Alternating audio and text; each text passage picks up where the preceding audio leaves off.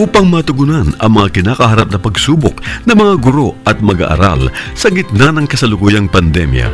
Nagsanib tulong sina Congressman Charlie Cojuangco ng unang distrito ng Tarlac, DEPED Region 3 Regional Director Dr. May B. Eclar at Tarlac Schools Division Superintendent Dr. Ronaldo Pozon para sa isang napapanahong proyekto na tinaguriang Project Shine, Aral TarlakHenyo.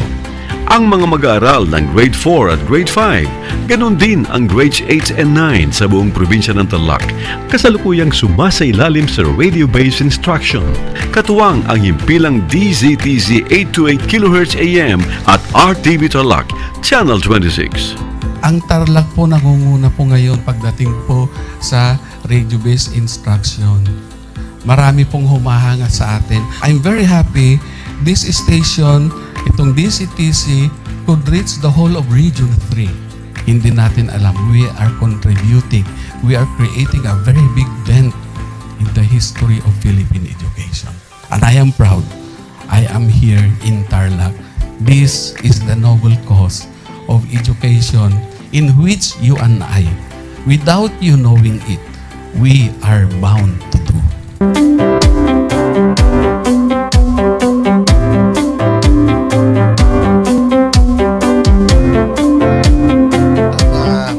Project natin na Project Shine is a natural consequence dahil sa nangyari sa buong mundo. Let's continue to work together.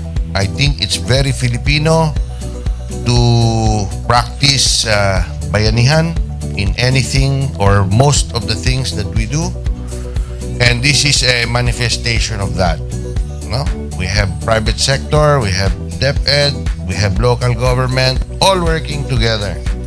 And I hope the parents of some of these children, especially the parents that did not graduate from school or hindi nakapag-aral nung sila ay bata, sana naman gamitin na nila itong opportunity na mag-schooling na rin sila kasama ng mga anak nila para mag-bonding pati ang mga magulang sa mga bata.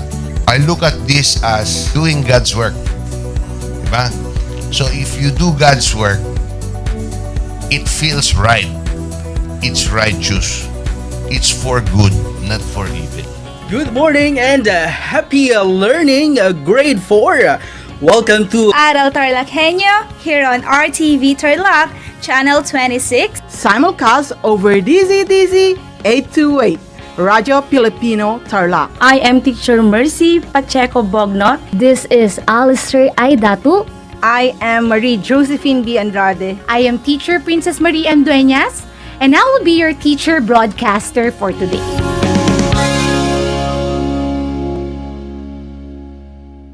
The word boondocks, which is now part of the English Language Dictionary and Vocabulary, comes from the Tagalog word bundok, meaning mountain. Catch Aral TarlakHenyo every Monday to Friday from 8:30 a.m. to 5:30 p.m. over Radio Filipino DCTC 828 and streamed live on the Facebook page and YouTube channel of RTV Tarlac, Channel 26. I am Jeremiah Gahutan, your English teacher broadcaster. Let's learn English together only here on Aral TarlakHenyo.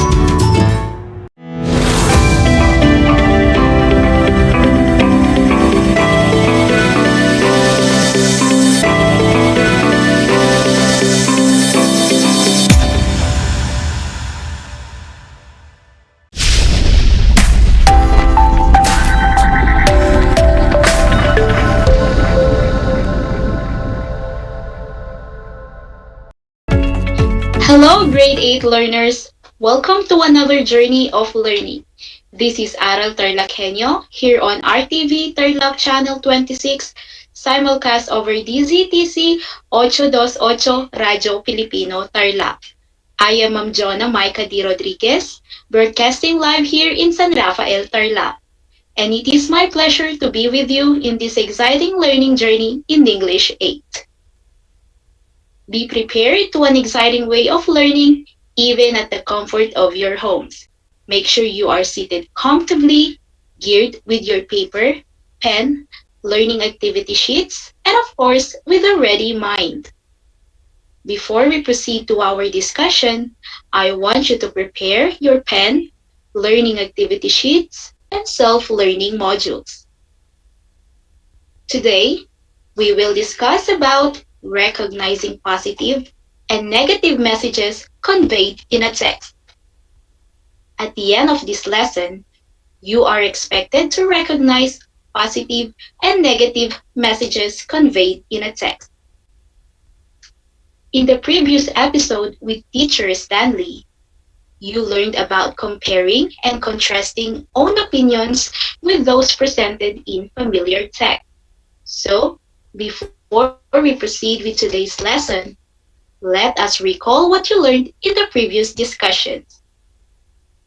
Let us have Activity 1 entitled Let Us Recall on your learning activity sheets. Identify statements that show comparison and contrast. Read each sentence carefully and choose the correct letter of your choice. Are you ready? For question number 1, what is the process of establishing similarities between things and people? If your answer is letter A, comparing, you are correct. Question number 2, when comparing between things and people, which graphic organizer is the most appropriate to be used for comparing? If your answer is letter B, Venn diagram, then you got it. Question number 3, what do you call a text that contains facts about people, places, things, or events? The correct answer is letter D, report. Question number 4, before expressing your opinion based on a text that compares and contrasts, what should you do first? That's right, it's letter D, identify similarities and differences. Last question. In order for the writer to write his or her opinion based on any topic or issue, his or her opinion should be based on blank. Great! It should be based on letter A, evidence. Congratulations! You did a great job in accomplishing your test. You are now ready for the next part of the lesson. Do not forget to apply what you learned from the previous lesson. We shall now proceed to the lesson proper. Are you ready? Go to Activity 2 entitled Let Us Take Note on Learning Activity Sheets. Listen as I discuss the concepts on recognizing positive and negative messages conveyed in a text. Are you ready? Let's start. What is a positive message? Positive message express gratitude, motivation, or encouragement. It also provides good news, acceptance, greetings, agreement, and congratulatory remarks. Here are some of the examples of signal words and expressions commonly used to express positive messages. When expressing gratitude, you may say thank you and I appreciate you. You may also say I value and respect your opinion, as well as a million thanks in expressing someone's deepest gratitude. Another good expression in expressing gratitude is you are such a blessing. The next time you see your good friend, you may say this expression to him or her. Let us take a look of these expressions that used in sentences which express positive message. Number 1. You work so hard as a frontliner. You are such a blessing. Number 2, I appreciate the efforts of all frontliners. The next time you might meet a frontliner or a person who have done good things to you, you may use these expressions in expressing your gratitude. Positive message used when giving motivation or encouragement. Here are some examples. Thumbs up. Very good. As well as, you can do it. And great. Also, wow. And good job. These single and simple words can encourage someone to do better and feel more motivated in life. Let us take a look of these examples expressions that use in sentences, which express motivation and encouragement. Number 1, very good. You have set a good example to others. Number 2, great. You finally achieved your goal. When expressing agreement to someone, you may say these expressions. Absolutely right. I agree. You may also say correct and sure when you are convinced into a statement said by someone. Do not forget the words yes and you are right in expressing agreement. Let us take a look of these expressions used in sentences when expressing agreement. Number 1, you are absolutely right. You made the right decision. Number 2, I agree. The points you have made sound good. Let us move on with expressions when giving greetings and well wishes. Greeting someone with hi, hello, or good morning or good evening can bring positivity to an individual, as well as nice to see you and welcome are good expressions to say when you meet an old friend. Let us have these example greetings used in sentences. Read them with me. Number 1, good morning. Have a nice day. Number 2, we welcome all visitors here. Nice to see you. When giving congratulatory remarks to someone who did well at school, you may say, you did it, and bravo. You may say congratulations when someone done something well. It is acceptable to use best wishes when you are wishing the person the best in the future. Let us take a look on how these expressions were used in sentences. Read them with me. You made it to the honor list. Congratulations, young man. Bravo. You have done an excellent job. Remember, my dear learners, saying something nice to someone has the power to brighten their day. Sharing a compliment or an encouraging thought can have a huge effect. It can even change their course of their life. Let us move on to negative message. What is a negative message? It conveys unpleasant information such as negation, disappointment, anger, or disagreement. When expressing negative expressions or negation, you may use words like neither or never, and no one and nobody. Negation refers to contradiction or denial of something. None and nor also express negative expressions.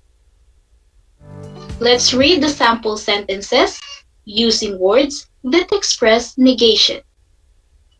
None of these bad incidents could have happened if the children had listened to their parents. Online class is not possible for all students. Let's take a look of the words like bitter, and dissolution. These words mean disappointment in someone or something that one discovers to be less good than one had believed.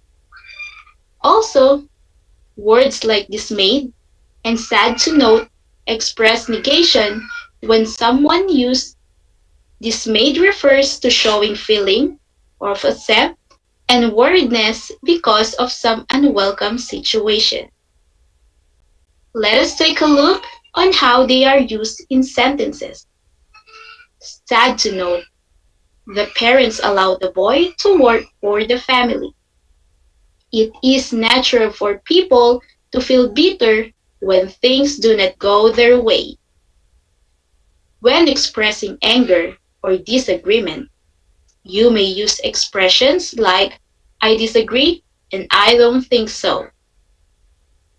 More examples like I doubt, which use as a response to a question or statement about something that you think isn't true or unlikely. When you want to tell someone that something is impossible, you may use no way. Let's take a look of these sample sentences using words that express disagreement. I disagree when people insist to go out even during curfew hours. I doubt the effectiveness of the vaccine. Remember, negative messages are informative messages that you probably do not want to hear. Also, focusing on negative messages may lead to decreased motivation and can make someone upset. Therefore, be mindful to what you say to other people. Congratulations! I hope that everything is clear when recognizing positive and negative messages. Now that we are done with the lesson, let's read a short text and find out what is it all about. Let us put your learnings into action by reading a short text. Listen as I read it. Are you ready? Because of an accident, Tita could not move her arms and legs. Then one day, she became one of the lucky learners who would learn to operate a special computer by speaking to it. Tita felt nervous when she saw her new teacher coming toward the computer laboratory, but she really wanted to learn how to use this computer. When she saw how thick the instruction book was, Tita felt slightly discouraged. There would be so much to learn. Then she listened carefully to Miss Duran. She watched every step shown to her. Tita studied the pictures in the book and asked a lot of questions. Finally, Tita figured out all the steps all by herself. She felt proud when the computer responded to her voice. Very good, Miss Duran exclaimed with a smile. You've done it, Tita. Let's check if you really understood the story. Let's answer the following questions about the story. What is the text all about? Very good. The text is all about Tita and her successful task operating the special computer. Next question. Have you found positive and negative expressions used in the text? Absolutely right. There are positive and negative expressions found in the text. To test you more further, let's answer the activity on Let's Take Note. Go over your learning activity sheet and answer the activity with me. Read the following sentences carefully to identify whether they convey positive or negative messages. Write like if the sentence is positive and dislike if the sentence is negative. Are you ready? You can do it. Item number 1. Tita felt slightly discouraged. Item number 2. Miss Duran exclaimed with a smile. You've done it, Tita. Item number 3. She became one of the lucky learners who would learn to operate special computers. Item number 4. Tita felt nervous when she saw her new teacher coming toward the computer laboratory. Item number 5. She felt proud when the computer responded to her voice. Very good, Miss Duran exclaimed with a smile. Now let us check if you got them right. The answer on item number 1 is dislike, because the word discourage conveys negative message. The answer on item number 2 is like, because of the expressions you've done it, conveys encouragement. The answer on item number 3 is like, because of the word lucky, it conveys positive message. The answer on item number 4 is dislike, because of the word nervous. Lastly, the answer on item number 5 is like, because of the expression very good. It expressed motivation. Good job, grade 8 learners! I can see that you really listened and understood our lesson. To check further your knowledge about the lesson, let us apply what you learned on the next activity.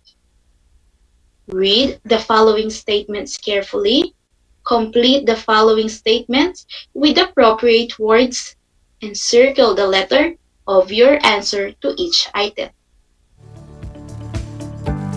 Item number 1. It is blank to see you in my birthday party. A. Great. B. Sad. C. Bad. D. Unfortunate. Item number 2. It is a big blank. You shouldn't drink alcohol and smoke. A. Yes. B. No. C. Sure. D. Of course. Item number 3. Blank. Your ideas made our project extraordinary. A. I'm sorry. B. No way. C. Thank you. D. I doubt. Item number 4. You are a blank friend. You made my day complete and memorable. A. Great. B. Bad. C. Awful. D. Terrible. Item number 5. You always lie to me. I'm blank happy about it anymore. A. Super. B. Absolutely. C. Very. D. Not. Let us check your answer, grade 8 learners. Item number 1, the answer is A. Item number 2, the answer is letter B. Item number 3, the answer is letter C.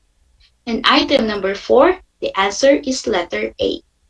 Item number 5, the answer is letter D. On the second part of the activity, I want you to read the sentences below. On the space provided, write plus sign if the message is positive and minus sign if the message is negative. You can do it. Are you ready? Item number 1.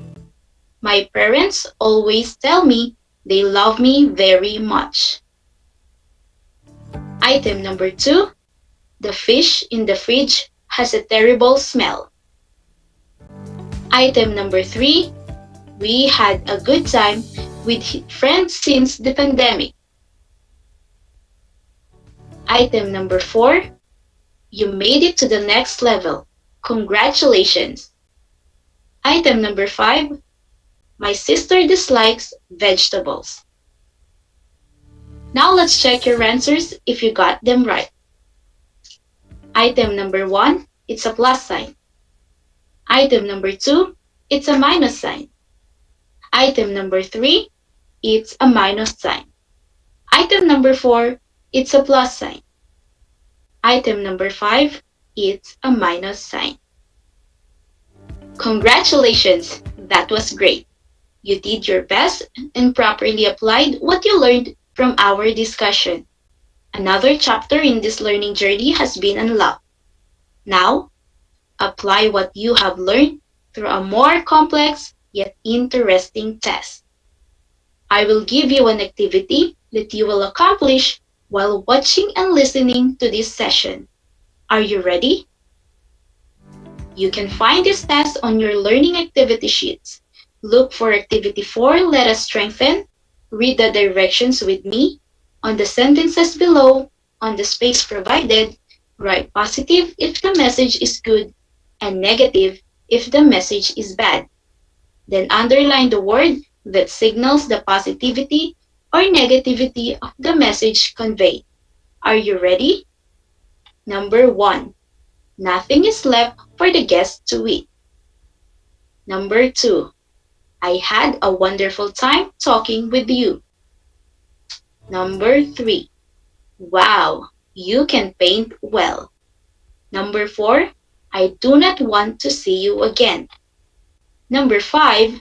She unfriended him on Facebook. Let's check your answers on items 1 to 5. Item number 1. The sentence conveys negative message. The underlined word is nothing. Item number 2. The sentence conveys positive. The underlined word is wonderful. Item number 3. The sentence conveys positive. The underlined word is wow. Item number 4. The sentence conveys negative. The underlined word is not. Item number 5. The sentence conveys negative. The underlined word is unfriended. Now, let's proceed on items 6 to 10. What you did was amazing. I failed the final exam. Number 8. She loves playing tennis with her friends. Number 9. The jeepney did not arrive on time. Number 10. Good afternoon, grade 8 students. Now let's check your answers on items 6 to 10.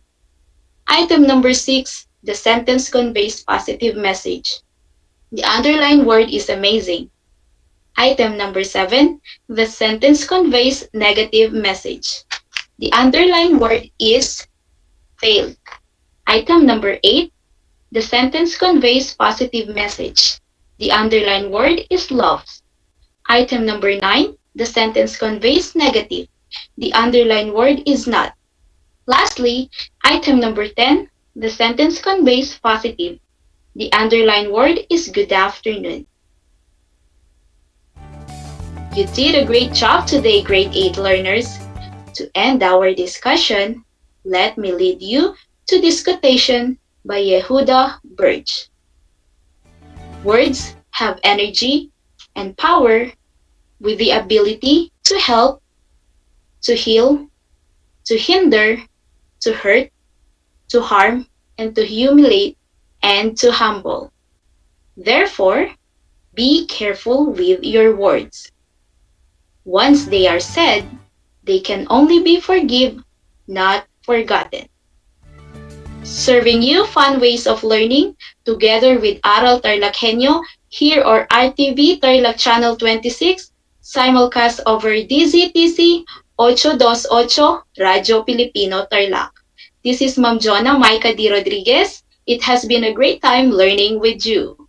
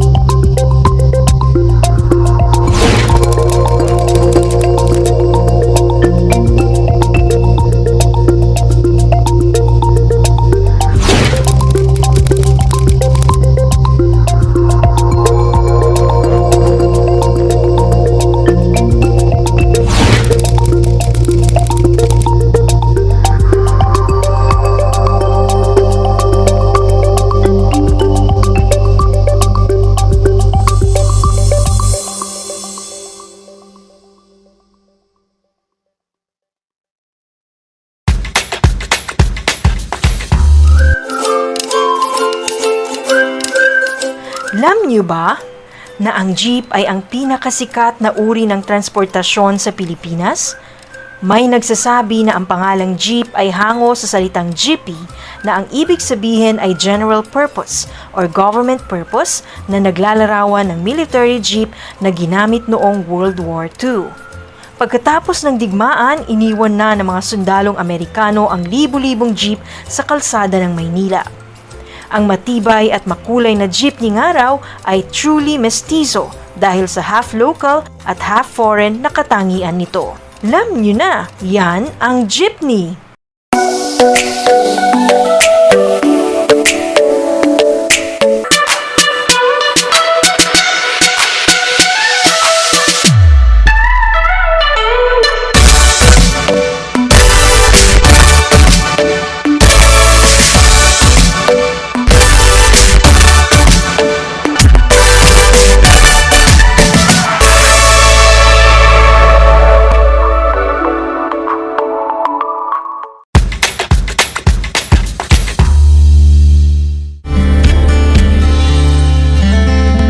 Alam niyo ba na ang Pilipinas ay mayroong 7,641 islands? Mula sa bilang na 7,107 islands, nadagdagan ito ng 534 na isla noong 2017. Tanging 2,000 lamang sa mga islang ito ang natitirhan. Alam niyo na, yan ang mga isla sa Pilipinas. Alam niyo ba na ang gitnang Luzon ay tinaguri ang banga ng bigas ng bayan at kamalig ng palay ng Pilipinas dahil dito nagbumula ang malaking produksyon ng bigas sa ating bansa. Ito ay binubuo ng mga lalawigan ng Aurora, Bataan, Pampanga, Nueva Ecija, Zambales at Tarlac. Ugaliin nating manood ng Aral TarlakHenyo Lunes hanggang Biyernes alas 8:30 ng umaga hanggang alas 5:30 ng hapon. Ako si Binibining Pia Izrin Capiral, ang inyong teacher broadcaster sa Araling Panlipunan dito sa Project Shine Aral TarlakHenyo. Lagi nating tandaan ang pag-aaral ng Araling Panlipunan ay tungo sa daan ng pagiging makadiyos, makakalikasan, makatao at makabansa.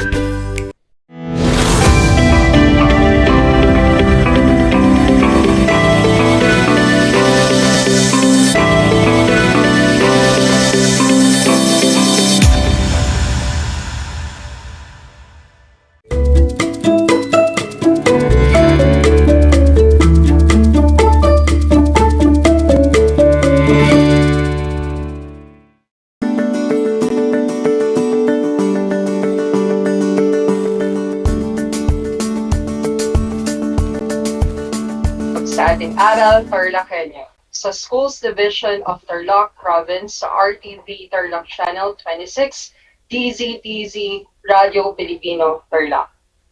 Magandang araw, naririto tayo at nagsisikap at nagpupunyagi na maging makadiyos, makatao, makakalikasan at makabansa. Kamusta kayo mga ginigiliw kong mag-aaral?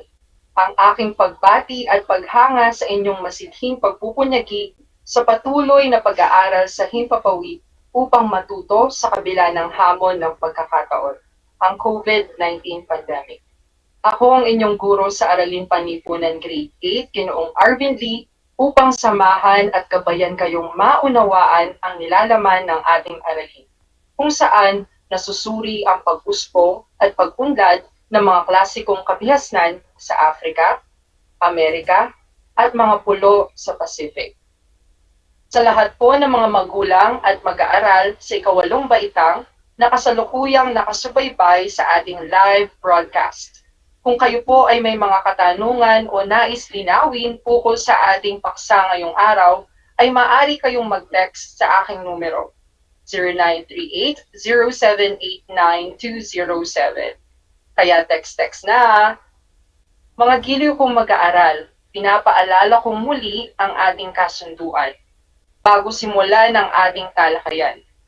Una, siguraduhin na kayo ay nasa komportabling lugar habang nakasubaybay sa ating Aral TarlakHenyo. Pangalawa, ihanda ang CD ng inyong module, papel at ballpen na gagamitin sa ating pag-aaral. At panghuli, Iwasan ang paggawa ng ibang bagay at ituon ang sarili sa paksang tatalakayin. Batid ko na kayang-kaya ninyo yang gawin. Balikan muna natin ang paksang tinalakay noong nakaraang linggo. Subukan ninyong sagutin ang 5 tanong na aking ibibigay ukol sa kabihas ng Minoan, Mycenaean at kabihas ng klasiko ng Greece, at maging yung mga kontribusyon ng kabihas ng Rome. Para sa balik-aral, ihanda ang inyong papel at ballpen at isulat sa sagutang papel ang sagot sa aking 5 katanungan. Handa na ba kayo? Kung ganon, magsisimula na tayo sa ating balik-aral. Para sa unang tanong, inihalal sila na may tungkuling pangunahan ang hukbo, ingatan ang salapi ng pamahalaan, at tumayo bilang kahuli-hulihang hukom at may terminong 1 taon. Ang sagot ay consul. Para naman sa ating ikalawang tanong, ito ay tagapagbatas na binubuo ng 300 kinatawan mula sa mga patrician. Sa ilalim ng republika, pinakamakapangyarihan, sila ay inihalal at may terminong panghabang buhay. Ang pangunahing gawain nila ay ang magbigay ng payo sa consul. Ang sagot ay Senate. Para naman sa ating ikatlong tanong, nilikha ito upang kumatawan sa karaniwang tao. Pagsapit ng 451 BCE, ang mga batas ay inukit sa 12 tabletang tanso at inilagay sa forum upang mabasa ng lahat. Ang sagot ay Assembly of Tribes. Para naman sa ating ika-4 na tanong, binubuo sila ng 10 pinuno mula sa mga plebeian na magsusulong ng mga karapatan ng mga plebeian sa pamahalaan. Ang sagot dito ay tribute. Para naman sa ating panghuling tanong, ito ay batas para sa lahat. Ito ang ginamit upang alamin ang mga krimen at tansyahin ang kaukulang parusa. Nakasaad dito ang mga karapatan ng mga mamamayan at ang pamamaraan ayon sa batas. Ang sagot dito ay 12 tablets. Ilan ang nakuha mong tamang sagot? Batid ko na marami. Kung hindi man, may pagkakataon ka pang makabawi sa mga susunod nating gawain. Tinalakay natin sa nakaraang aralin ang tungkol sa kontribusyon ng kabihas ng Romano. Kung sa nakaraang talakayan, tinalakay ang tungkol sa kontribusyon ng kabihas ng Romano, ngayon ay handa na ba kayo sa ating bagong aralin? Game na ba kayong mag-aral at matuto dito pa rin sa ating Aral TarlakHenyo? Atin namang tatalakayin ngayong araw ang pagpuspong at pag-unlad ng mga klasikong kabihasnan sa Africa, Amerika, at mga pulo sa Pacific. Ang daigdig sa klasiko at transisyonal na panahon. Inaasahan natin na pagkatapos ng leksyong ito ay kaya na ninyong maisa-isa at masuri ang mga advokasya na nagsusulong na pangalagaan at mabigyan ng pagpapahalaga ang natatanging kontribusyon ng mga klasiko at transisyonal na panahon. Handa na ba kayo? Pero bago natin simulan ang ating talakayan, ay magkakaroon muna tayo ng kalinawan ukol sa 3 salita. Una, ang Mesoamerica, ikalawa, ang Maya, at ikatlo, ang Pyramid. Ano nga ba ang kahulugan ng salitang Mesoamerica? Ano nga ba ang kahulugan ng Maya? At ano nga ba ang kahulugan ng salitang pyramid? Pag-uusapan natin ngayon ang mga kahulugan ng 3 konsepto dito pa rin sa ating Aral TarlakHenyo. Para sa unang salita, ang Mesoamerica ay hango sa katagang meso na nangangahulugang gitna. Ito ang lundayan ng unang kabihasnan ng Amerika. Ang Mesoamerica or Central America, ang rehiyon sa gitna o pagitan ng Sinaloa River Valley sa gitna ng Mexico at Gulf of Fonseca sa katimugan ng El Salvador. Sa kasalukuyan, saklaw ng Mesoamerica ang malaking bahagi ng Mexico, Guatemala, Belize, El Salvador at kanlurang bahagi ng Honduras. Para naman sa ikalawang konsepto, ang Maya, ang Mesoamerikanong kabiasnan o sibilisasyon na simulang naitatag noong yugto bago klasiko, ayon sa kronolohiyang Mesoamerica. Ang pyramid naman ay isang salita na nagmula sa sinaunang Greece at nagmula din ito sa Latin na salita na pyramis, na ang literal na kahulugan ay tadsulok o hugis, tadsulok. Ating masasalamin sa kasalukuyan ang kalagayan at pamumuhay ng mga mamamayan at ang mga impluwensya ng mga sinaunang kabihasnan. Sila ang mga unang kabihasnang pumubog sa mga mamamayan o lipunan sa makabagong panahon. Paano nagsimula ang kabihasnang Mesoamerica? Paano nagsimula ang kabihasnang Maya? Ano-ano ang mga naging kontribusyon ng kabihasnang Maya? Ano-ano ang mga sanhi ng paglakas at pagpagsak ng kabihasnang Maya? Ating isa-isahin at ipapaliwanag ko yan ng mas maigi at mas maayos dito pa rin sa ating Aral TarlakHenyo. Ang unang bahagi ng ating leksyon ay tungkol sa mga kabihasnan ng Mesoamerica. Kasunod ng pag-unlad at pagiging makapangyarihan ng mga kabihasnang Mesopotamia, India at China. Ang kabihasnang Mesoamerica naman ay nagsimulang magsaka. Ang mga agrikultura na pamayanan nito ay nabuo sa gitna ng timog na bahagi ng Mesoamerica. Nang lumaon, ang mga pamayanang ito ay naging maunlad at makapangyarihan at nagtatag ng sarili nilang estado. Hango ang pangalang Mesoamerica sa katagang Meso, na nangangahulugang gitna.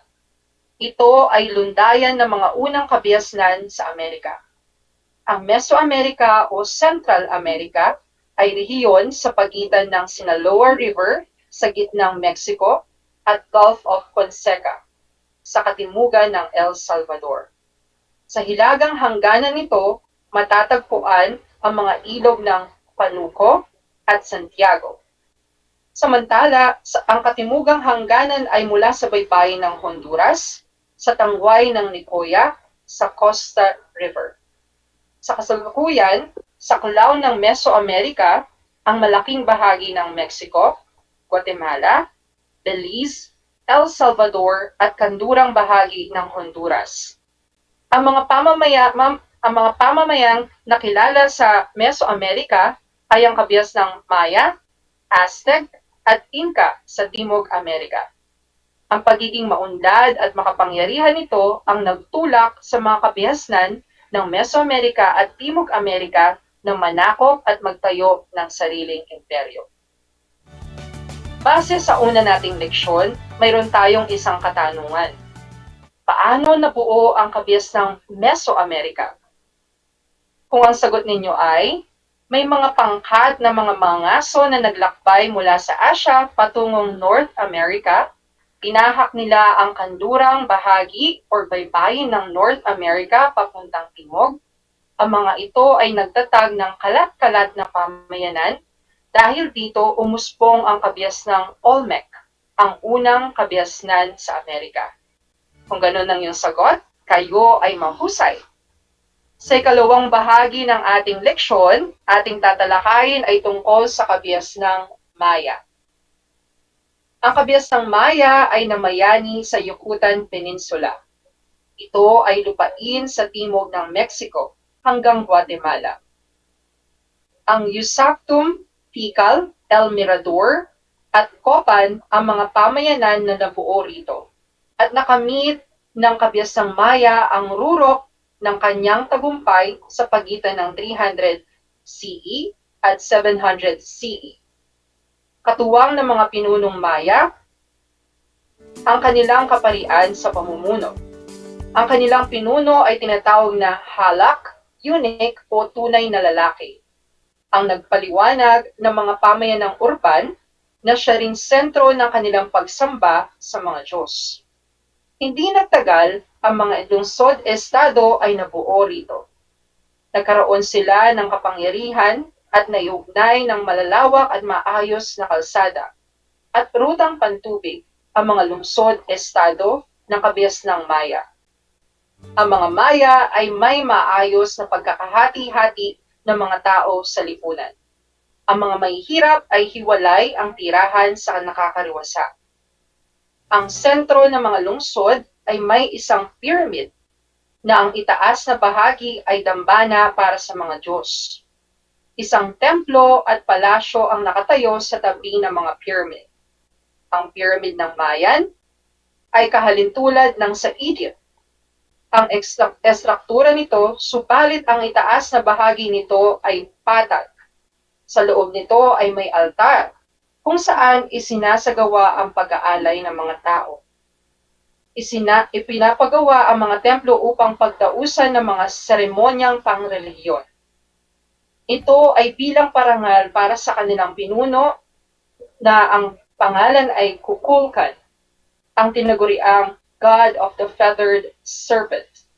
Ang pyramid na ito ay isang matibay na patunay na mayroong mataas na kaalaman sa arkitektura, inhinyera at matematika ang mga Mayan. Base sa ating ikalawang leksyon, meron tayong 3 katanungan. Unang katanungan, para saan ang pyramid ng mga Mayan? Kung ang sagot ninyo ay, ang itaas na bahagi nito ay isang altar, kung saan isinasagawa ang pag-aalay at pinagdarausan din ito ng mga seremonyang panrelihiyon bilang parangal kay Kukulkan, ang God of the Feathered Serpent. Ang mga Mayan ay mga ngalakal. Kabilang sa mga produkto nila ay ang pangangalakal ng mais, asin, tapa, pinatuyong isda, pulot-pukyutan, kahoy, at balat ng hayop. Ang pangunahing pananim ng mga Mayan ay mais, patani, kalabasa, abukado, sili, pinya, papaya, at kakao. Dahil sa kahalagahan ng agrikultura sa buhay ng mga Mayans, ang sinamba nilang Diyos ay may kaugnayan sa pagtatanim, tulad ng mais, gayon din ang tungkol sa kanilang Diyos ng ulan. Base sa ikalawa nating leksyon, para sa ikalawang katanungan, ano-ano ang mga pangunahing pananim ng mga Mayan? Kung ang sagot ninyo ay mais, patani, kalabasa, abukado, sili, pinya, papaya, at kakao, kayo ay magaling. Makikita sa diagram ang mga sanhi ng paglakas at pagpagsak ng kabias ng Mayan. Binubuo ito ng 3 larangan. Una, pamahalaan at relihiyon. Ang sanhi ng paglakas nito ay tapat ang mga nasasakupan sa pinuno. Ang pinuno ay namumuno sa pamahalaan at relihiyon. At napag-isa ang mga mamamayan dahil sa iisang paniniwala. Ngunit ito naman ay meron ding dahilan ng kanyang pagbagsak. Sa palagiang nakikipagdigma ang mga pinuno at kanyang nasasakupan upang makahuli ng mga alipin na iaalay sa kanilang mga Diyos. Nagbunga ito ng pagkaubos ng yaman ng mga lungsod-estado. Para naman sa ating ikalawang larangan, ekonomiya at kabuhayan. Ang dahilan ng paglakas ay may mahusay itong sistema ng pagtatanim na nagdulot ng sobrang produkto. Subalit ito naman ang naging dahilan ng paghina, pagkawala ng sustansya ng lupa. Ang paglaki ng populasyon ay nagdulot ng suliranin sa supply ng pagkain. Para naman sa ating ikatlong larangan, mga lungsod, estado. Ang sanhi ng paglakas ay yumayaman at umuunlad ang mga lungsod, estado ng Maya. Samantalang ang dahilan ng paghina ay dulot ng kaguluhan at kahirapan mula sa madalas na digmaan sa pagitan ng mga lungsod, estado. Base sa ikalawang leksyon, ito ay ang Ito ang ating pangatlong katanungan. Ano-ano ang mga naging dahilan ng paghina ng kabiasang bayan? Kung ang sagot ninyo ay ang palagi ang pakikipagdigma, pagkawala ng sustansya sa lupa dahil sa pagkakaabuso nito mula sa dumaraming populasyon, at ang matinding kaguluhan at kahirapan, kayo ay magaling. Ngayong tapos na ang unang bahagi ng ating aralin, natutunan natin ang salitang meso na nangangahulugang sentro. Ang Mesoamerica o Central America ay matatagpuan sa rehiyon sa bandang gitna ng Ilog Sinaloa at Golfo ng Fonseca. Mga lugar na parehong matatagpuan sa gitnang Mexico at katimugan ng El Salvador. Sa hilagang parte nito, matatagpuan ang dalawang malalaking ilog ng Panuco at Santiago. Sa katimugan naman, ang baybayin ng Honduras at Atlantiko na umaabot hanggang Nicaragua at Costa River. Ayon sa mga siyentista, mga ngaso na galing sa Asya ang sinaunang naninirahan sa Amerika. Una dito ay ang Olmec, na kilala sa tawag ng mga taong goma dahil sa paggamit nila ng dagta ng goma. Sila ay marunong din sa sining at paglililok ng mga higanting ulo na yari sa bato. Hieroglipiko ang sistema ng kanilang pagsulat at ginagamit sa paggawa ng sinaunang kalendaryo. Sa paglipas ng siglo, sila rin ay humina at bumagsak. Samantala, ang mga Mayan naman ang sumunod. Ang grupong ito ang nagpatigil sa paggamit ng kalendaryo. Gumawa sila ng mga piramid na nagsilbing alay sa kanilang mga Diyos. Ito ang naging sentro ng bawat lungsod. Ang mga sibilisasyon dito ay mahilig sa sining, matematika, estruktura at astronomiya. Nakakalungkot mang isipin na sa pagtatapos ng ating aralin, malinaw na pinapakita nito na ang lahat ng bagay sa mundo ay may simula at ito din ay may hangganan o katapusan. Gaano man kaganda o kaayos ang isang bagay, gaano man kayaman, katanyag ang isang bagay sa mundo, lagi nating tatandaan na lahat ng bagay sa mundo ay may hangganan. At sa bawat hangganan, may bagong liwanag ng pagsisimula. Bilang buhay at may magagawa pa tayo, sikapin nating mamuhay na may kabutihan sa ating puso. Ang kabutihan ay isang bagay na pwede nating maibahagi sa iba. Ika nga nila, you can never go wrong with kindness. Isa pang aral na napulot natin sa ating leksyon ay ang status discrimination sa pamagitan ng pagkakahati-hati ng tao sa lipunan. Ang may hirap ay hiwalay sa tirahan sa mga mayaman. May malaking pagkakaiba sa kanilang pamumuhay, na hanggang sa ngayon ay nararanasan pa rin ng lahat ng tao. Sistema na bahagi na ng ating kultura. Hindi natin kasalanan kung pinanganak tayong mahirap. Nasa sa atin kung mananatili tayong mahirap. Sana ay naunawaan ninyo ang huling bahagi ng ating talakayan. Patungkol sa mga kabihasnan sa Mesoamerica at ang kabihasnan ng Maya. Ngayong tapos na natin ang unang bahagi ng ating leksyon, oras na para tasahin o sukatin ang inyong kaalaman ukol sa mga kabihasnan sa Mesoamerica at ang kabihasnan ng Maya. Ihanda ang inyong kwaderno at papel para sa inyong gawain. Isulat ang inyong pangalan, antas at pangkat at petsa ngayong araw. Magsisimula na tayo. Para sa ating unang gawain, tukuyin kung tama o mali ang mga pangusap base sa ating leksyon. Una, kasunod ng pag-unlad at pagiging makapangyarihan ng mga kabihas ng Mesopotamia, India at China ang kabihas ng Mesoamerica. Ang sagot ay tama. Para naman sa ating ikalawang pangusap, ang mga pamayanang nakilala sa Mesoamerica ay ang kabihas ng Maya, Aztec at Indus sa Timog Amerika. Ang sagot ay mali. Ito ay mali dahil ito ay Inca at hindi Indus. Para naman sa pangatlong pangusap, ang pagiging maunlad at makapangyarihan nito ang nagtulak sa mga kabihasnan ng Mesoamerica at Timog Amerika na manakop at magtayo ng sariling imperyo? Ang sagot ay tama. Para naman sa ating ika-4 na pangusap, ang kabiasang Maya ay namayani sa Yucatan Peninsula. Ito ay lupain sa timog ng Mexico hanggang Guatemala. Ang sagot ay tama. Para naman sa ating panghuling pangusap, ang mga Mayan ay nangangalakal, kabilang sa mga produkto nito ay ang pangangalakal ng mais, asin, tapa, pinatuyong isda, pulot-pukyutan, kahoy at maging ang balat ng hayop. Ang sagot dito ay tama. Para sa ating ikalawang gawain, isulat ang salita o pangusap na tinutukoy ng mga pangusap. Handa na ba kayo?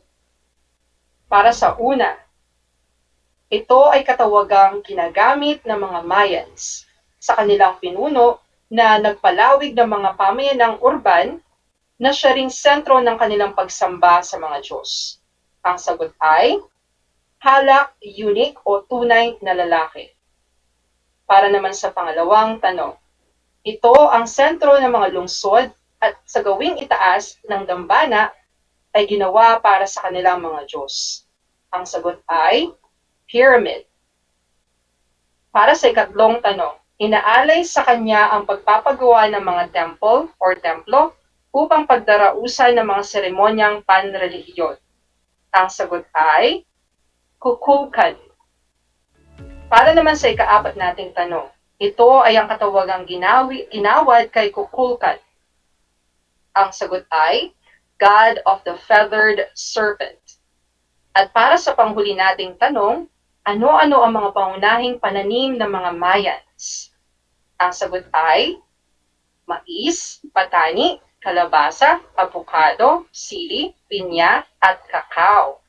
Kung nakuha ninyo lahat ng tamang sagot ay binabati ko kayo. Kayo ay mahusay. Nakukuha ba kayo ng mataas na score sa inyong gawain? Magaling. At para sa hindi nakakuha ng mataas na score, may pagkakataon pa kayong makabawi sa mga susunod na episodes kasama kaming mga guro sa Araling Panlipunan 8 bilang inyong mga gabay, kayang-kaya nyo yan. Isang bahagi ng ating leksyon ang ating natapos talakayin. Upang magkaroon kayo ng idea sa susunod na talakayan, maaari ninyong basahin ang mga pahina 192 hanggang 200 para maging handa kayo sa susunod nating leksyon. Ito ay patungkol sa kabias ng Aztec at kabias ng Inca. Sana ay huwag ninyong kalimutan ang mahalagang aral na inyong natutunan mula sa ating leksyon at sikapin ninyo itong maibahagi sa iba. Inaasahan ko na kayo'y natuto sa ating talakayan sa araw na ito. Muli akong inyong guro sa Araling Panlipunan Grade 8, Ginoong Arvin Lee, na nagsasabing ang pag-aaral ng Araling Panlipunan ay daan sa pagiging makadiyos, makatao, makakalikasan at makabansa. Hanggang sa muli!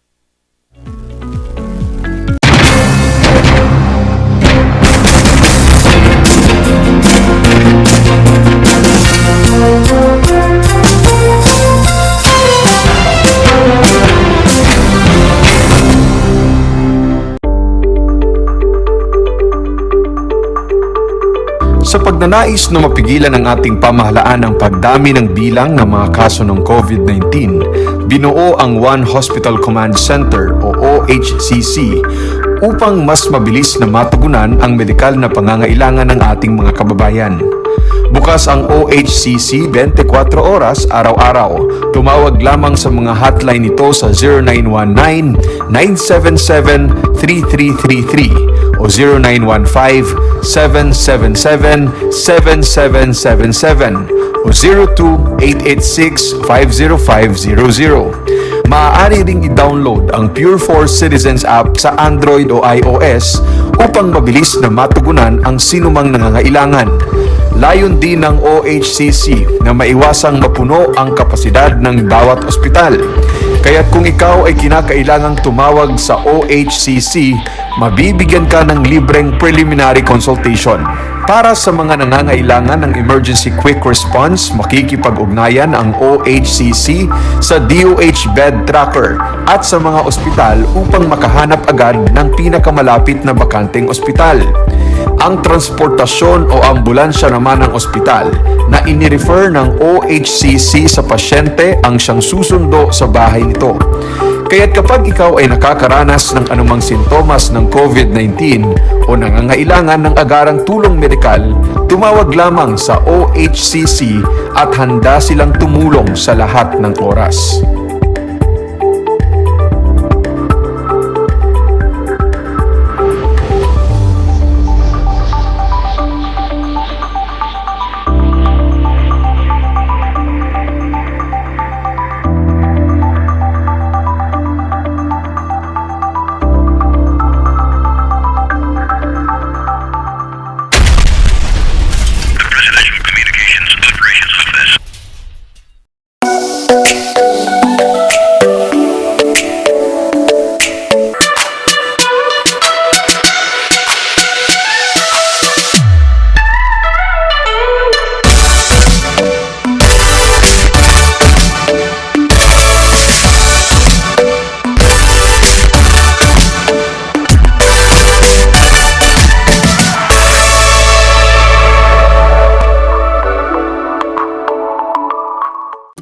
Kumusta mga giliw kong tagapakinig? Nagbabalik ang inyong paaralang panghimpapawid, Aral TarlakHenyo sa RTV Tarlac, Channel 26 at sa bayang naririnig sa DZTC 828 Radyo Pilipino Tarlac. Tayo rin ay napapanood sa FB Live ng RTV Tarlac Channel 26. Sumasahimpapawid mula sa bayan ng Pura Tarlac, mula sa bayan ng San Clemente, mula rito sa Puro Elementary School, Pura Tarlac, sa bayan ng Kapas Tarlac. Ako, ang inyong guro,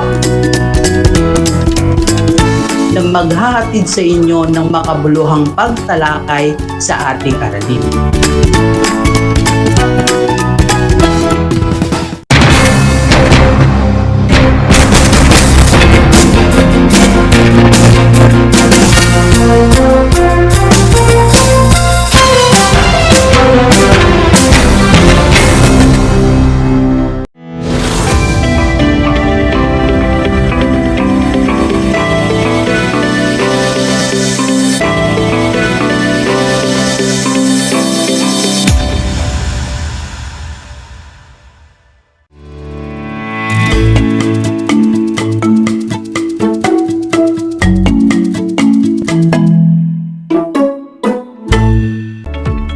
Hello learners!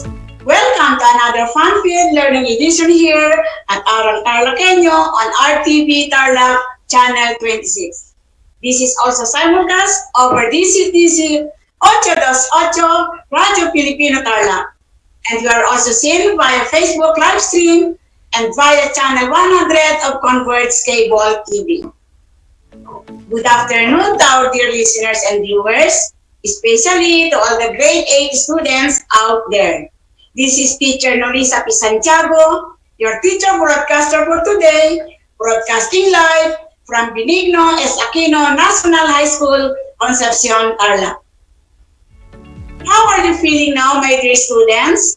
I hope you are all as excited as I am for the new learning that you are about to experience today. Are you ready? As I start, I want you to listen carefully and attentively.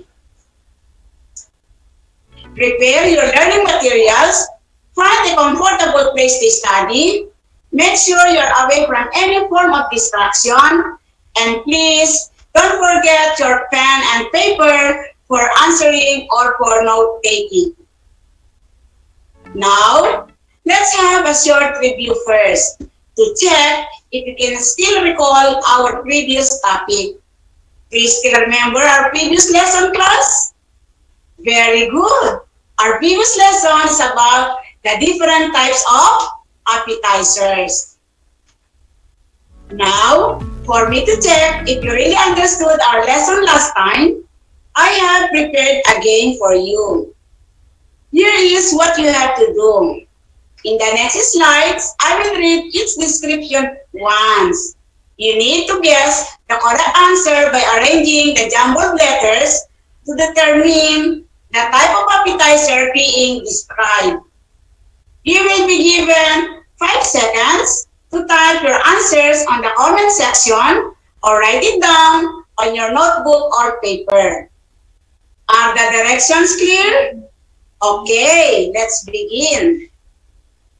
Question number 1. This is an appetizer that is usually consists of shrimps, lobster, crab meat, shellfish, fruits, as well as fruits and vegetable juices. You can start answering now. The correct answer is cocktail. Next item. These are served as the food at cocktail parties involving alcoholic beverages. The correct answer is hors d'oeuvres. For number 3, these are tiny open-faced sandwiches of bite-sized and usually high-flavored or tangy. What is your answer? Great! The correct answer is canapes. Question number 4. This includes carrots and curly lettuce, cucumber sticks, turnips, horseradish, celery heart, black olives, cucumber stick, green olives, peanuts, chips, and shrimp croquette. In 5, 4, 3, 2, 1. The correct answer is realises. Here's the last item. These include pickled herring, chopped chicken livers, smoked salmon, and stuffed eggs. Very good. The correct answer is appetizer salads. Alright, my dear learners. Now, do you have any idea what learning experiences I've got for you today? Brace yourself because I'm sure that you will definitely enjoy it. Our topic for today is preparing a range of appetizer. Again, our topic is preparing a range of appetizer. I will be teaching you how to prepare a very simple yet nutritious appetizer called fish lumpia with vinaigrette. This is under our most essential learning competency, Learning Objective 3, which is entitled Present a Range of Appetizer. Here are the lesson objectives. 1. Identify the ingredients, tools, and equipment used in making fish lumpia with vinaigrette. 2. Demonstrate how to make fish lumpia with vinaigrette. And 3. Consider the occupational health and safety procedure in making an appetizer. Now, here are the tools and equipment needed in preparing our very simple and nutritious hot appetizer called fish lumpia. We will be needing knives, mixing bowls, measuring cups and spoons, grater, chopping board, spoons, food tongs, utility tray, utility plate, non-stick pan, and gas stove with tank. Here are the necessary ingredients needed for our featured recipe. 3 pieces smoked fish, or what we call tinapa, cooked and flaked. 1 small minced onion, or what we call allium cepa. 1/4 cup grated squash, or scientifically named as Cucurbita maxima. 1 small minced celery stalk, or what we call Apium gravulans. 1 tablespoon minced malunggay leaves are scientifically named as Moringa oleifera. 1/4 cup grated sweet potato, which is also known as Ipomea batatas. Salt and pepper to taste. Egg was 20 to 25 pieces lumpia wrapper and 200 ml cooking oil for frying. For our occupational health and safety procedure, you need to do the following. Number 1, always wear your complete personal protective equipment or what we call PPE, which includes your apron, hairnet, gloves, and face mask. Number 2, consider the 5 S. Seiri, Seiton, Seisu, Seiketsu, and Shitsuki, which are 5 Japanese words meaning tidiness, orderliness, cleanliness, standardization, and sustain. And number 3, check for gas leakage to ensure our safety. Now, are you ready for the steps or procedure in preparing our fish lumpia? Let's begin. Step number 1. You need to prepare all the ingredients and tools needed in preparing fish lumpia. Make sure that all the tools are clean and dry and the ingredients are already measured correctly and ready for use. Step number 2. In a mixing bowl, combine and mix all the ingredients needed for the stuffing. This includes the tinapa, onion, squash, sweet potato, celery, malunggay leaves, salt and pepper, and make sure not to miss out any single ingredient and that all of the ingredients are properly mixed and combined. Step number 3. Put enough stuffing mixture on its lumpia wrapper. Then wrap and seal with egg wash. You can put a spoonful of the stuffing mixture in its lumpia wrapper. Make sure to tightly stop, wrap, and seal the products. Step number 4. Fry the fish lumpia over low to medium heat until they are golden brown in color. Pour and use enough cooking oil to assure even cooking. Check if the cooking oil is hot and ready for frying. Test by using a clean toothpick, just like what you see on the screen right now. Flip or turn its lumpia occasionally with the use of food tongs. And for the last step, present the finished product and serve with vinaigrette. And here is our finished product, a very simple and nutritious appetizer known as fish lumpia with vinaigrette. Were you able to follow the steps, my dear students? For you to be able to follow and better understand the step and procedure in preparing our appetizer today, I have prepared a video presentation for you. Please watch and observe closely.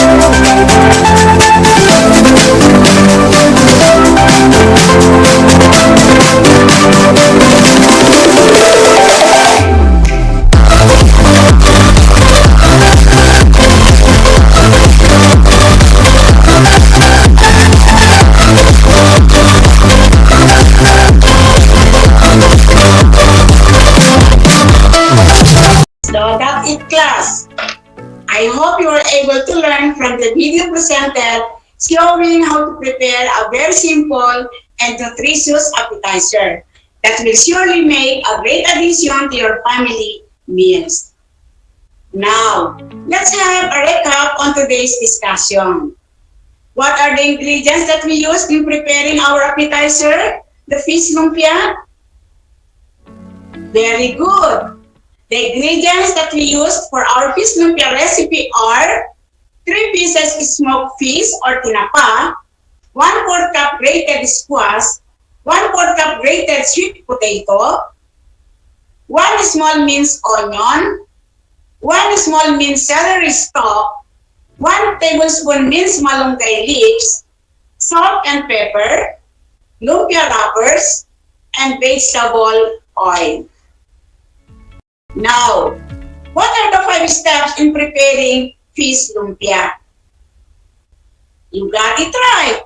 The very simple steps in preparing fish lumpia are: step number 1, prepare all the ingredients and tools needed in preparing fish lumpia. Step number 2, in a bowl, combine and mix all the ingredients needed for the stuffing.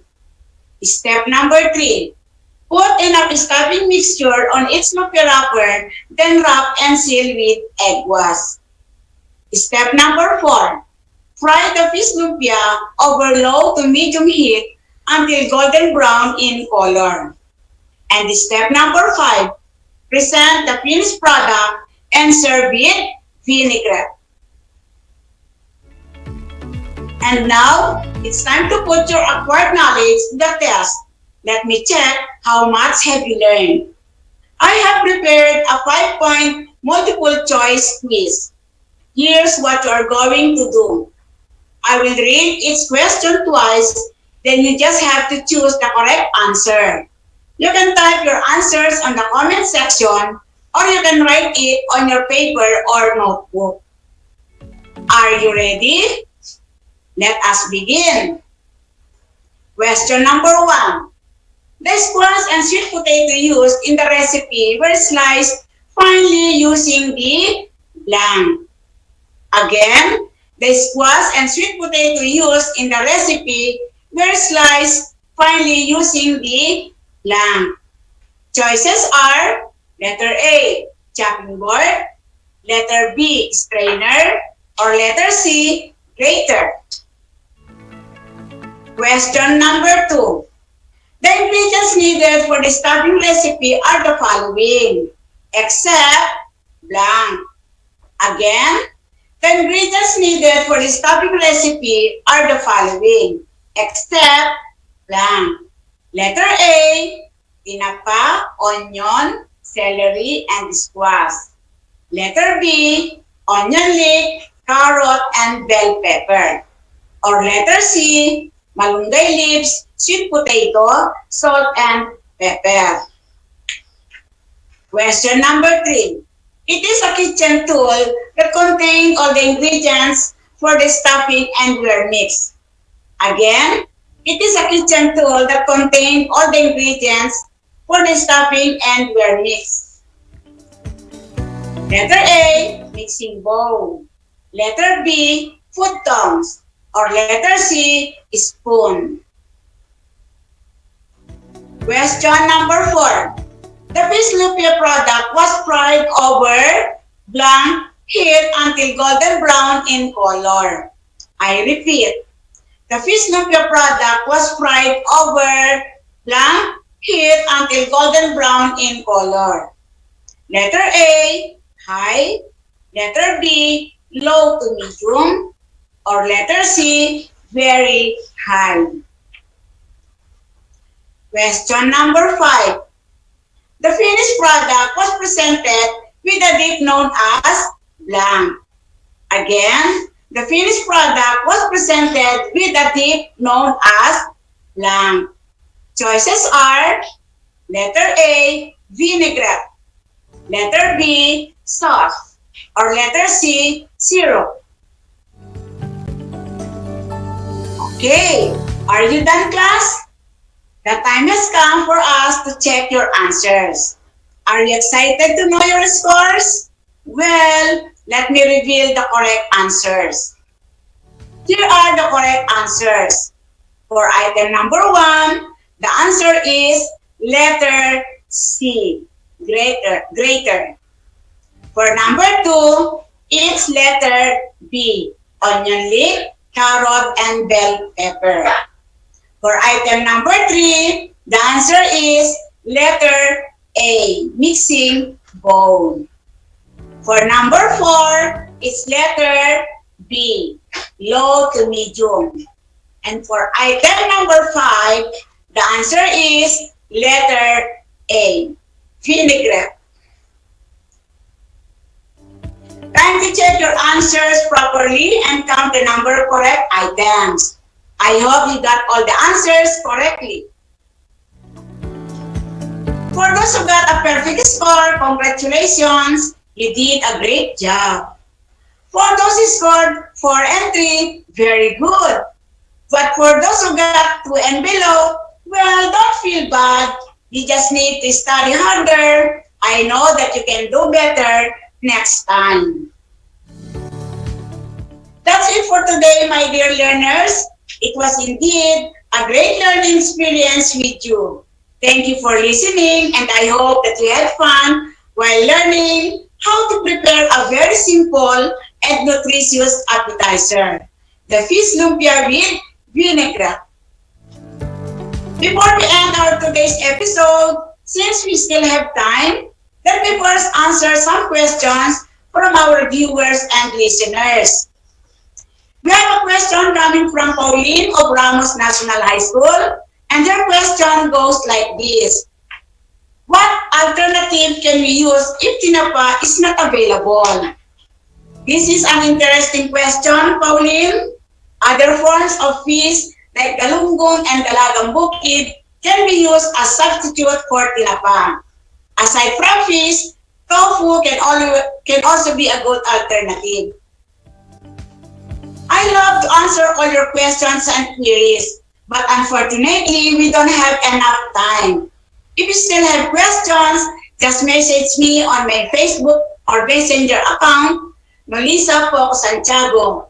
I hope I've been a great help to your questions. And that concludes our discussion for today, PLE Cookery 8. This has been your teacher broadcaster for today, Teacher Nolisa P. Santiago from Benigno S. Aquino National High School at Concepcion, Tarlac. Saying, in TLE, we aim for skills, knowledge, and progress. Thank you once again, and God bless us all. Have a great day, everyone.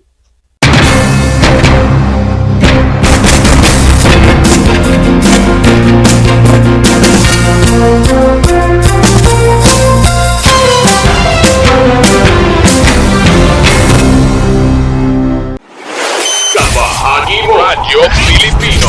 Impormasyong may kalidad, serbisyong may halaga, saan mang bahagi ng Pilipinas. On air. Saan mang bahagi ng mundo. Online. Anumang uri ng pamumuhay. Kasama katuwang Kapinoy. Kabahagi mo Radyo Pilipino. Radyo Pilipino.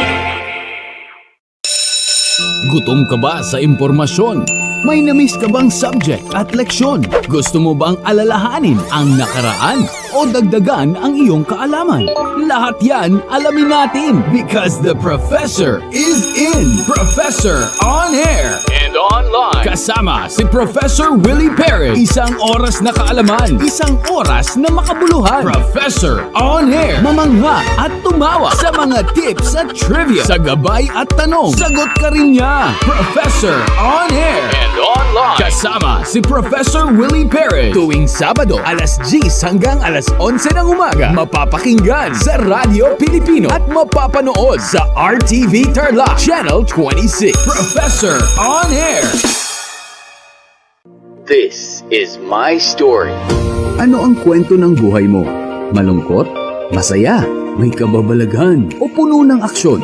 Ang bawat kwento ng kapwa nating Pilipino ay mahalaga. This is my story. Sama-sama nating ibahagi ito upang magbigay aral at inspirasyon sa ating lahat. This is my story. This is my story. Hosted by Mitch Desunia tuwing Sabado alas 3 hanggang alas 4 ng hapon. Mapapakinggan dito sa Radyo Pilipino at mapapanood sa RTV Tarlac Channel 26. This is my story. Nais mo bang magpabakuna? Alam mo bang may mga tinatawag na priority eligible groups? Sa bawat priority group, may mga sektor na nakahanay. Kung ikaw ay kabilang dito, wag nang magdalawang isip pa. Halina't magpabakuna na. Ngayong Hunyo, sisimula na ang pag-rollout ng mga bakuna sa A4 group. Kabilang sa A4, ang essential frontliners tulad ng mga sumusunod. Mga nagtatrabaho sa pribadong sektor na nasa labas ng kanilang mga tahanan. Mga nagtatrabaho sa mga ahensya ng gobyerno, GOCCs at local government units. Mga nagtatrabaho sa mga informal na sektor sa labas ng kanilang mga tahanan. At mga nagtatrabaho sa mga pribadong tahanan. Kaya kung ikaw ay kabilang sa grupong ito, tumawag o makipag-ugnayan sa inyong LGU at sa inyong kumpanya upang malaman ang mga detalye tungkol sa inyong vaccination program, katulad ng petsa, oras at lugar kung saan ka magpapabakuna. Humingi ng medical clearance sa inyong doktor kung ikaw ay may autoimmune disease, HIV, cancer, malignancy, dumaan sa organ transplant, kasalukuyang dumadaan sa steroid treatment o nakaratay sa higaan. Huwag kalimutan ang iyong proof of eligibility o mga dokumentong nagpapatunay na ikaw ay kasama sa priority group na ito. Huwag din kalimutang dalhin ang iyong government ID, pati na ang face mask, face shield, sanitizer at ballpen bago ang iyong vaccination. At paalala, pagkatapos ng pagbabakuna, huwag mag-atubiling magtanong na makaragdagang impormasyon tungkol sa bakuna na ginamit sa iyo. Hingin at itago ang contact information ng personnel na tatawagan kung sakaling ikaw ay makaramdam ng seryosong side effects. Huwag ring kalimutan ang vaccination card at alamin ang petsa ng iyong second dose ng pagbabakuna. Higit sa lahat, ugaliin pa ring sundin ang minimum public health standards tulad ng wastong paghuhugas ng kamay, pagpapanatili ng safe physical distancing at pagsusuot ng face mask at face shield. Ano pang hinihintay mo? Tara na sa Vida Vaccination!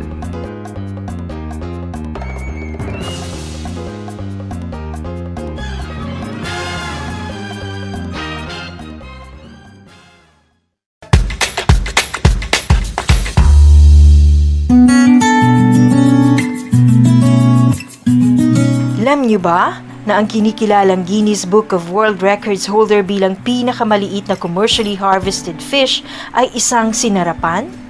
Ito ay matatagpuan lamang sa Pilipinas, sa Lake Buhi sa Bicol River. Isa itong uri ng goby na may transparent na katawan na may sukat na 12.5 mm. Alam mo na, yan ang sinarapan. Kumusta mga giliw kong tagapakinig? Nagbabalik ang inyong paaralang panghimpapawid Aral TarlakHenyo sa RTV Tarlac, Channel 26 at sa bayang naririnig sa DZTC 828 Radyo Pilipino Tarlac. Tayo rin ay napapanood sa FB Live ng RTV Tarlac Channel 26. Sumasahimpapawid mula sa bayan ng Pura Tarlac, mula sa bayan ng San Clemente, mula rito sa Poro Elementary School, Pura Tarlac, sa bayan ng Kapas Tarlac. ako, ang inyong guro, na maghahatid sa inyo ng makabuluhang pagtalakay sa ating aralin.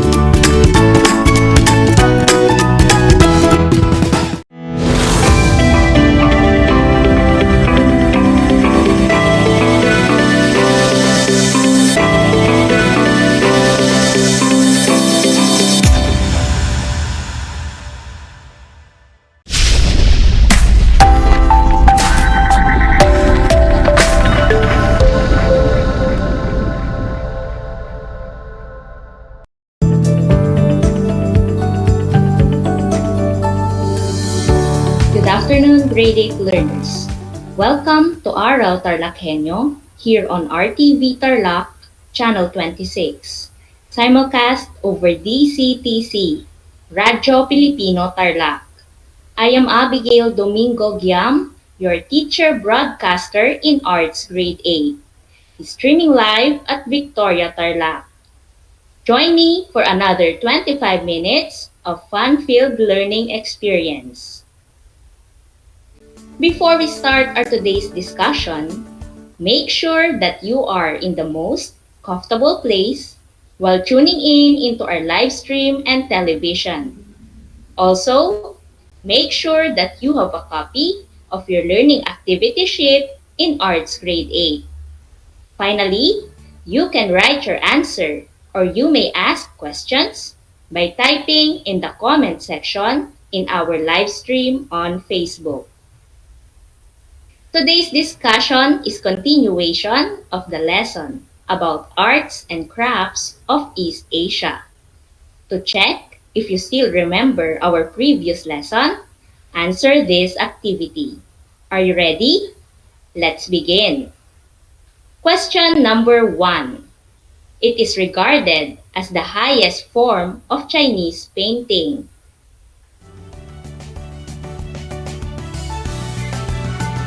What is your answer? Correct. The answer is landscape painting. Number 2. Landscape painting is consisted of 3 concepts. What are those concepts? Correct. The 3 concepts of landscape painting are nature, heaven, and humankind. Lastly, what do you call the art of beautiful handwriting in China?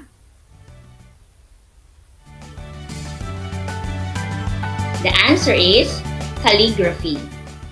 Did you get all 3 correct answers? Very good. I'm glad that you still remember our previous lessons. It seems that you are now ready for our new lesson. Remember our learning task for today.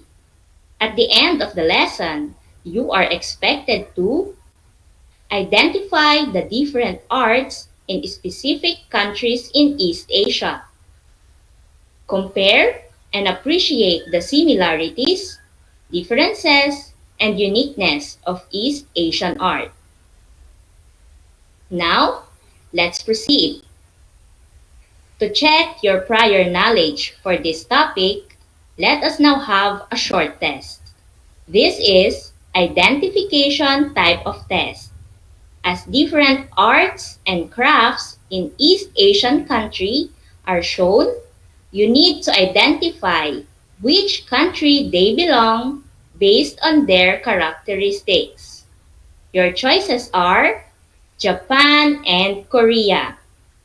Select your answer from the choices and write it on a separate sheet of paper, or you may type your answer on the comment section of our Facebook live stream. You will be given 5 seconds to answer. Number 1. To which Asian country this artwork belong? Your time starts now.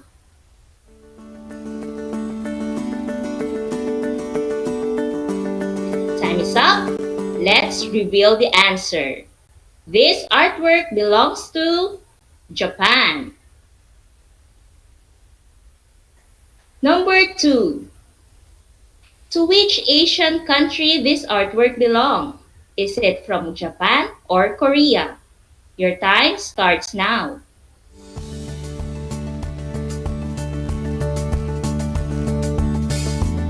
Time is up. Let's reveal the answer. This artwork belongs to Korea. How about this artwork? What is Asian country it belongs? Your time starts now.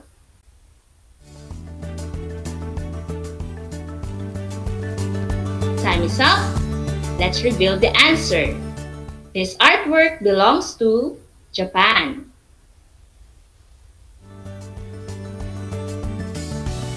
Number 4. To which Asian country do you think this artwork belongs? Your time starts now. Time is up. Let's reveal the answer. This artwork belongs to Japan.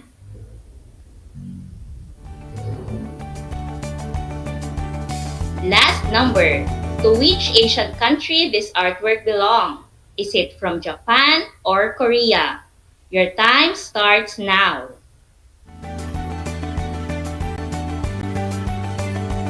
Let's reveal the answer. This artwork belongs to Korea. Now, can you name again the two countries we have introduced? Very good. Japan and Korea belong to East Asian region, which is our primary focus in our lesson. The arts of East Asia.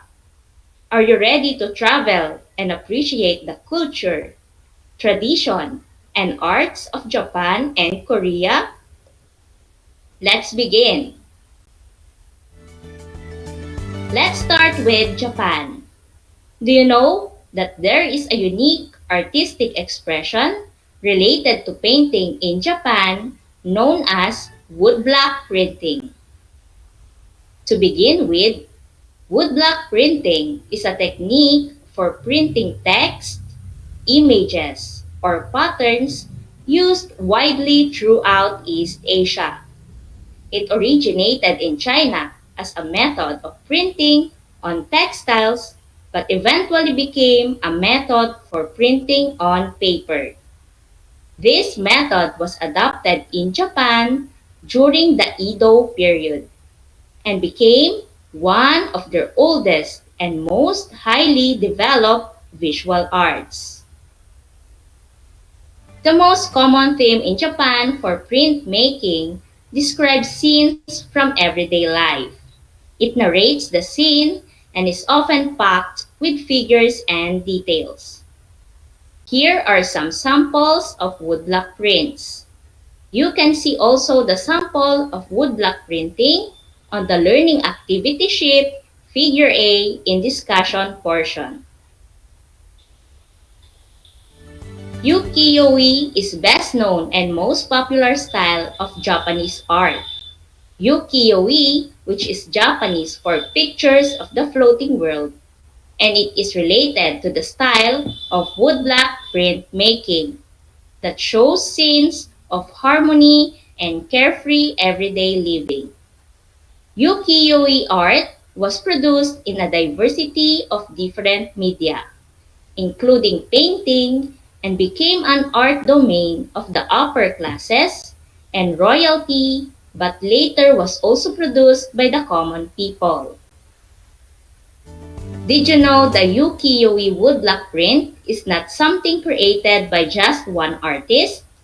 It takes the cooperation of 3 people. 1 to draw the design, 1 to carve it, and 1 to print the image to finish one work. Hokusai and Hiroshige are the well-known ukiyo-e artists. Hokusai is known to his creation, which is the Great Wave of Kanagawa, and Hiroshige is known to his creation named the 53 Station of the Tokaido. Now, let's move to the next traditional art of Japan. Painting is indeed one of the highest forms of arts in East Asia. Do people from East Asia use other materials as canvas for painting? Let's find out as we move on the different festivals and theater performances in East Asia. Performers of kabuki in Japan use their faces as the canvas for painting, while mask painting is done in Korea. Kabuki makeup or kesho is already in itself an interpretation of the actor's own role through the medium of the facial features. On stage, the interpretation becomes a temporalization of makeup in collaboration with the audience. The result is a decoding of the drama traced out in the graphic designs of the painted face. Kabuki makeup is also another way of face painting which has two types: standard makeup and kumadori makeup. Standard makeup is applied to the most actors or the supporting cast of the show, while the kumadori makeup is mostly applied to the villains and heroes in the show. Kumadori is composed of very dramatic lines and shapes using colors that represent certain qualities. Dark red symbolizes passion or anger. Dark blue symbolizes depression or sadness. Pink symbolizes youth. Light green symbolizes calm. And black symbolizes fear. And purple symbolizes nobility.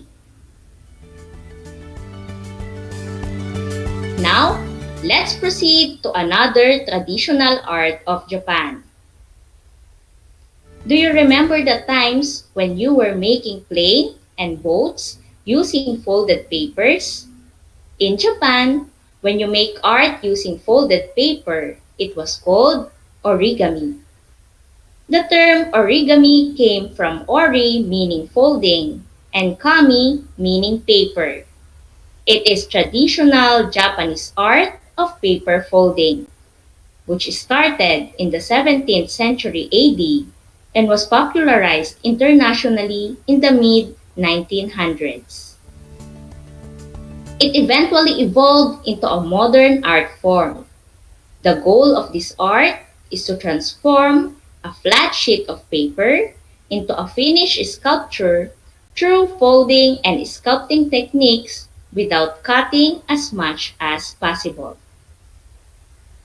Origami butterflies were used during the celebration of Shinto weddings to represent the bride and groom. So paper folding had already become a significant aspect of Japanese ceremonies by the Heian period in Japanese history. Flowers, animals, birds, fish, geometric shapes, and dolls are the common models used in Japanese origami.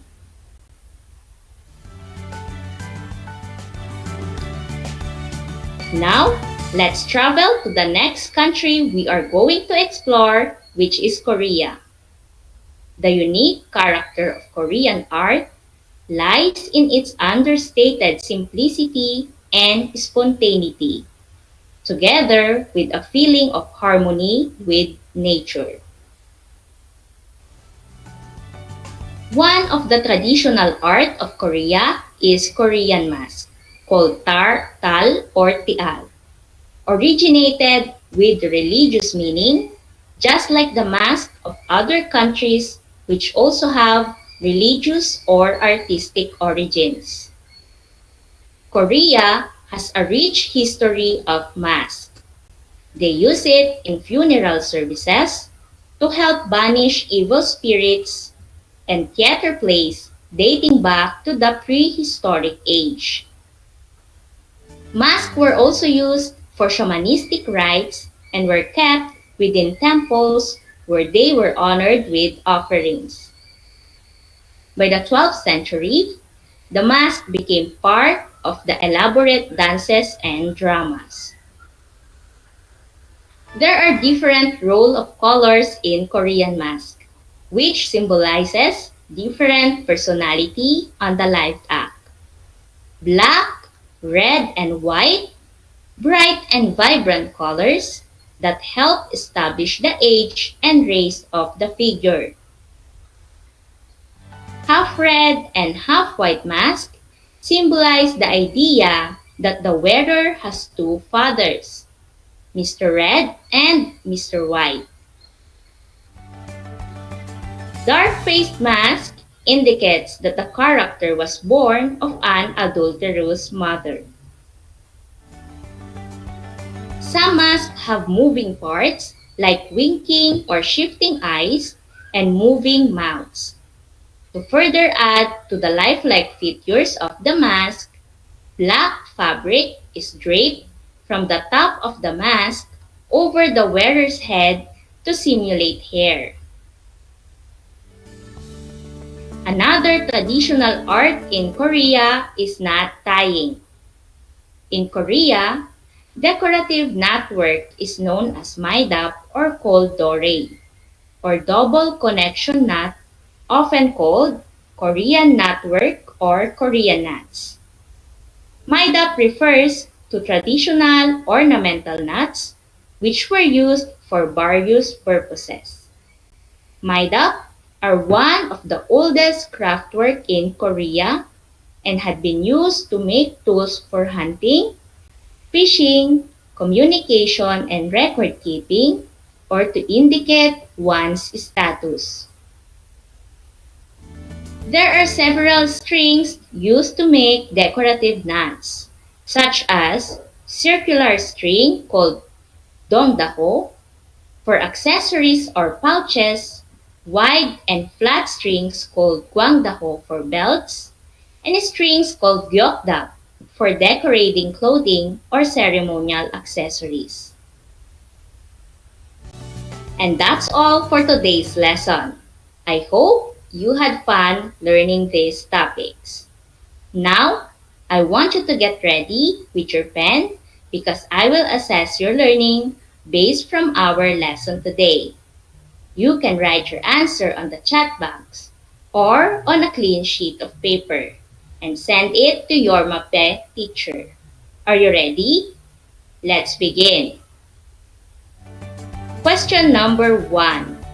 What is the technique for printing text, images, or patterns used widely throughout East Asia?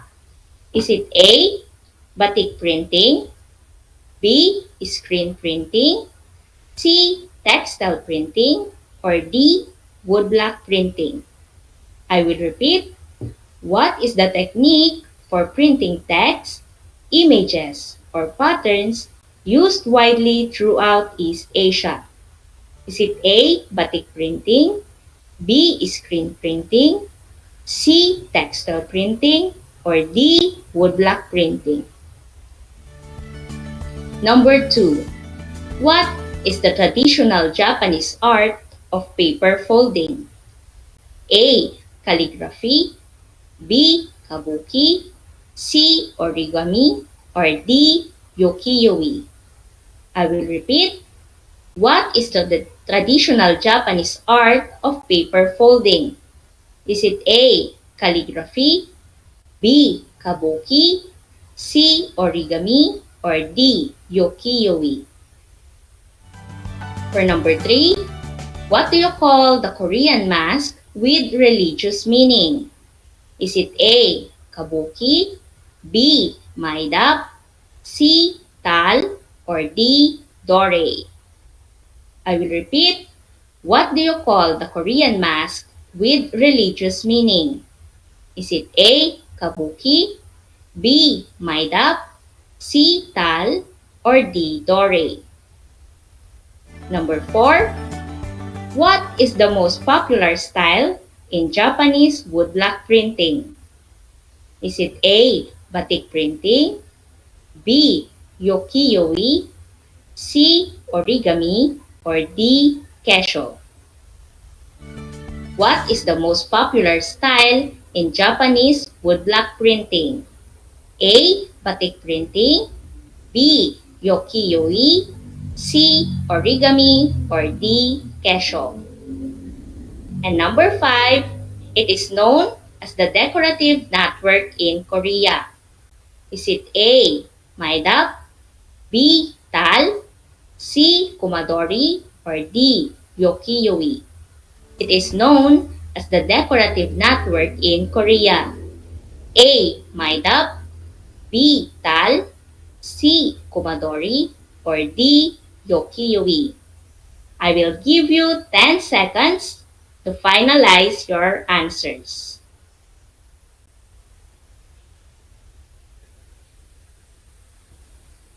Now, let's check your answers. For number 1, the answer is letter D, woodblock printing. For number 2, the answer is letter C, origami.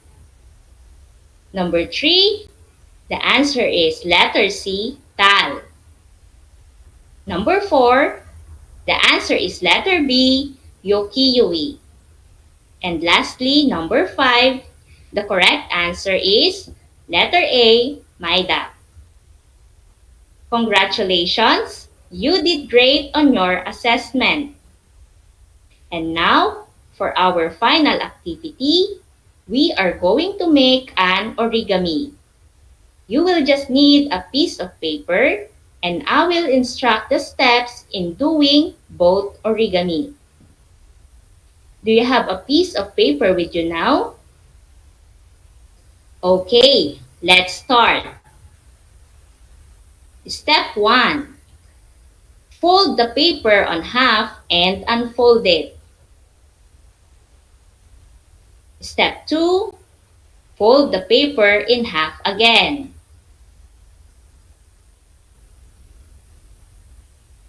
Step 3. Fold the both upper side angle and put it in the center. Step 4. Fold up edges on both sides. Step 5. Fold the sides out, then flatten. Step 6. Fold front and back layers up. Step 7. Pull sides apart and flatten. Step 8. Pull top flaps outward. Step 9. Squish the bottom and pull the sides up. Did you create an origami boat after following the instructions? I'm pretty sure that you make a localized origami boat. I hope all of you had a great time and enjoyed our lesson. Always remember, a world without art is a world without hopes and dreams. That's all for today. Once again, I am Ma'am Abigail, your Arts Grade 8 Anchor teacher. Until next time, happy listening and have a great day.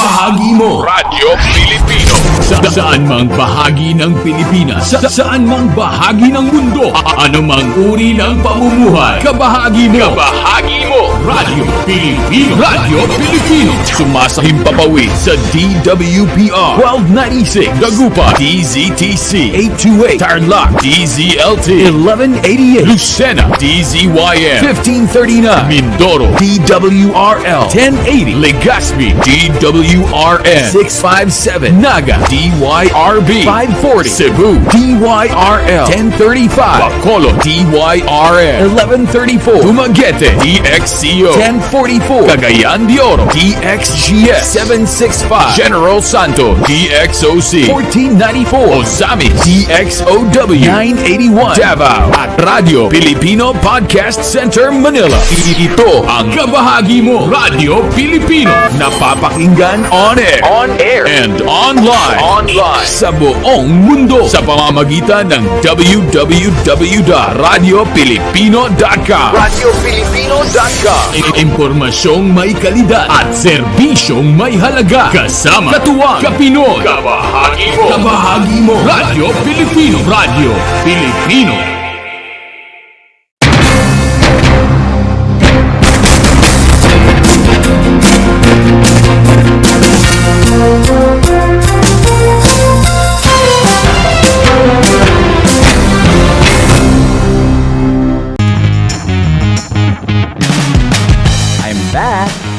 Professor Z, your teacher broadcaster.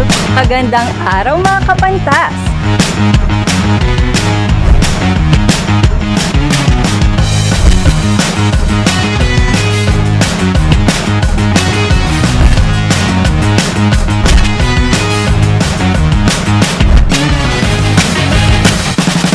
Welcome to Aral TarlakHenyo.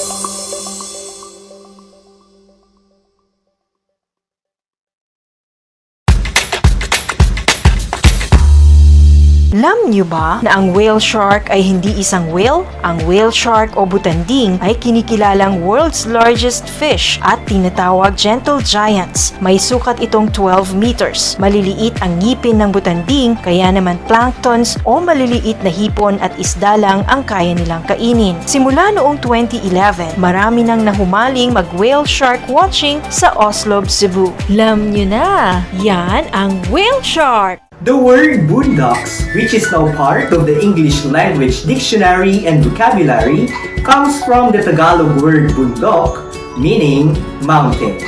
Catch Aral TarlakHenyo every Monday through Friday from 8:30 a.m. to 5:30 p.m.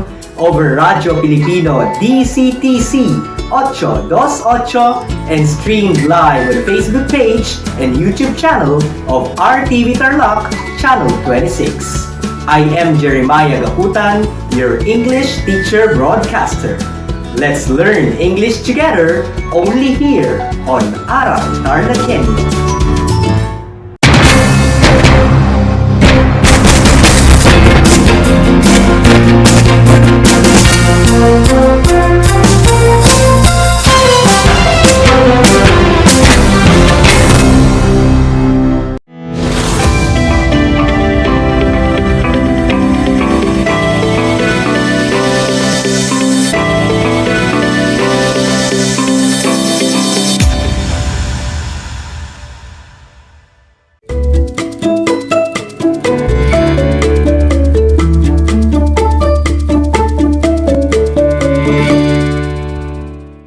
Learners, welcome to another fun and exciting journey of learning in English 9. This is Aral TarlakHenyo here on RTV Tarlac, Channel 26, simulcast over DCTC 828 Radyo Pilipino Tarlac. We are also broadcasting live at Converge Cable TV, Channel 100. This is Catherine Zeta D1, Broadcasting live here in Josephine M. Coangco National Technical Vocational High School. Your teacher broadcaster for today.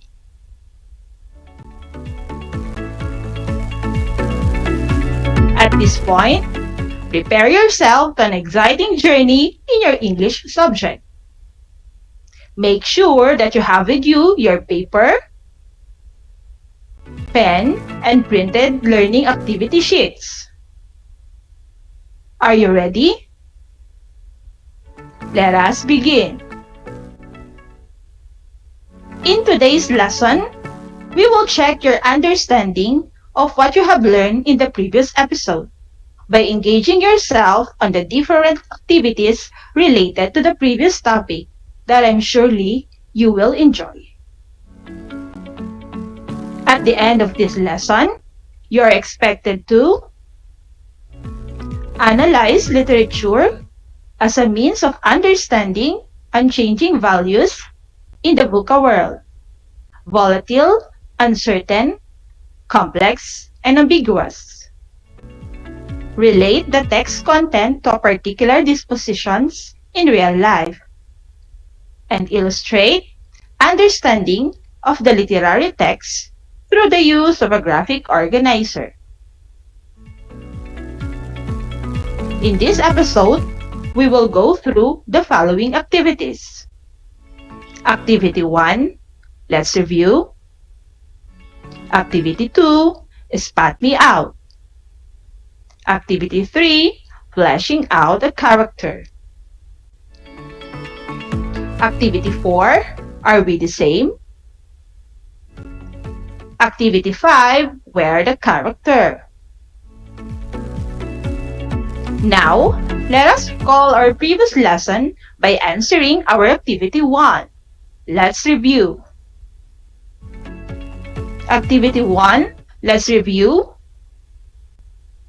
Determine if the situation given in each number shows volatility, uncertainty, complexity, or ambiguity.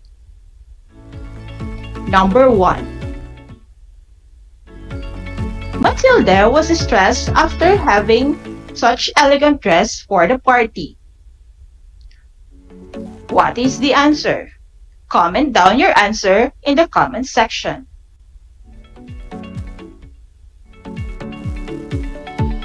Very good.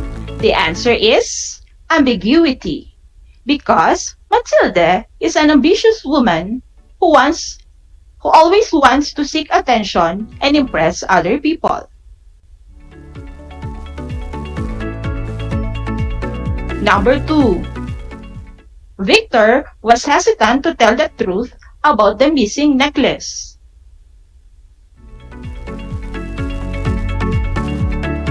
If your answer is uncertainty, you are right. Victor is hesitant because he thinks that the necklace is expensive. So he suggested to Matilda to make alibis to her friend while they are looking for the lost necklace. Number 3. Matilda was a gorgeous young-looking woman. She's beautiful and has a loving husband, but always ended up worrying about the things she doesn't have.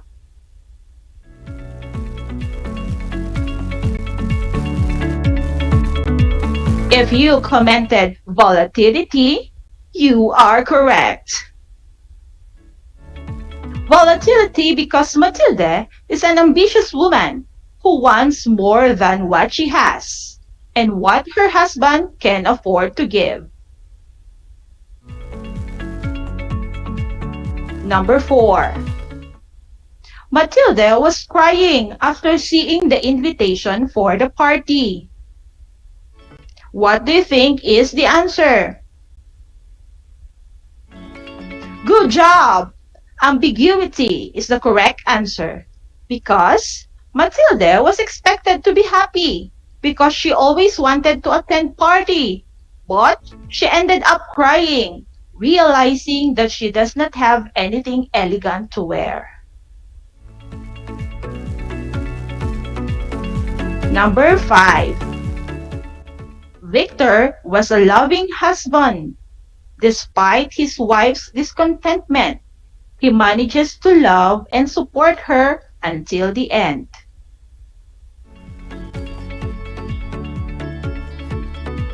If you commented complexity, you are correct. Victor shows his love to his wife until the end despite of her flaws.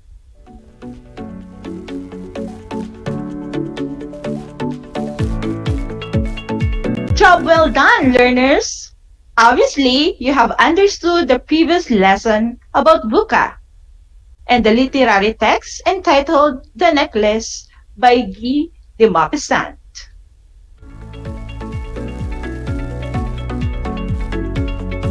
Now, let us proceed in Activity 2, Spot Me Out. You are going to identify whether each dialogue depicts volatility, uncertainty, complexity, or ambiguity. Are you ready? Let us start. Number 1. The day of the party drew near, and Madame Loisel seemed sad, uneasy, and anxious. Her dress was ready. However, one evening, her husband said to her, "What's the matter with you? You've been very odd for the last 3 days." "I'm utterly miserable and not having any jewels, not a single stone to wear," she replied. "I shall look absolutely to no one. I would rather not go to the party." What do you think is the answer? If your answer is complexity, you are right. Number 2. "Look here, Matilda," he persisted. "What would be the cost of a suitable dress, which you could use on the other occasion as well? Something very simple." She thought for several seconds, reckoning up prices, and also wondering for how large a sum she could ask without bringing upon herself an immediate refusal, and an exclamation of horror from the careful-minded clerk. At last she replied with some hesitation, "I don't exactly, but I think I could do it in 400 francs. Please comment down your answer in the comment section. If you commented uncertainty, you are correct.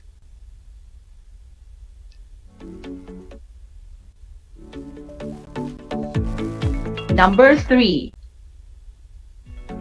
The other did not recognize her and was surprised at being thus familiarly addressed by a poor woman. "But madam," she stammered, "I don't know. You must be making a mistake." "No, I am Mathilde Loisel." Her friend uttered and cried, "Oh, my poor Mathilde, how you have changed." What is the answer? If you answered complexity, good job!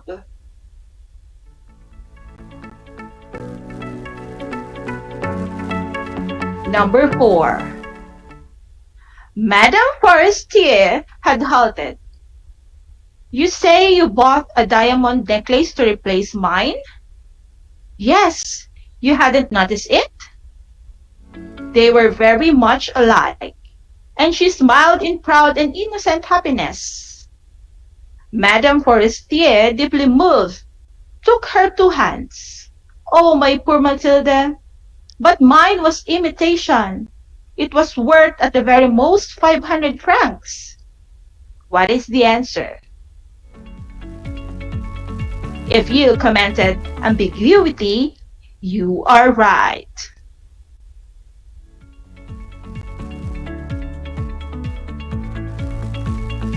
Number 5. Madame Forestier went to her dressing table, took up a large box, brought it to Madame Loisel, opened it and said, "Choose, my dear." First, she saw some bracelets, then a pearl necklace, then a Venetian cross in gold and gems of exquisite workmanship. She tried the effect of the jewels before the mirror, hesitating, unable to make up her mind to leave them, to give them up. She kept on asking, "Haven't you anything else?" "Yes, look for yourself." "I don't know what you would like best." What is the answer? Please type your answer on the comment section. If you answered ambiguity, you are correct.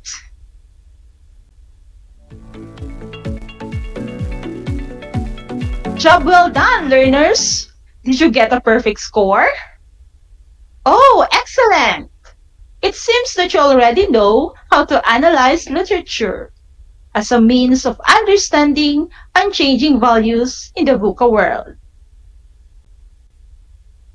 Now, after identifying the dialogues depicted in the literary texts, let us go deeper as we answer Activity 3, fleshing out a character.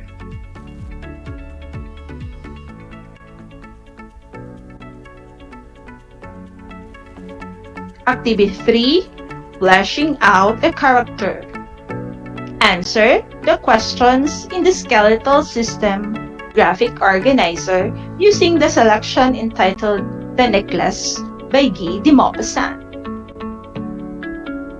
As you can see, there are questions in here. Number 1, what does this character think about the society she or he lives in?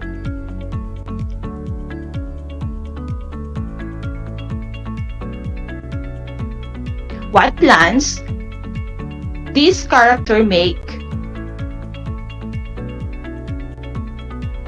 Important things she or he said. What is at the heart of his or her personality that causes him or her to act and say what he or she does?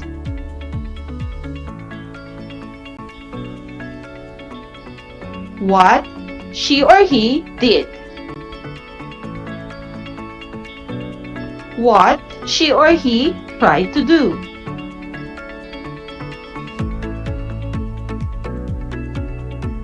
What are his or her personality strengths? What are his or her personality weaknesses?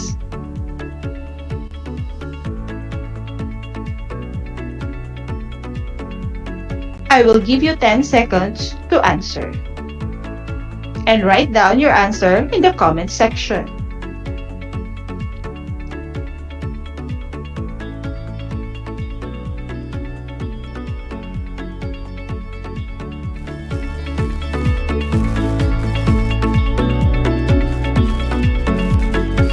Great job, grade 9 learners! You were able to complete the skeletal system graphic organizer by answering the questions based on the literary text. Are you excited with our next activity? Alright, our next activity is called Are We the Same? So in this activity, you are going to compare and contrast Matilda's personality with yours using Venn diagram.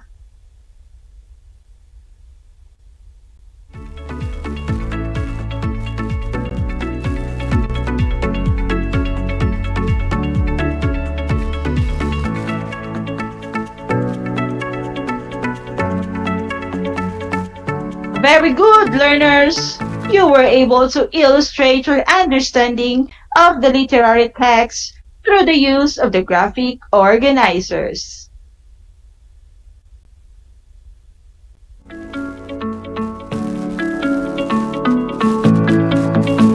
Now, to further check your understanding of the lesson, you will have another activity as your performance task.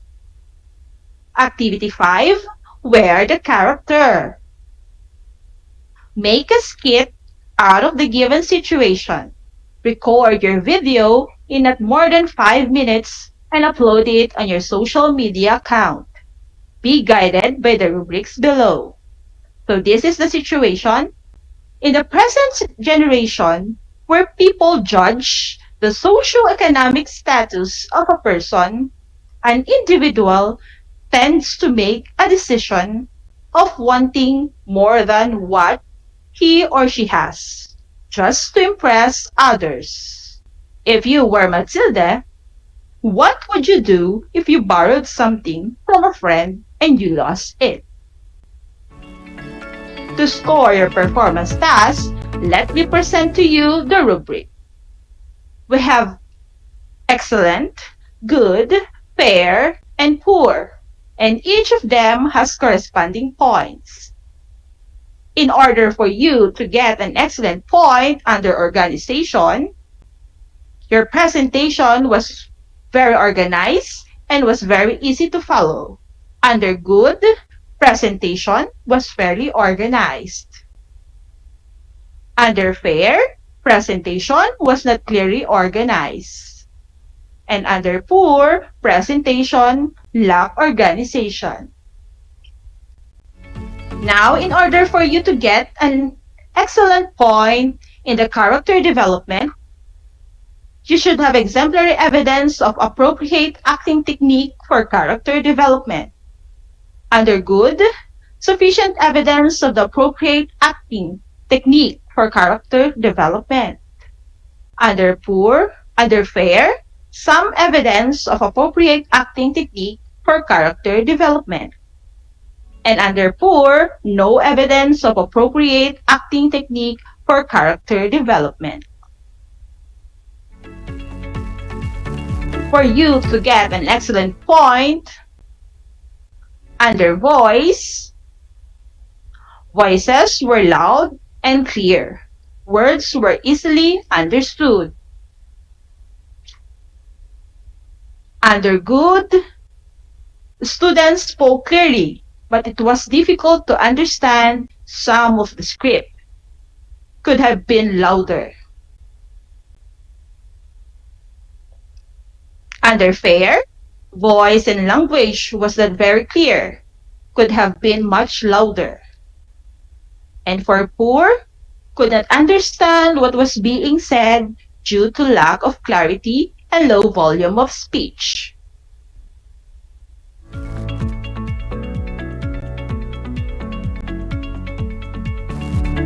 Same as true with time.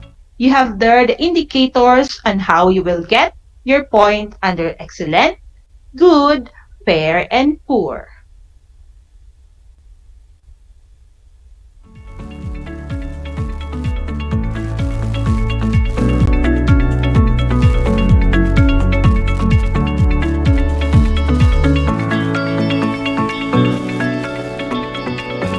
Congratulations, grade 9 learners.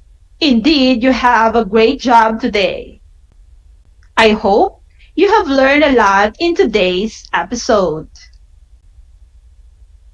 Until our next lesson in English Line here in Aral TarlakHenyo on RTV Channel 26, simulcast over DCTC 828 Radyo Pilipino Tarlac. This has been your teacher broadcaster in English, Catherine Zita Tadiwan. Thank you and enjoy learning in the new normal. Until next time, stay safe and healthy. God bless everyone.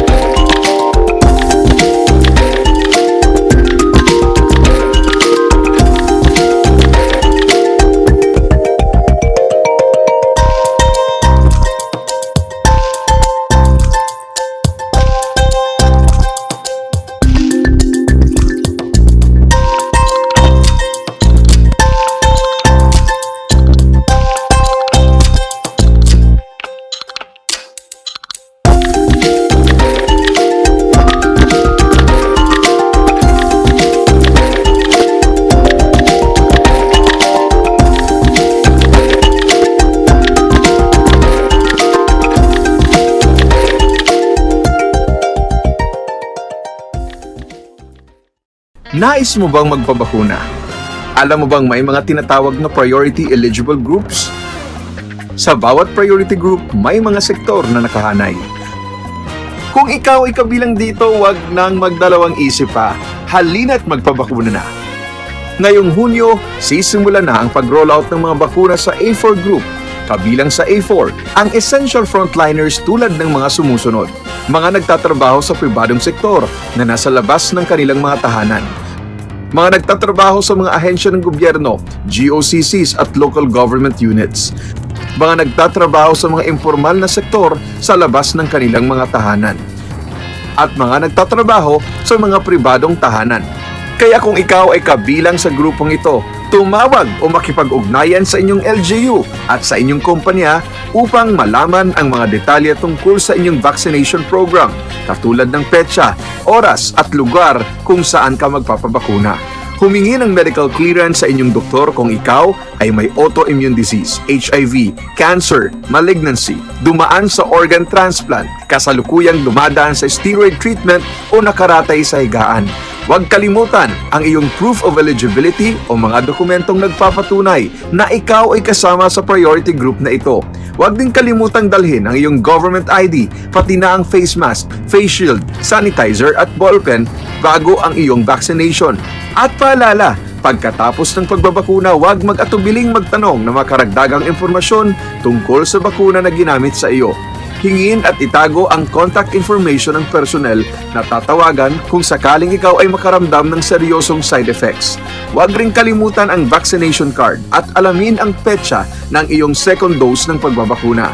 Higit sa lahat, ugaliin pa ring sundin ang minimum public health standards tulad ng wastong paghuhugas ng kamay, pagpapanatili ng safe physical distancing at pagsusuot ng face mask at face shield. Ano pang hinihintay mo? Tara na sa Vida Vaccination!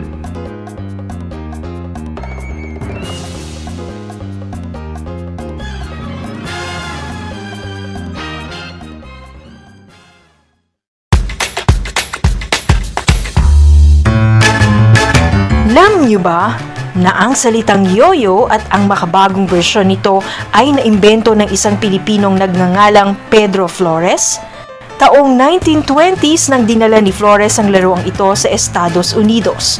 Sinimulan niya ang paggawa nito sa kanyang maliit na pabrika sa California at ipinakita sa mga tao ang iba't ibang tricks ng paggamit nito. Alam mo na, yan ang yoyo!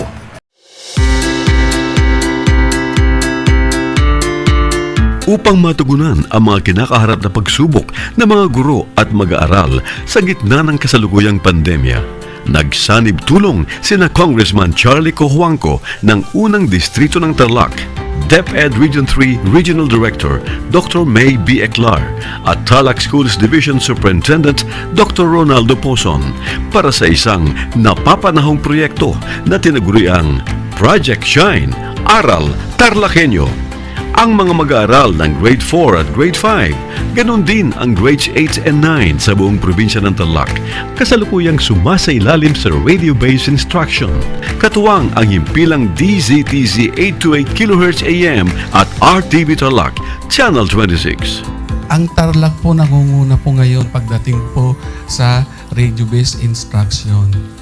Marami pong humahanga sa atin. I'm very happy this station, itong DCTC, could reach the whole of Region 3. Hindi natin alam, we are contributing. We are creating a very big dent in the history of Philippine education. And I am proud. I am here in Tarlac. This is the noble cause of education in which you and I, without you knowing it, we are bound to do.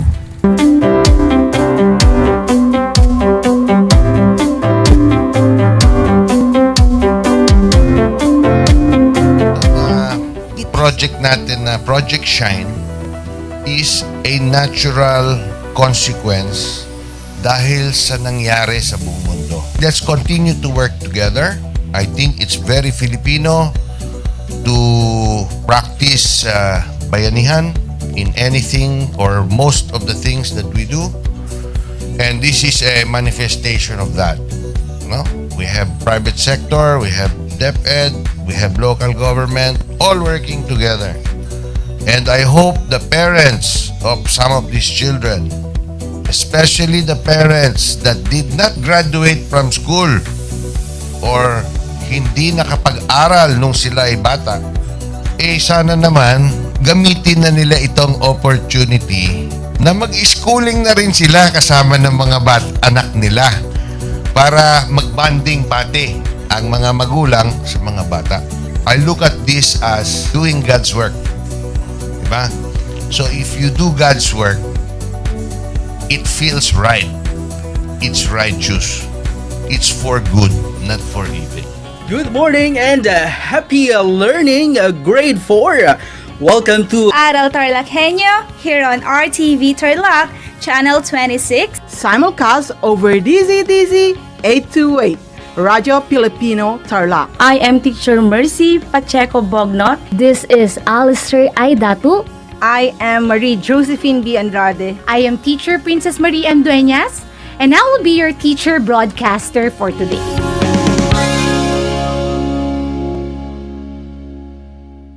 Alam niyo ba na ang gitnang Luzon ay tinaguri ang banga ng bigas ng bayan at kamalig ng palay ng Pilipinas dahil dito nagmumula ang malaking produksyon ng bigas sa ating bansa. Ito ay binubuo ng mga lalawigan ng Aurora, Bataan, Pampanga, Nueva Ecija, Zambales at Tarlac. Ugaliin nating manood ng Aral TarlakHenyo Lunes hanggang Biyernes alas 8:30 ng umaga hanggang alas 5:30 ng hapon. Ako si Binibining Pia Izrin Capiral, ang inyong teacher broadcaster sa Araling Panlipunan dito sa Project Shine Aral TarlakHenyo. Lagi nating tandaan ang pag-aaral ng Araling Panlipunan ay tungo sa daan ng pagiging makadiyos, makakalikasan, makatao at makabansa.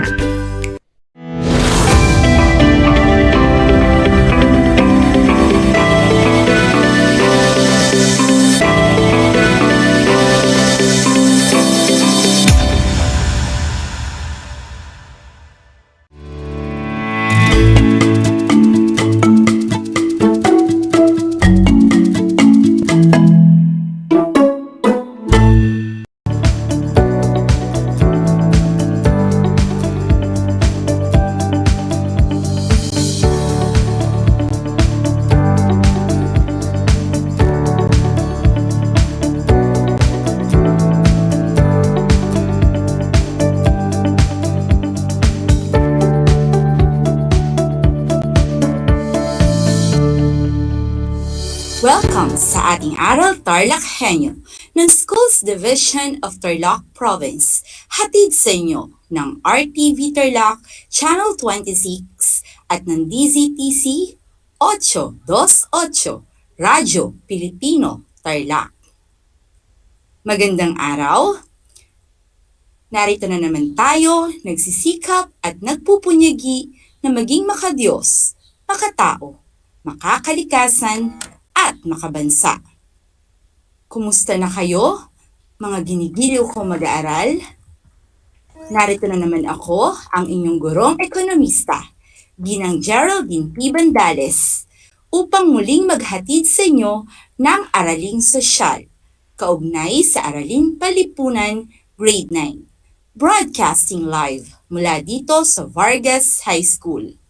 Narito ako upang samahan at gabayan kayong muli sa pagpapatuloy ng ating talakayan. Siguraduhin nasa komportable kayong lugar ngayon at maayos na napapanood at napapakinggan ang ating live broadcast. Sa puntong ito, nais kong kunin ninyo ang inyong module sa Araling Panlipunan para sa ikalawang markahan, ikatlong linggo, at ikaunang araw na may paksang supply. Ihanda na rin ang inyong ballpen at sulatang papel upang maitala ang mahalagang impormasyon o konsepto na aking bibigyang diin. Bago tayo magsimula sa ating talakayan ngayong araw, ay alalahanin muna natin ang ating natutunan sa ating naging panimulang pag-aaral kaugnay sa konsepto ng supply noong nakaraang episode sa pamamagitan ng isang maikling gawain. Ang pamagat ng ating gawain ay You Complete Me. Punan ng tamang salita ang mga patlang upang mabuo ang kahulugan ng supply at bibigyan ko kayo ng 10 segundo upang gawin ito.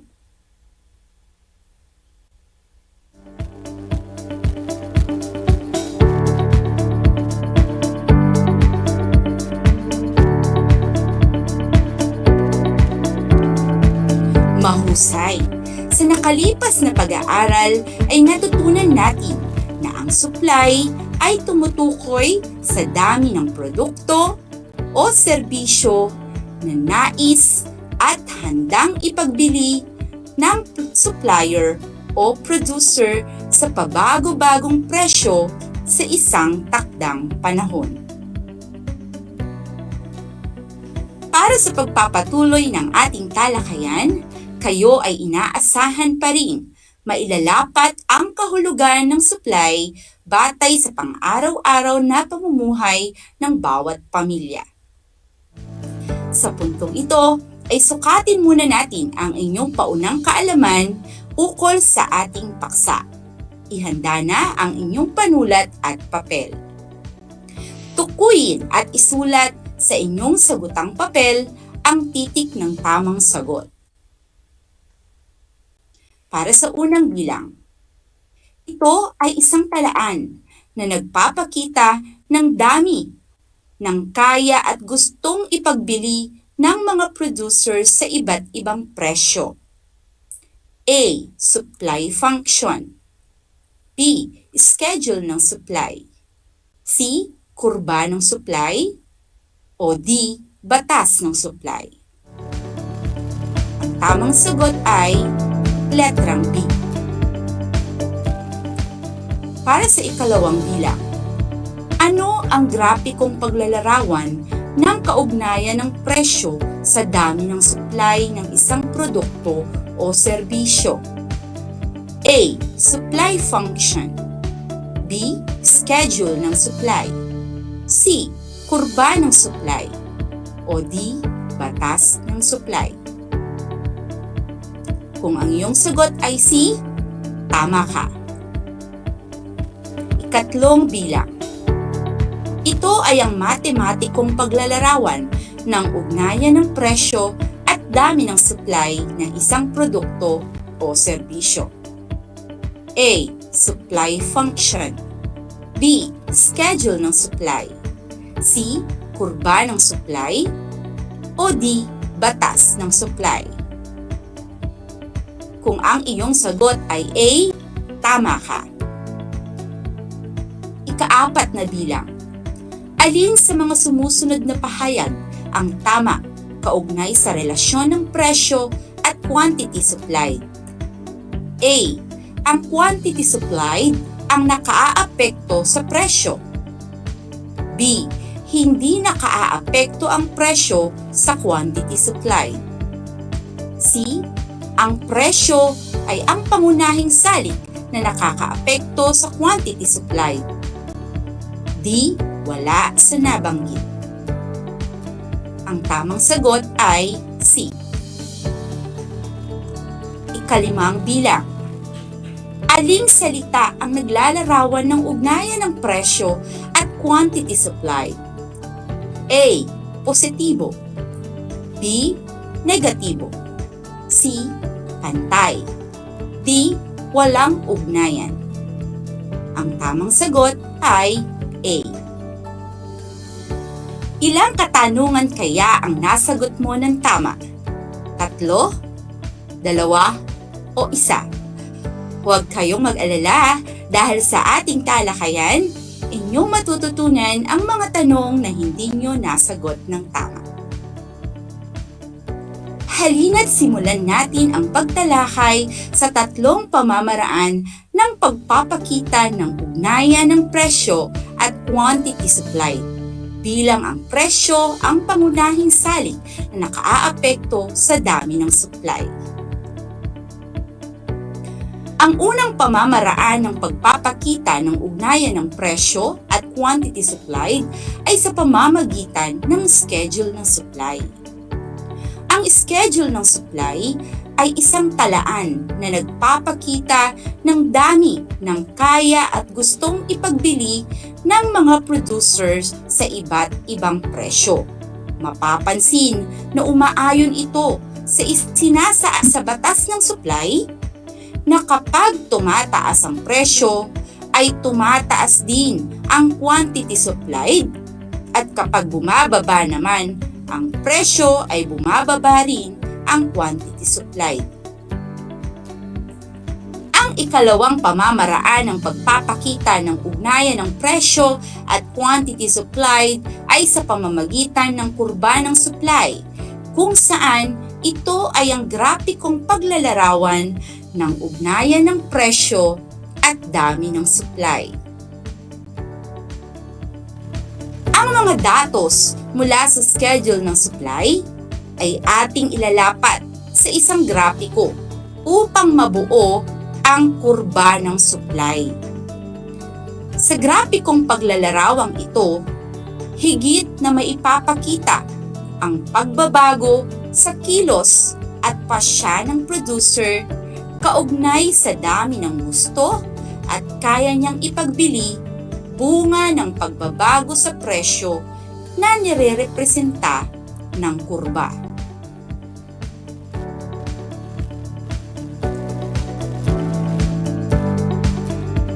Ang ikatlong pamamaraan ng pagpapakita ng ugnayan ng presyo at quantity supplied ay sa pamamagitan naman ng supply function. Upang kompyutin ang pagbabago sa dami ng supply batay sa pagbabago ng presyo, ay maaaring gamitin ang supply function.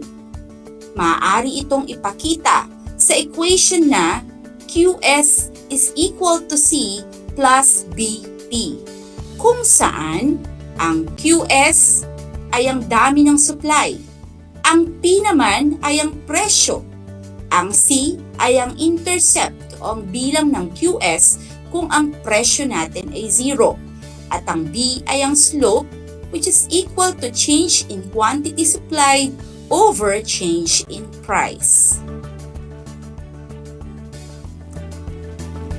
Gamit ang ating halimbawang schedule ng supply, ipapakita kung paano natukoy ang dami ng supply sa bawat itinakdang presyo gamit ang supply function equation na QS is equal to C plus BP.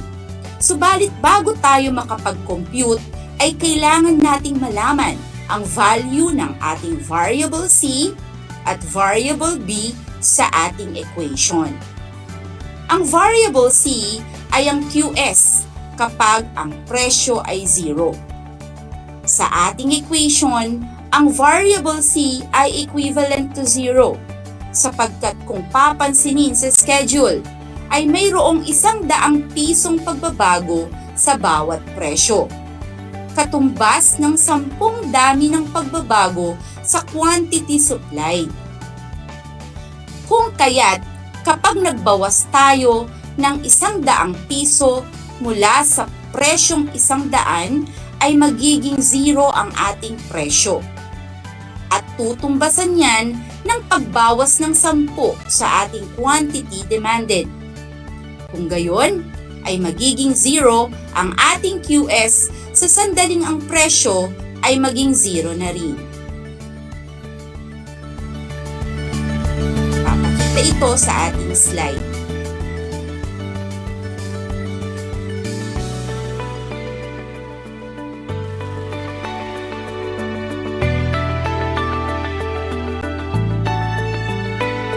Samantala, ang variable B sa ating equation ay 0.1. May ipapakita ito sa formula na change in quantity supplied over change in price. Mapapansin na mayroong naidadagdag o na naibabawas na 10 sa bilang ng QS sa tuwing nagkakaroon ng 100 pisong pagbabago sa presyo. Kung gayon ay ating i-divide ang bilang na 10 na siyang ating QS or ating change in QS sa 100 piso na siya namang ating change in price. Makakakuha tayo ng kasagutang 0.1 sa ating komputasyon.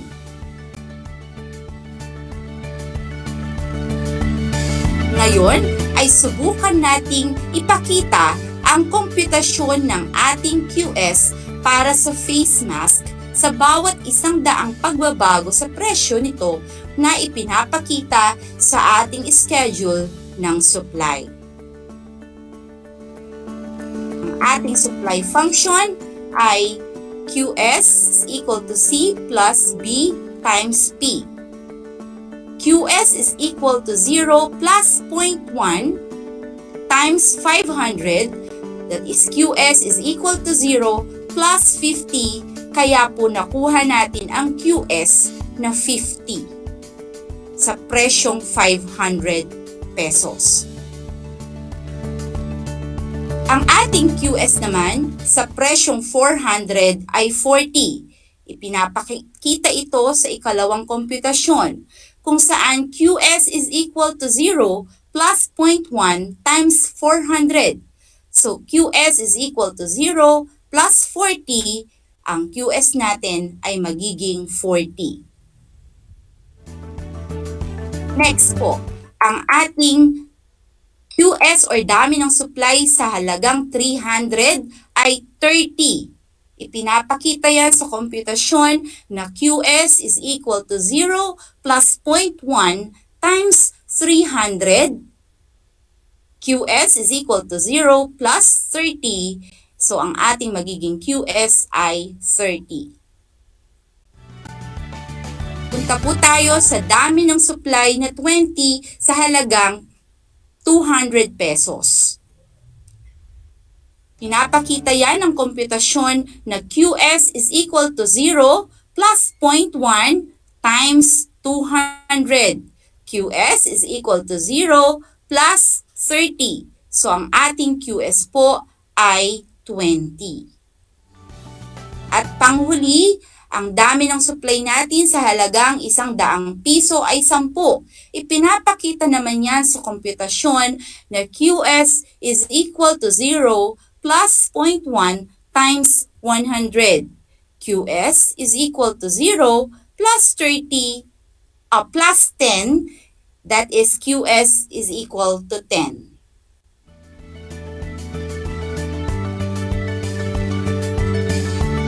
Inaasahan ko na naging ganap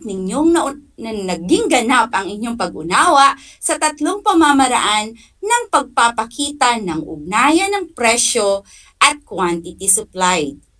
Upang makasigurado ako na kayo ay talagang nakinig at naunawaan ang ating talakayan, ay magkakaroon tayo ng maikling pagsusulit.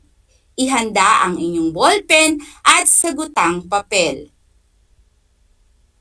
Kunwari ay nalalapit na ang pagsisimula ng klase sa inyong lugar at wala na ang pandemyang COVID-19. Inaasahan ang pagtaas ng presyo ng school supplies, partikular ang kwaderno. Gamit ang supply function na QS is equal to 0 plus 50p at itinakdang presyo, bumuo ng hypothetical na schedule na magpapakita ng iyong desisyon kung ilang kwaderno ang handa mong ipagbili. Matapos ay i-plot ang schedule ng supply upang mabuo ang kurba ng supply.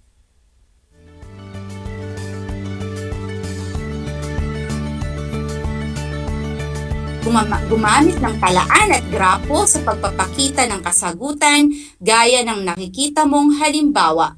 Muli, ang gagamiting supply function ay QS is equal to 0 plus 50p.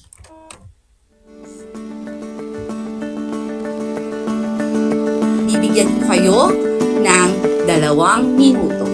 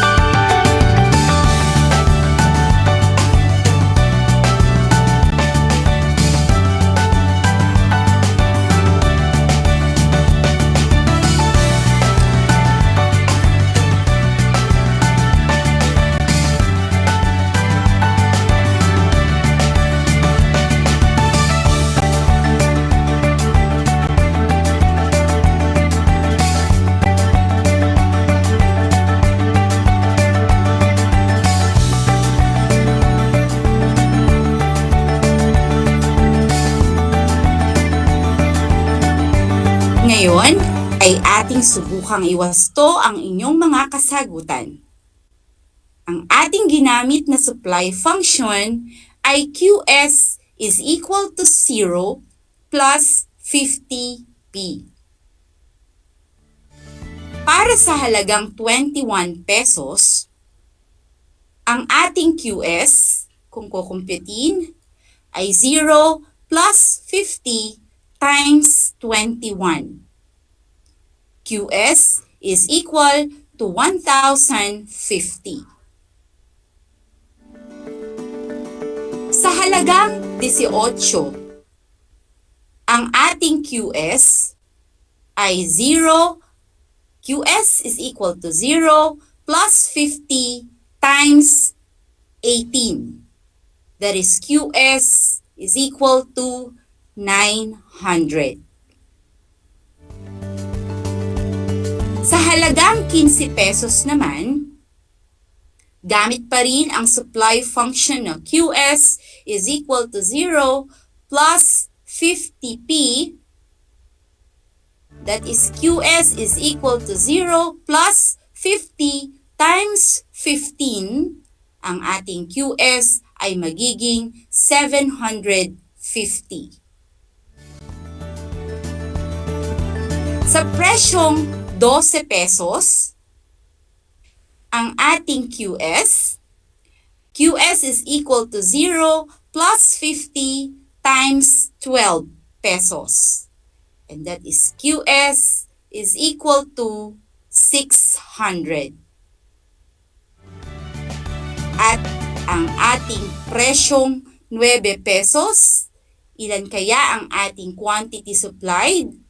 That is QS is equal to 0 plus 50 times P, which is 9 pesos. So ang ating QS ay 450.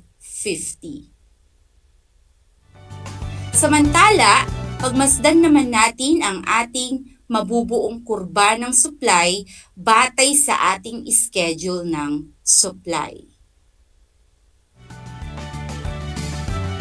Sa pagbubuo nito, kailangan lamang nating ilapat ang nilalaman ng ating schedule ng supply sa isang grapikong paglalarawan.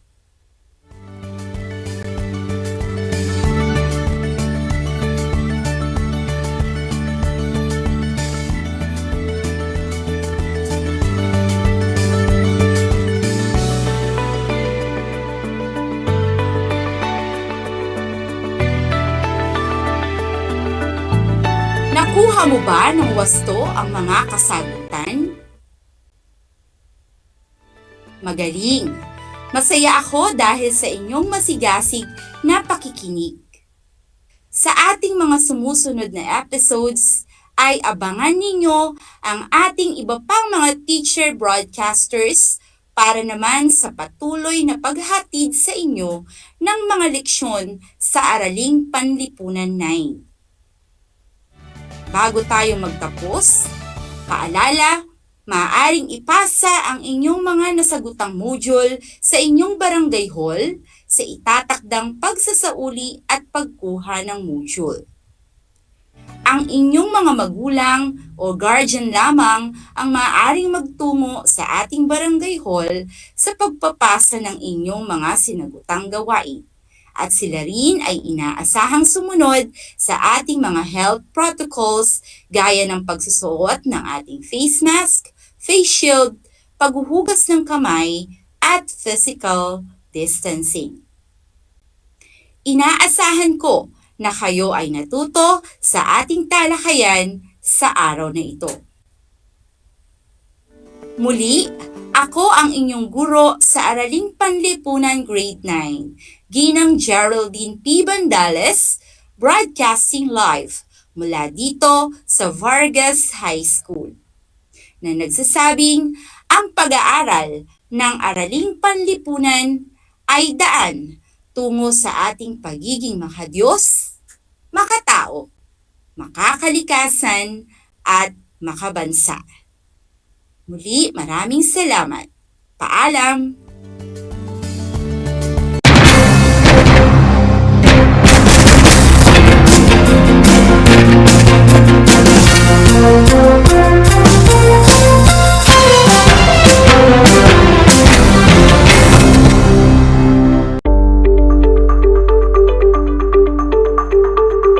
Sa pagnanais na mapigilan ng ating pamahalaan ang pagdami ng bilang ng mga kaso ng COVID-19, binuo ang One Hospital Command Center o OHCC upang mas mabilis na matugunan ang medikal na pangangailangan ng ating mga kababayan. Bukas ang OHCC 24 oras araw-araw. Tumawag lamang sa mga hotline nito sa 0919-977-3333 o 0915-777-7777 o 02-886-50500. Maaari ring i-download ang Pure Force Citizens app sa Android o iOS upang mabilis na matugunan ang sinumang nangangailangan. Layon din ng OHCC na maiwasang mapuno ang kapasidad ng bawat ospital. Kaya't kung ikaw ay kinakailangang tumawag sa OHCC, mabibigyan ka ng libreng preliminary consultation. Para sa mga nangangailangan ng emergency quick response, makikipag-ugnayan ang OHCC sa DOH Bed Tracker at sa mga ospital upang makahanap agad ng pinakamalapit na bakanteng ospital. Ang transportasyon o ambulansya naman ng ospital na inirefer ng OHCC sa pasyente ang siyang susundo sa bahay nito. Kaya't kapag ikaw ay nakakaranas ng anumang sintomas ng COVID-19 o nangangailangan ng agarang tulong medikal, tumawag lamang sa OHCC at handa silang tumulong sa lahat ng oras.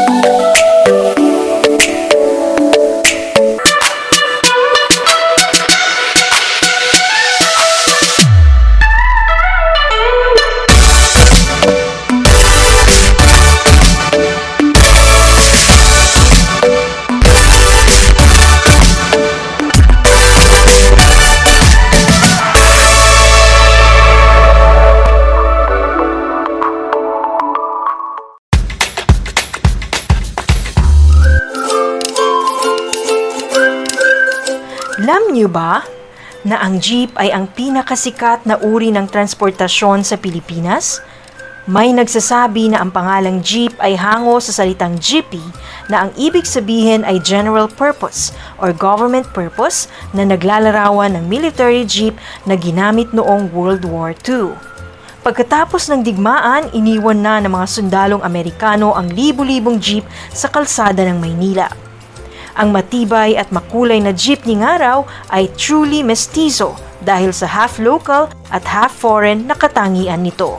Alam nyo na, yan ang jeepney. Kumusta mga giliw kong tagapakinig? Nagbabalik ang inyong paaralang panghimpapawid Aral TarlakHenyo sa RTV Tarlac, Channel 26 at sa bayang naririnig sa DZTC 828 Radyo Pilipino Tarlac. Tayo rin ay napapanood sa FB Live ng RTV Tarlac Channel 26. Sumasahimpapawid mula sa bayan ng Pura Tarlac, mula sa bayan ng San Clemente, mula rito sa Puro Elementary School, Pura Tarlac, sa bayan ng Kapas Tarlac. Ako, ang inyong guro, na maghahatid sa inyo ng makabuluhang pagtalakay sa ating aralin.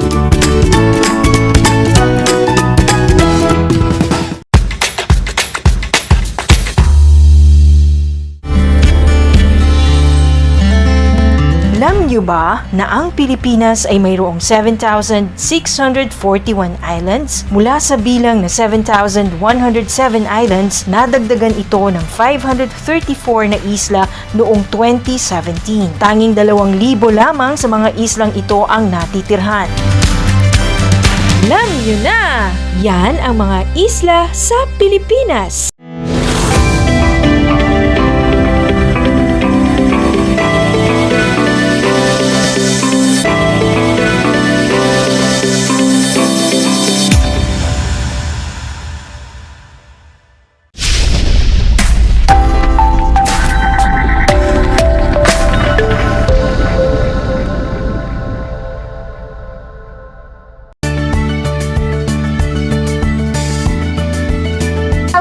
Grade 9 learners, welcome to Aral TarlakHenyo here on RTV Tarlac Channel 26, simulcast over DCTC 828 Radyo Pilipino Tarlac.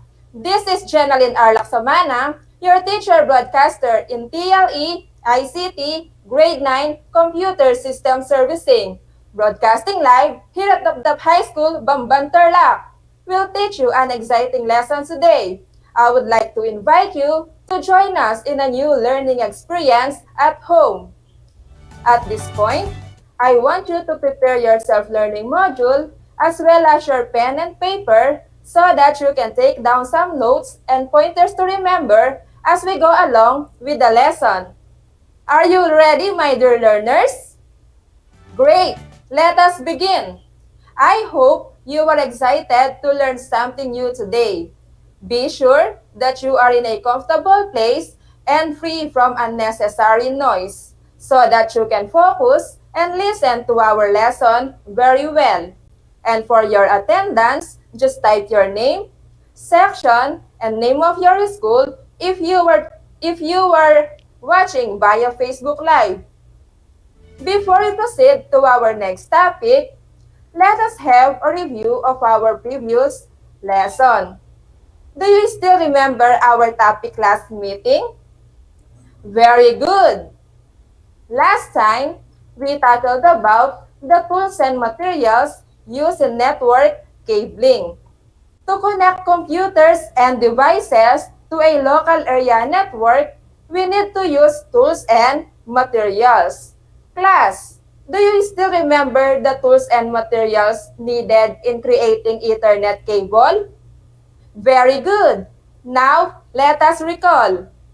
First, unshielded twisted pair cable. It is a type of twisted pair cable that used in structured cabling for computer networks such as Ethernet. Second, registered jack 45. RJ45 is an 8-pin standardized physical network interface for connecting telecommunications or data equipment. Moving on, we have wire stripper. It is a small handheld device used to strip the electrical insulation from electric wires.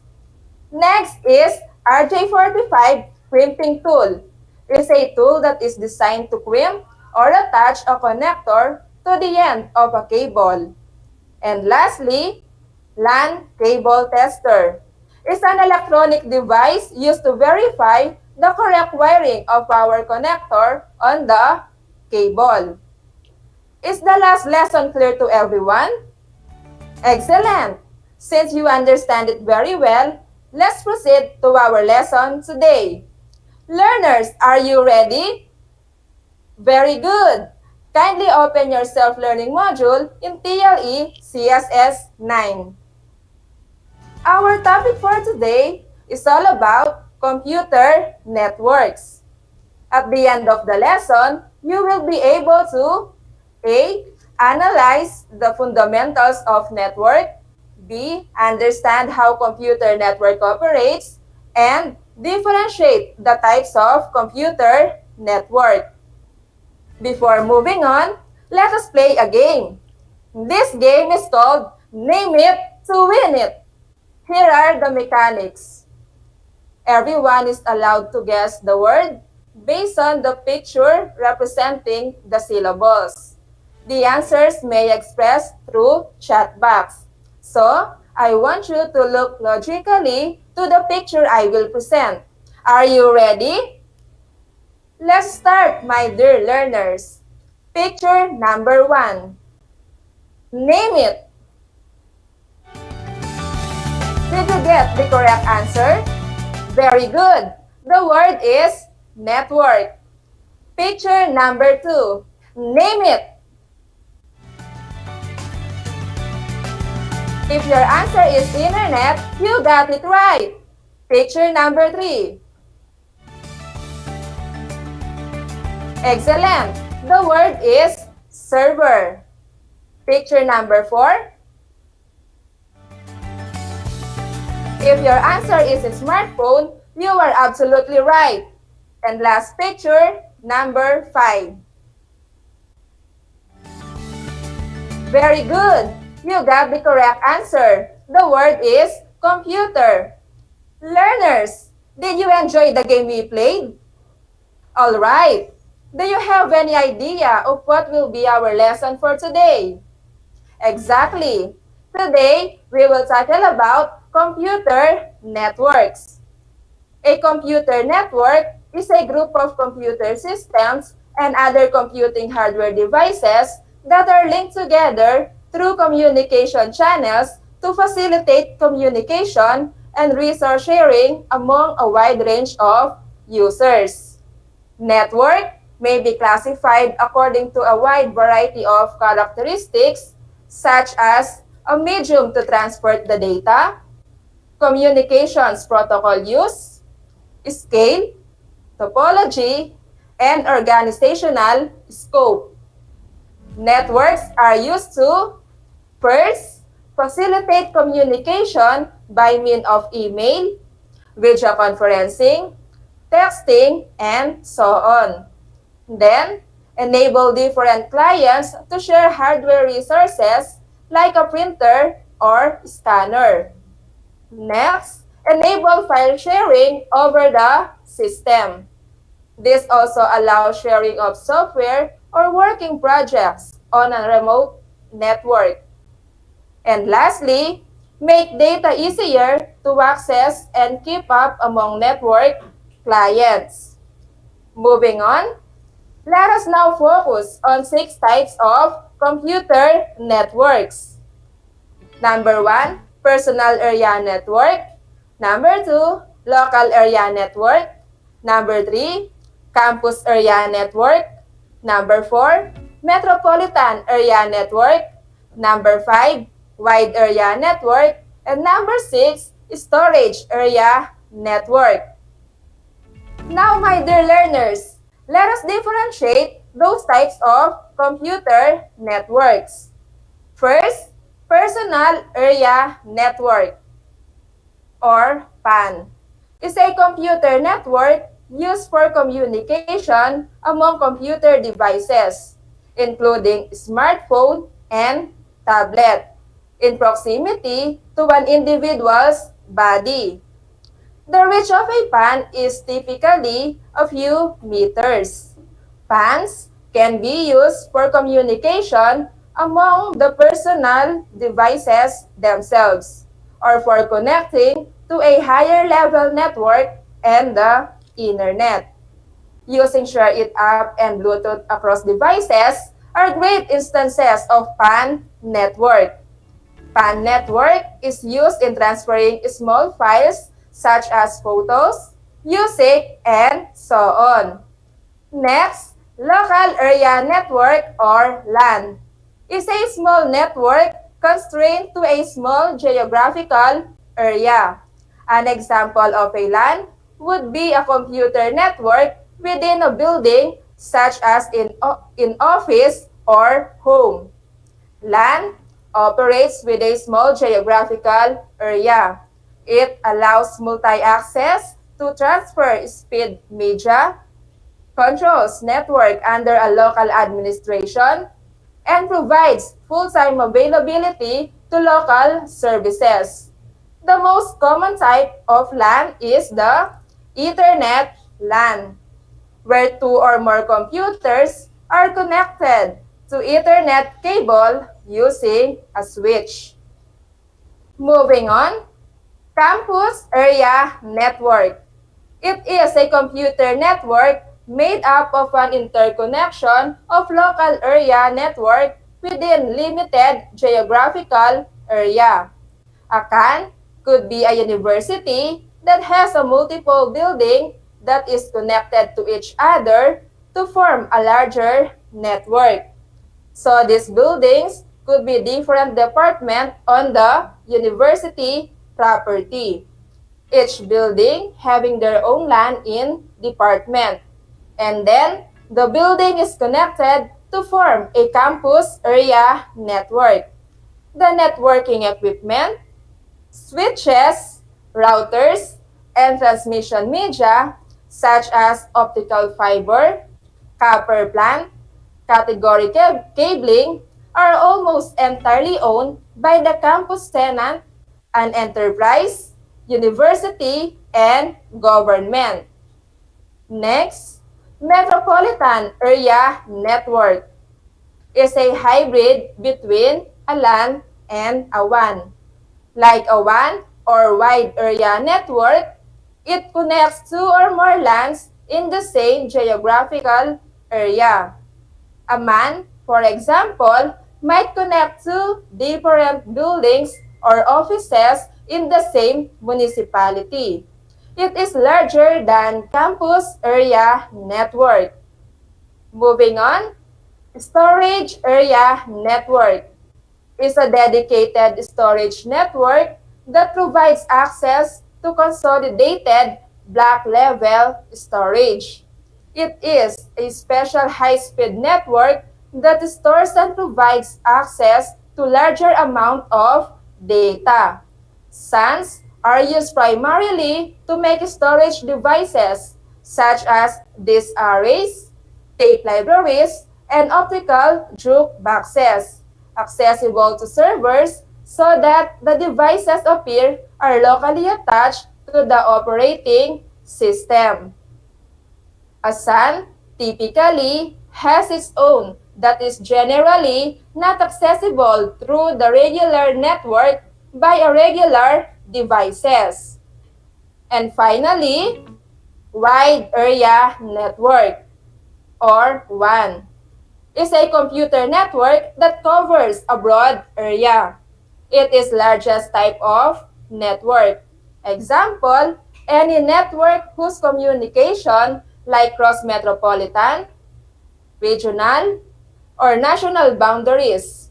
This is in contrast with personal area network, local area network, campus area network, or metropolitan area network, which are usually limited to a room, building, campus, or a specific metropolitan area respectively.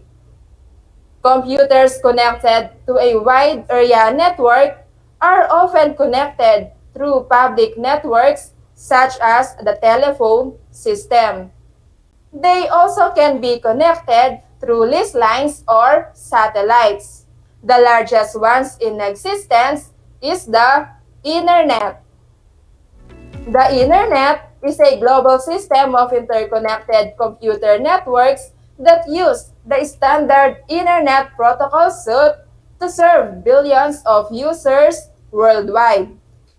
It is a network of networks that consists of millions of private, public, academic, business, and government networks of local to global scope that are linked by a broad array of electronic, wireless, and optical networking technologies.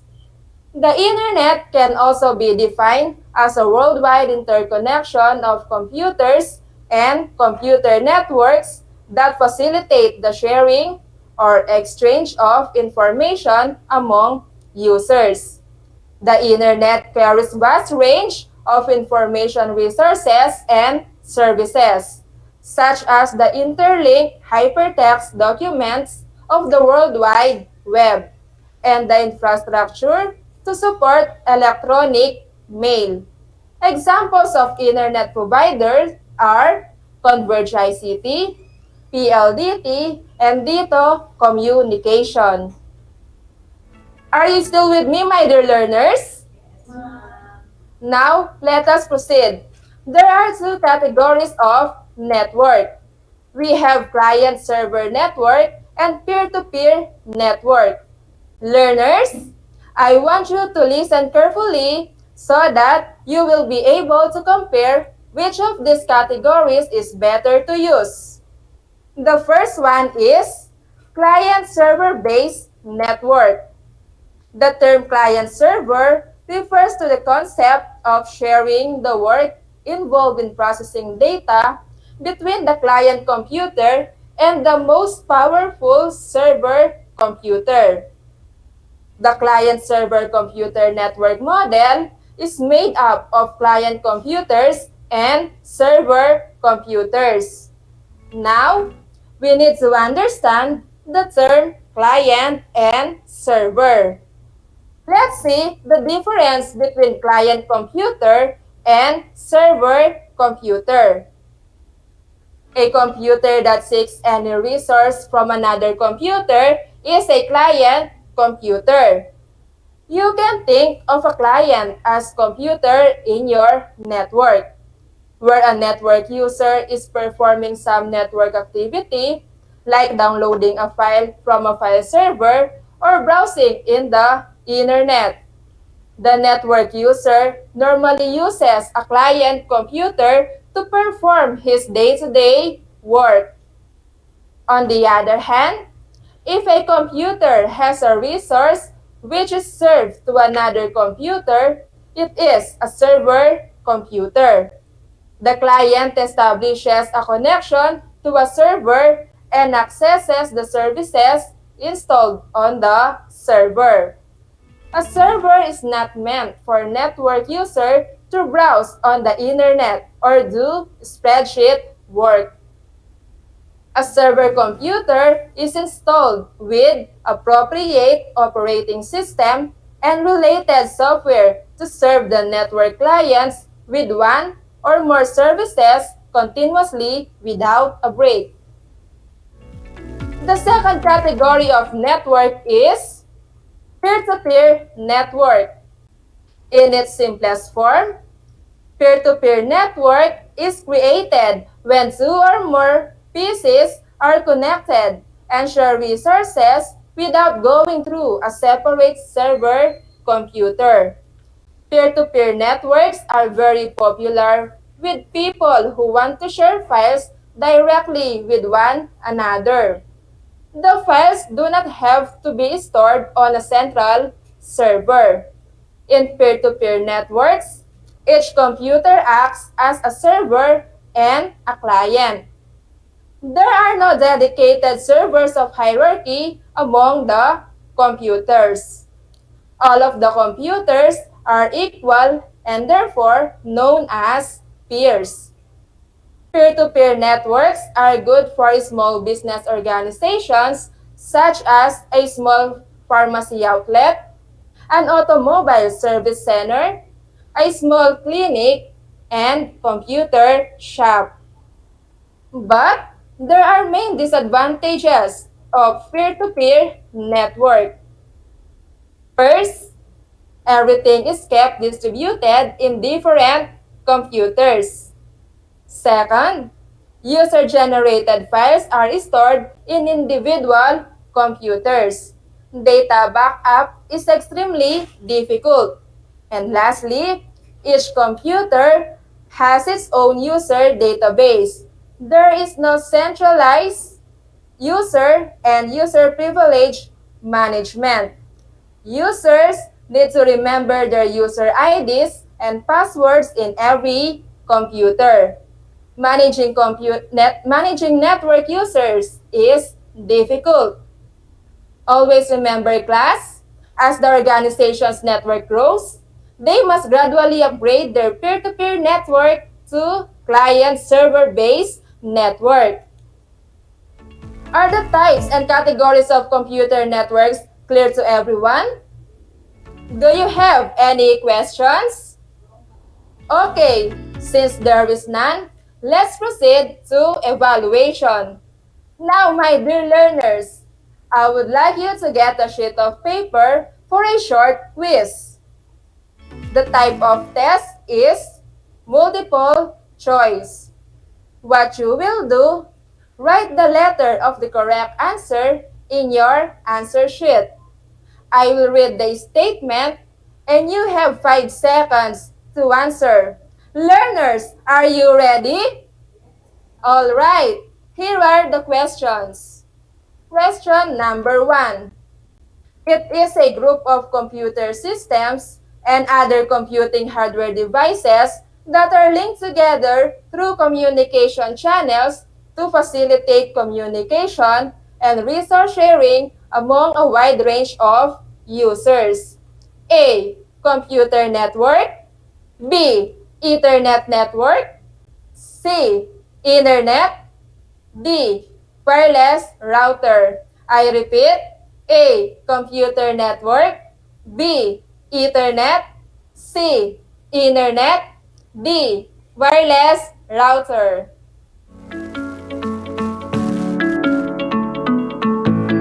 Let's proceed. Question number 2. What type of computer network is usually a small network constrained to a small geographic area? A. Local area network.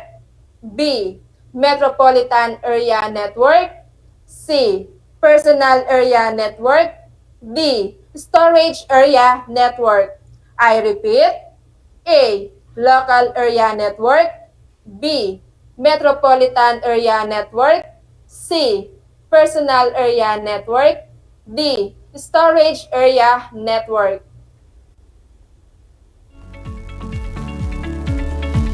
Question number 3.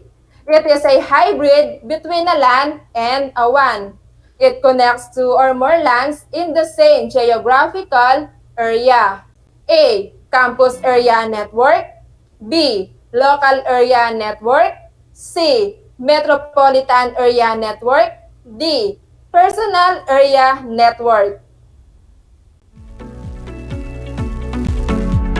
Question number 4. This computer network used for communication among computer devices in proximity to an individual's body. A. Local Area Network. B. Personal Area Network. C. Storage Area Network. D. Wide Area Network. Again, A. Local Area Network. B. Personal Area Network. C. Storage Area Network. D. Wide Area Network. And last number, question number 5. Which of these is a computer network that covers a broad area? A. Campus Area Network. B. Metropolitan Area Network. C. Storage Area Network. D. Wide Area Network. Again, A. Campus Area Network. B. Metropolitan Area Network. C. Storage Area Network. D. Wide Area Network.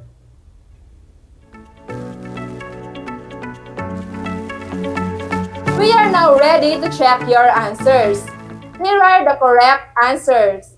Number 1, A. Number 2, A. Number 3, C. Number 4, B.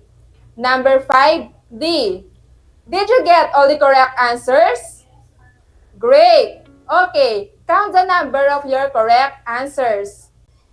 For those who got a perfect score of 5, excellent! Job well done! You listen carefully to our today's lesson. For those who got 4 and 3, very good! Keep up the good work. For those who got 2 and below, still, you're good and thank you for trying. Please get your module and review your answers. Thank you, learners, for your active participation. I hope you've enjoyed and learned a lot today.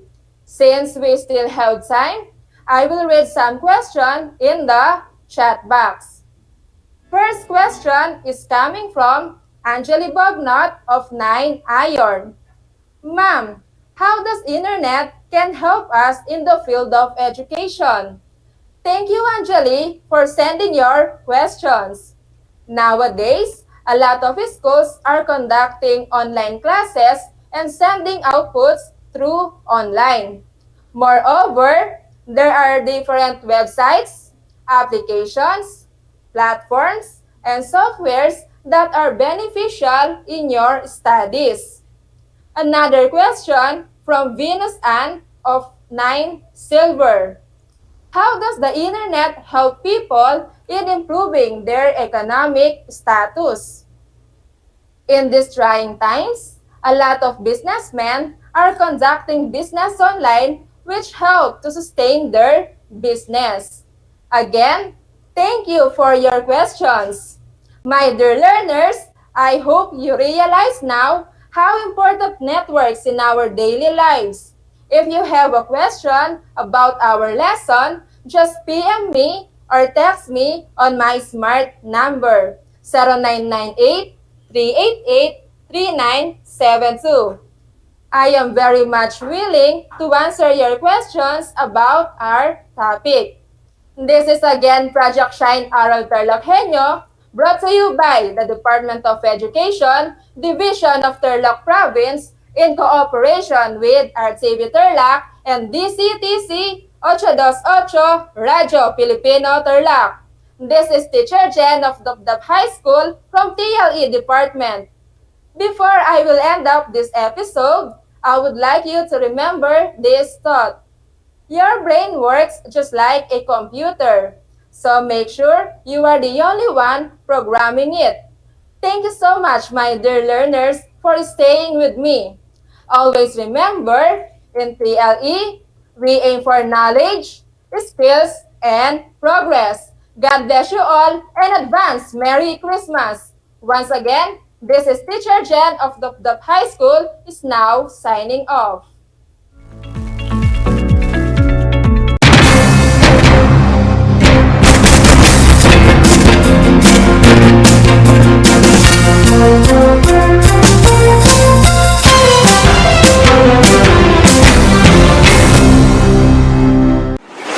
Kabahagi mo Radyo Pilipino. Impormasyong may kalidad, serbisyong may halaga. Saan mang bahagi ng Pilipinas. On air. Saan mang bahagi ng mundo. Online.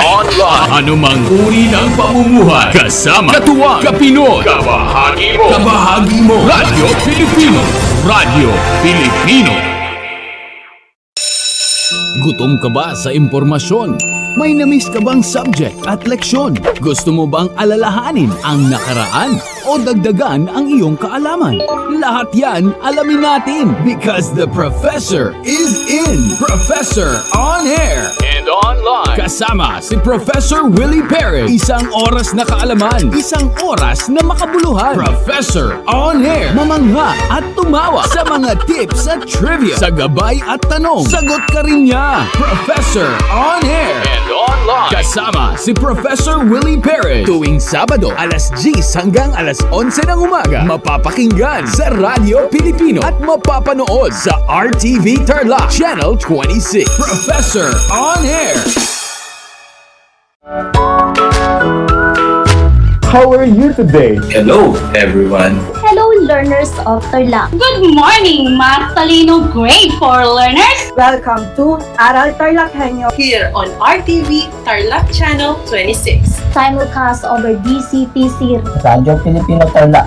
I'm Sir Glenn, your teacher broadcaster. Broadcasting live here at Paniki Tarlac. Remotely here in Concepcion, Tarlac. Live here at Barangay Pedro Elquines, Mayantok, Tarlac. Broadcasting live from Ramos National High School. Your anchor teacher today for grade 9 mathematics. Your partner in education this time of pandemic.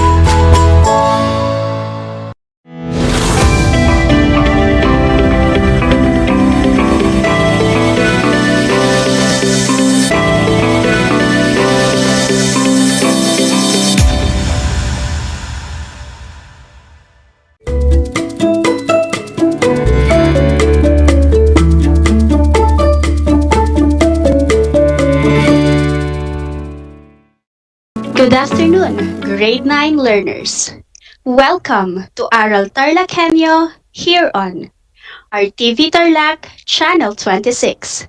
Simulcast over DCTC Radyo Pilipino Tarlac. Time checked, it is 4:30 in the afternoon. Broadcasting live here in Moncada, Tarlac. I am Julian Gamorot Lacamento, your remote teacher broadcaster for Arts Grade 9. Before we start with the new lesson, let us first have a quick review of our lesson last session. Last time, we had the topic about the Baroque period of arts with our teacher broadcaster, Sir Manuel Santa Cruz. To see if you can still remember the lesson, I will give you questions and you will have 5 seconds to answer each. Are you ready? Let's start. Question number 1. The term blank was derived from the Portuguese word barroco, which means irregularly shaped pearl or stone. Yes, very good. The correct answer is baroque, which describes a fairly complex idiom and focuses on painting, sculpture, as well as architecture. Question number 2. He was the artist behind the famous paintings Supper at Emmaus, Conversion of St. Paul, and Entombment of Christ. Yes, you are correct. Michelangelo Merisi was the artist behind the famous paintings Supper at Emmaus, Conversion of St. Paul, and Entombment of Christ. For our third question, The famous Ecstasy of Saint Teresa and Colonnade of the Piazza at St. Peter's, Rome, was this artist's greatest achievement. Yes, that's right. Lorenzo Bernini was the artist behind the Ecstasy of St. Teresa and the Colonnade of the Piazza at St. Peter's, Rome. For our fourth question, he was well known for his paintings of mythical and figurative subjects, landscapes, portraits, and Counter-Reformation altarpieces. Yes, you are correct. He was Peter Paul Rubens. And for our fifth and last question, he was the artist behind the artwork Las Meninas, or the Maid of Honor. You got it right. Diego Velázquez was the artist behind the work Las Meninas. Good job, grade 9 learners. I am glad that you have mastered the lesson last session. Let us now have our new lesson for today. But before we start, make it sure that you are in your most comfortable place while watching or listening to this broadcast. Also, hold your pen and your printed module so you can follow as I go along the discussions. Hands off to all distractions. Lend me your ears and stay focused to our lesson. At the end of the module, you are expected to identify the influences of the Baroque period on Philippine art forms. Are you ready to listen? Let us start and talk about the Baroque art forms in the Philippines. Are you familiar with this type of architectural feature? Where do we usually see them? Yes, you are correct. These are bell towers we can usually see in churches. The building of bell towers was one of the common architectural features during the Baroque period and was one of the influences brought to us by the Spaniards. As we go on with the discussion, you will have a deeper understanding and appreciation of how Baroque period of arts influenced the Philippine art forms, specifically in architecture. The Baroque started in the 16th century as a new artistic style after the Renaissance. It was promoted by the Catholic Church to show its power in response to the Protestant Reformation, and it became known for its abundance of ornaments and combination of different arts. From Italy, the new style quickly reaches Spain, and from there, it spread through Spain's colonies, reaching the Americas and the Asian nation of the Philippines. The Baroque style was carried by the Spaniards and the Portuguese to our country, where it became the prominent style of building for large and small churches. During the 300 years of Spanish colonization, the Philippine architecture was dominated by Spanish influences. They have built large Baroque churches to signify their presence and commitment to establish Catholic faith in our country. These churches also became places for their paintings, used as religious propagandas in spreading Catholicism. These Baroque churches of the Philippines represent a fusion of European church design, which is the Baroque style, and local construction techniques and decorations. Their common qualities are having qualities of a fortress, which are massive, solid, and sturdy. The reason behind is the intention to seek protection from intruders and invaders. Another problem was the fact that the Philippines lies in the Pacific Ring of Fire, which means earthquakes happen frequently. This led to the integration of prominent buttresses. Also, the separation of bell tower from the main structure and more design interventions. This unique architectural style became known as earthquake Baroque. Here are some of the Baroque churches in the Philippines. We have San Agustin Church in Paway, Ilocos Norte, San Agustin Church in Intramuros, Manila, Santa Maria Church in Santa Maria, Ilocos Sur, Santo Tomas de Villanueva Church in Miagao, Iloilo, and Baclayon Church in Bohol. Now, let us have a tour and take a closer look at these Baroque churches. Our first stop, San Agustin Church in Paway, Ilocos Norte. Also known as Paway Church, it has been declared as a National Historical Landmark in 1973 and National Cultural Treasure in 1993. The same year, it has been declared as a UNESCO World Heritage Site.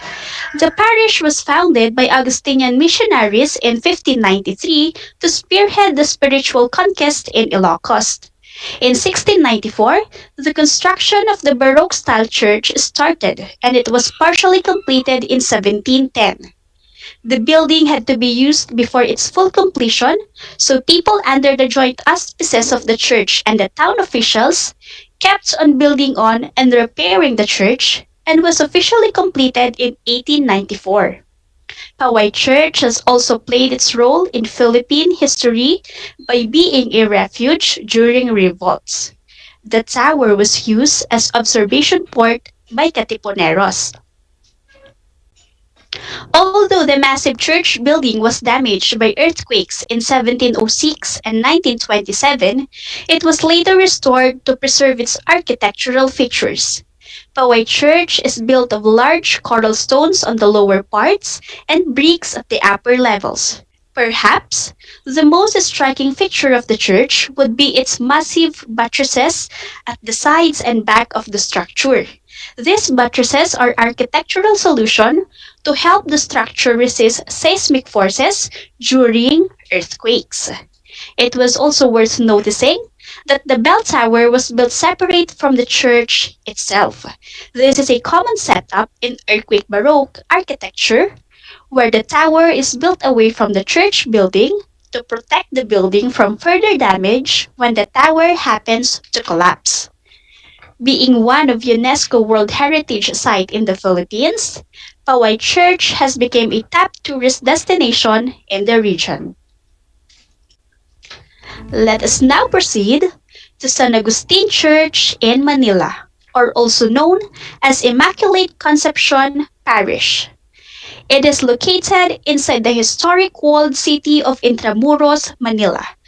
Other than being listed as a World Heritage Site, San Agustin has also been declared as a National Cultural Treasure in 1973 and a National Historical Landmark in 1976. Plans of the church were approved in 1586, and the structure was completed in 1607, making it the oldest stone church in the Philippines. In fact, it is the only church building left intact with Intramuros after World War II. Its main composition is mostly adobe stones quarried from Maykawayan, Binangonan, and Santa Mateo, Rizal. Due to lack of resources and manpower, San Agustin Church started its operation in 1604 before its completion in 1607. The church has also become part of our colonial history. It survived the British invasion in 1762, the Spanish-American War in 1898, and the Japanese invasion in 1942 during the Japanese occupation. The church was used as a concentration camp for prisoners where Japanese held Filipino captives. Although San Agustin managed to stay safe from battle, the structure is not exempted from earthquakes that occurred in Manila. A good thing, the structure was able to withstand major earthquakes in 1645, 1574, 1850, and 1880. The church was renovated in the year 1854. Its interior showcases magnificent trompe-l'oeil murals on its ceiling and walls. Trompe-l'oeil is an art technique that uses realistic imagery to to create the optical illusion that the object exists in 3 dimensions. Another World Heritage Site is Santa Maria Church, or also known as the Church of Our Lady of Assumption. This Baroque church can be found in Santa Maria, Ilocos Sur. It has been declared as a National Historical Landmark in 1973 and the National Cultural Treasure in 2015. Santa Maria Church was founded in 1765. The actual completion of the present structure is undated, but it is worth noting that the church was razed to the ground in 1822 and was rebuilt thereafter. Unlike the usual setups of churches built across the town plaza or municipal hall, this brick church was perched on the top of a hill. It can be accessed by ascending 85 concrete steps leading to the top, where they also built a school and a bell tower separate from the church. The hexagonal bell tower was built in 1810 and still stands today. The church was remodeled in 1863 to 1871. As one of the mission churches of Spain, in the 1700s, Santa Maria has played a role in the Christianization of the northern parts of the zone. The church also served as retreat house for Augustinian missionaries and for sickly elderly friars. Interestingly, the buttresses protecting the massive structure from earthquakes are circular in shape. Its interior walls and barreled ceiling are painted in white. For those who just tuned in, you are listening to Aral TarlakHenyo here on RTV Tarlac Channel 26, simulcast over DCTC Radyo Pilipino Tarlac. This is your teacher broadcaster, Ma'am Julian, and our lesson is about the Baroque art forms in the Philippines. Our next stop, we have Santo Tomas de Villanueva Church, or also known as Miagao Church. This Baroque or Romanist church is located in Miagao, Iloilo. It has also been declared as a National Cultural Treasure, a National Historical Landmark in 1963, a National Shrine in 1973, and finally, UNESCO World Heritage Site in 1993. The construction of Miagao Church began in December 1786 and was completed in 1797. Its structure is built of stone blocks. Like other Spanish colonial mission churches in the Philippines, Miagao Church was executed not by architects, but by Spanish friars who came as missionaries with the help of local master builders. The church lies in the highest elevated area in town. It has 1.5 meters thick walls and buttresses, which are thrice thicker in size. In 1898, during the Revolution, the church was destroyed and subsequently rebuilt. It was also damaged by fire in 1910 and was severely damaged by earthquakes in 1948. To preserve the structure, restoration began in 1960 and was completed 2 years after. Miagao Church is probably one of the churches you'd easily remember because of its unique facade design. A relief sculpture of Saint Christopher carrying the Christ child lies at the center of the masterpiece, together with a coconut tree, papaya, and guava shrubs filling up the pediment. Another distinct feature is its twin bell tower with different designs. Aside from these 4 Spanish-era churches declared as UNESCO World Heritage Sites, we also have on the list the Baclayon Church. The Baclayon Church, or also known as the Immaculate Conception of the Virgin Mary Parish Church, is a Roman Catholic church in the municipality of Baclayon, Bohol, within the jurisdiction of the Roman Catholic Diocese of Tagbilaran. it is the second oldest stone church in the Philippines. Remember, the oldest one is San Agustin Church in Intramuros, Manila. Constructed in 1595, it was elevated as a parish in 1717 and the present Coral Stone Church was completed in 1737. The church is still intact and houses important relics and images reminiscent of the historic Roman Catholic religion in the country. Among those displayed in the church museum are crystal chandelier, silver tabernacle, altar with carvings inlaid with gold, life-size statues, and more. Baclayon Church was declared a National Cultural Treasure by the National Museum of the Philippines and National Historical Landmark by the National Historical Commission of the Philippines. Together with the churches of Maragondon, Lobok, Gian, the Baclayon Church was formally included for the UNESCO World Heritage Site tentative list of the Philippines since 1993 under the collective group of Jesuit churches of the Philippines. However, due to its destruction, it was removed as a nominated site. It was reconstructed by the National Museum of the Philippines in the year 2013 due to a 7.2 magnitude earthquake the same year and was completed in 2017. And there you have it. The Baroque churches we have here in the Philippines. The Church of San Agustin in Manila, the Church of San Agustin in Paway, Ilocos Norte, Santa Maria Church in Santa Maria, Ilocos Sur, the Church of Santo Tomas de Villanueva in Miagao, Iloilo, and the Baclayon Church in Bohol. Churches that show evident features of Baroque style in architecture brought to us by the Spaniards.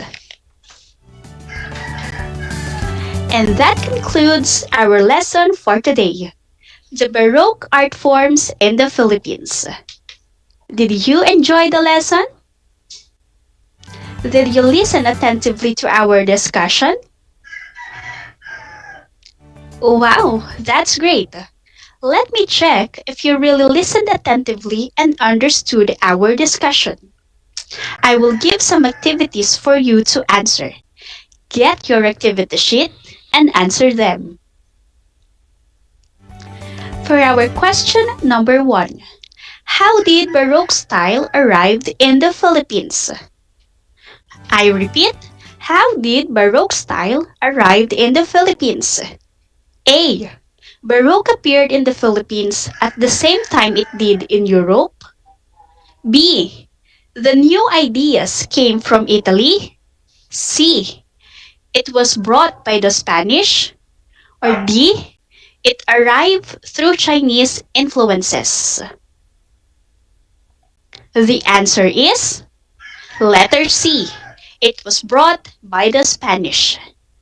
Next question.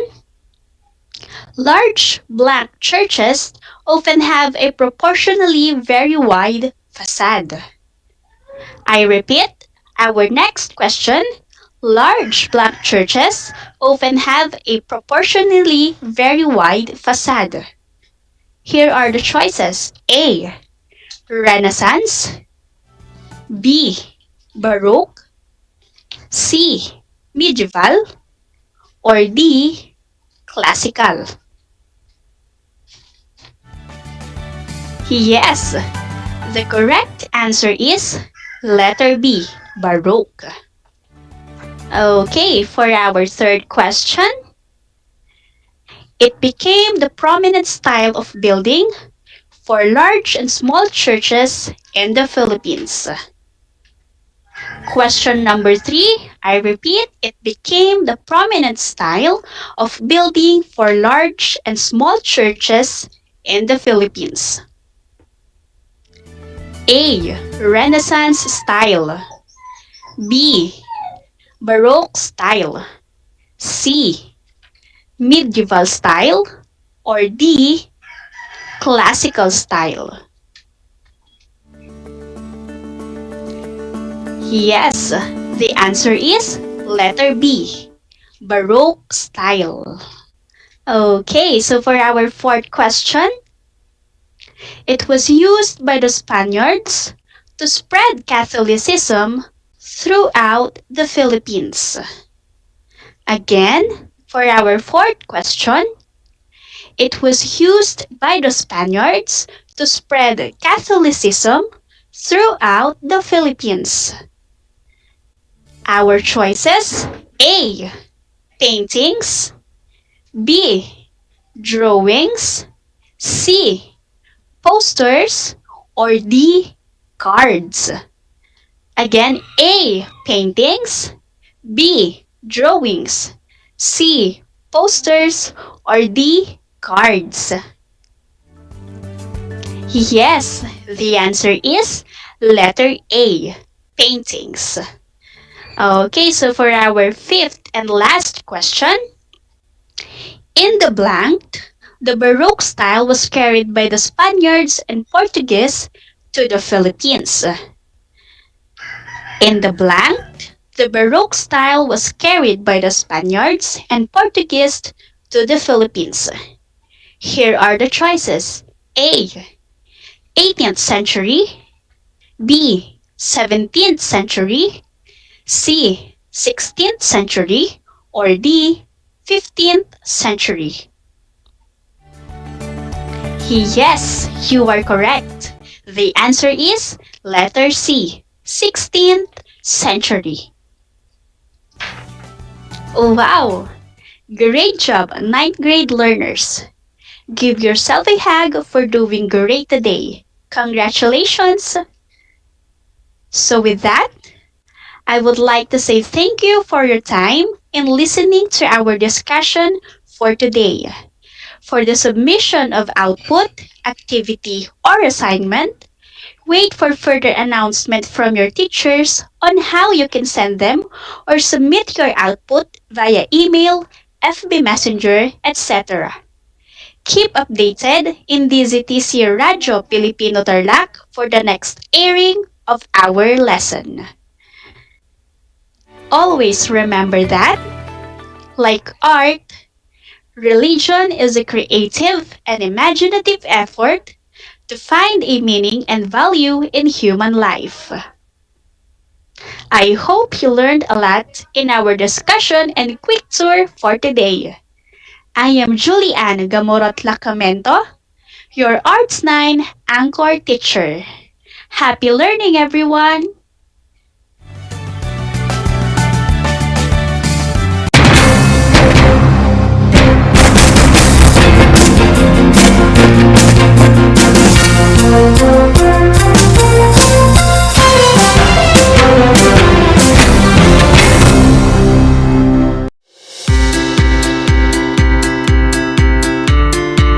Upang matugunan ang mga kinakaharap na pagsubok ng mga guro at mag-aaral sa gitna ng kasalukuyang pandemya, nagsanib tulong sina Congressman Charlie Cojuangco ng unang distrito ng Tarlac, DEPED Region 3 Regional Director Dr. May B. Eclar at Tarlac Schools Division Superintendent Dr. Ronaldo Poson para sa isang napapanahong proyekto na tinaguriang Project Shine, Aral TarlakHenyo. Ang mga mag-aaral ng Grade 4 at Grade 5, ganon din ang Grades 8 and 9 sa buong probinsya ng Tarlac, kasalukuyang sumasailalim sa radio-based instruction. Katuwang ang himpilang DZTC 828 kHz AM at RTV Tarlac, Channel 26.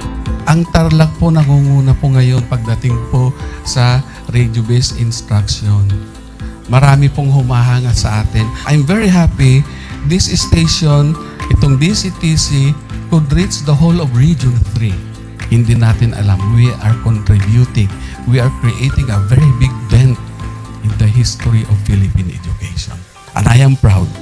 I am here in Tarlac. This is the noble cause of education in which you and I, without you knowing it, we are bound to do.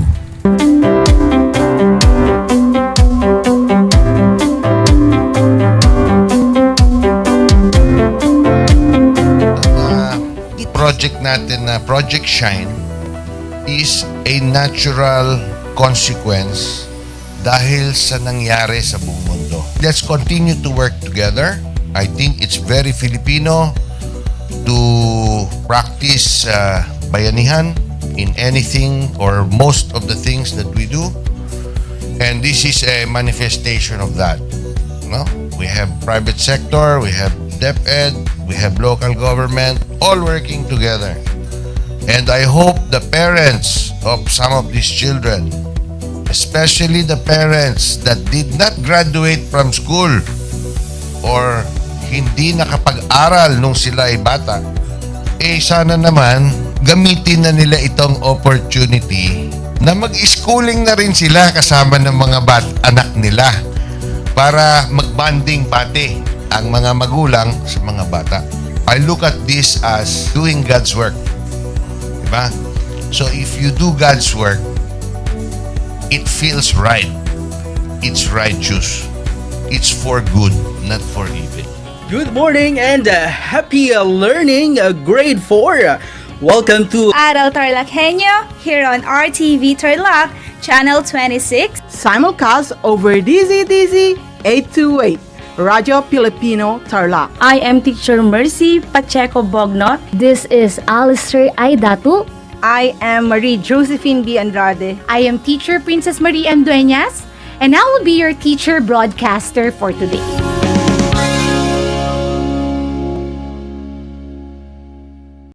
Kumusta mga ginyo kong tagapakinig? Nagbabalik ang inyong paaralang panghimpapawid, Aral TarlakHenyo, Sa RTV Tarlac, Channel 26, at sa bayang naririnig sa DZTC 828, Radyo Filipino Tarlac. Tayo rin ay napapanood sa FB Live ng RTV Tarlac Channel 26. Sumasahimpapawid mula sa bayan ng Pura Tarlac, mula sa bayan ng San Clemente, Mula rito sa Puro Elementary School, Pura Tarlac. sa bayan ng Kapas Tarlac. Ako, ang inyong guro,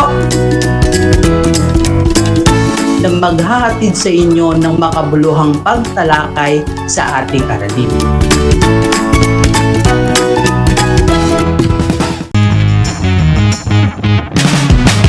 I'm back!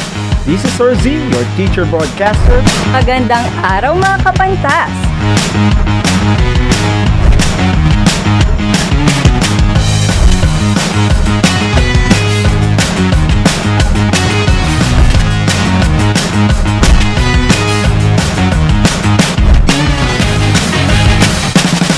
Welcome to Aral TarlakHenyo.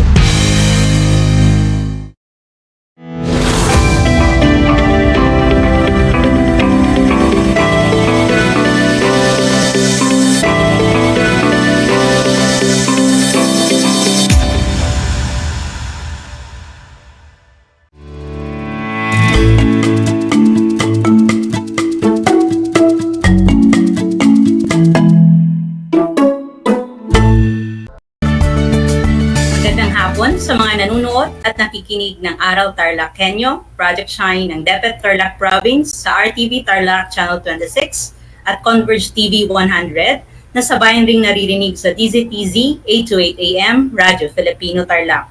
Welcome po sa ating PSDS Hour. Ako po si Dr. Marisa M. Damian, Public Schools District Supervisor ng Victoria West District. Sumasahing papawid mula sa bayan ng Victoria, Tarlac, ang yung magiging host for today's PSDSR. So makakasama po natin ngayon ang Public Schools District Supervisor ng San Jose West District, ang pinakabatang PSDS ng STO Tarlac Province, ang ating focal person ng Aral TarlakHenyo Year 2, ang maganda at magaling na leader, walang iba kundi si Dr. Annie Michelle Laursano. Good afternoon, Ma'am Michelle. Kumusta? Good afternoon, Ma'am Marisa. Ayan. Maraming salamat sa iyong introduction, ano. And I'm very glad na I am with the very kind and talaga namang worker din na kasamang PSDS, Ma'am Marisa.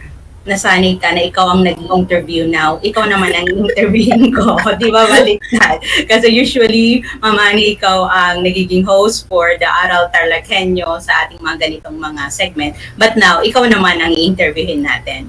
So, Ma'am Annie, at sa ating mga nanonood at nakikinig ng PSDS Hour ngayong November 23, ngayong oras na to, kagaya po ng nabanggit natin noong nakaraang Technical Working Group Hour natin, ang ating talakayan ngayong Year 2 ng Aral TarlakHenyo Project Shine sa PSDS Hour ay iikot sa temang Pressures, Measures, and Treasures.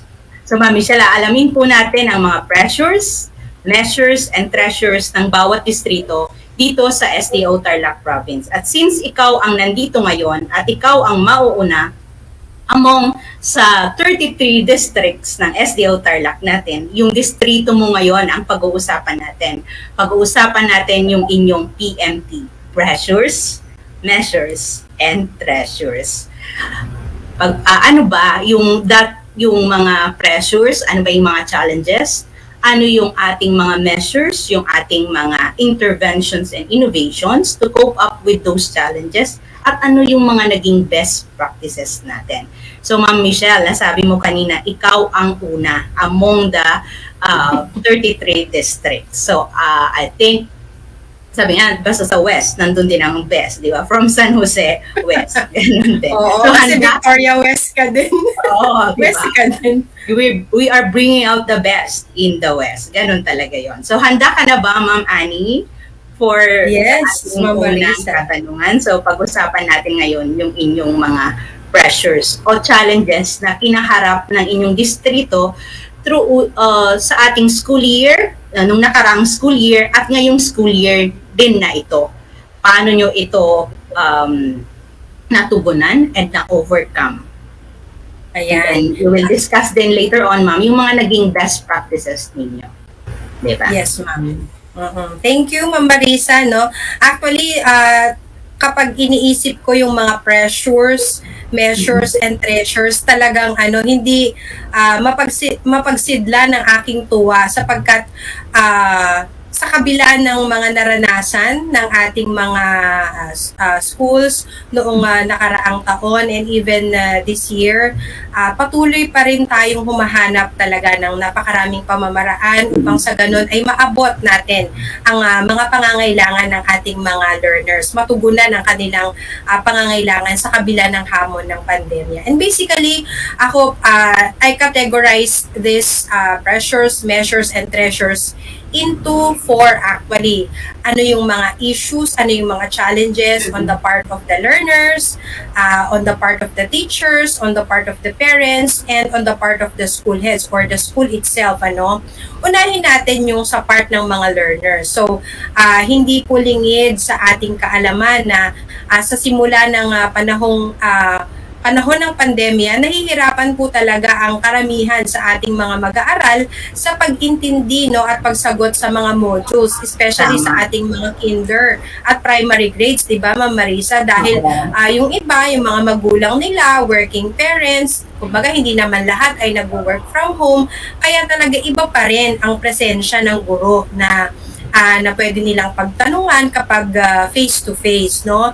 Nevertheless, tayo ay hindi tumigil. Ang ating mga guro, ang ating mga school heads ay hindi tumigil, no? Sa paghanap ng solusyon para matugunan ang pangangailangan na ito ng ating mga mag-aaral. Kaya naman, yung ibang mga paaralan na naka-encounter ng ganitong mga challenges ay nag-conduct ng mga call or text communication sa kanilang mga estudyante, sa kanilang mga sa mga magulang, ayan, ng kanilang estudyante, and they even kumbaga created group chats, no, para sa ganun kung may mga katanungan, pwede silang magtanong doon at si teacher pwede niyang bigyan ng instruction yung kaniyang mga estudyante doon. And actually, some schools are even conducting home visitation, no? May mga home visits din pong naganap upang sa ganun ay mas malaman ng mga teachers, ng school head, yung pangangailangan, ano ba talaga yung kailangan ng ating mga mag-aaral, saan ba talaga sila nahihirapan. Kasi iba pa rin yung while eto yung lesson nakikita ng bata ay na-explain ng magulang, ay ng teacher. No? But of course, that is with the proper observation ng ating health and safety protocol. Ayan. So,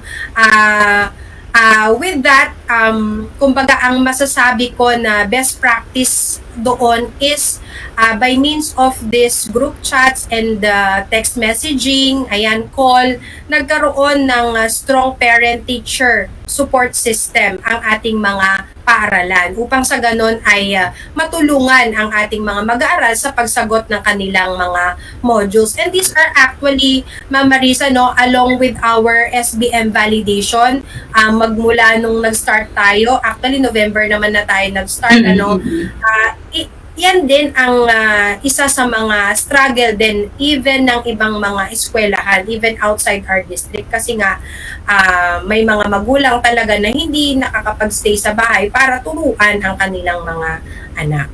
So aside from that, aside from the solution that home visitation, call or text, or through group chats, nagkaroon din kami ng request kay Mayor na pag-aalat ng RBI equipment sa lahat ng eskwelahan, no?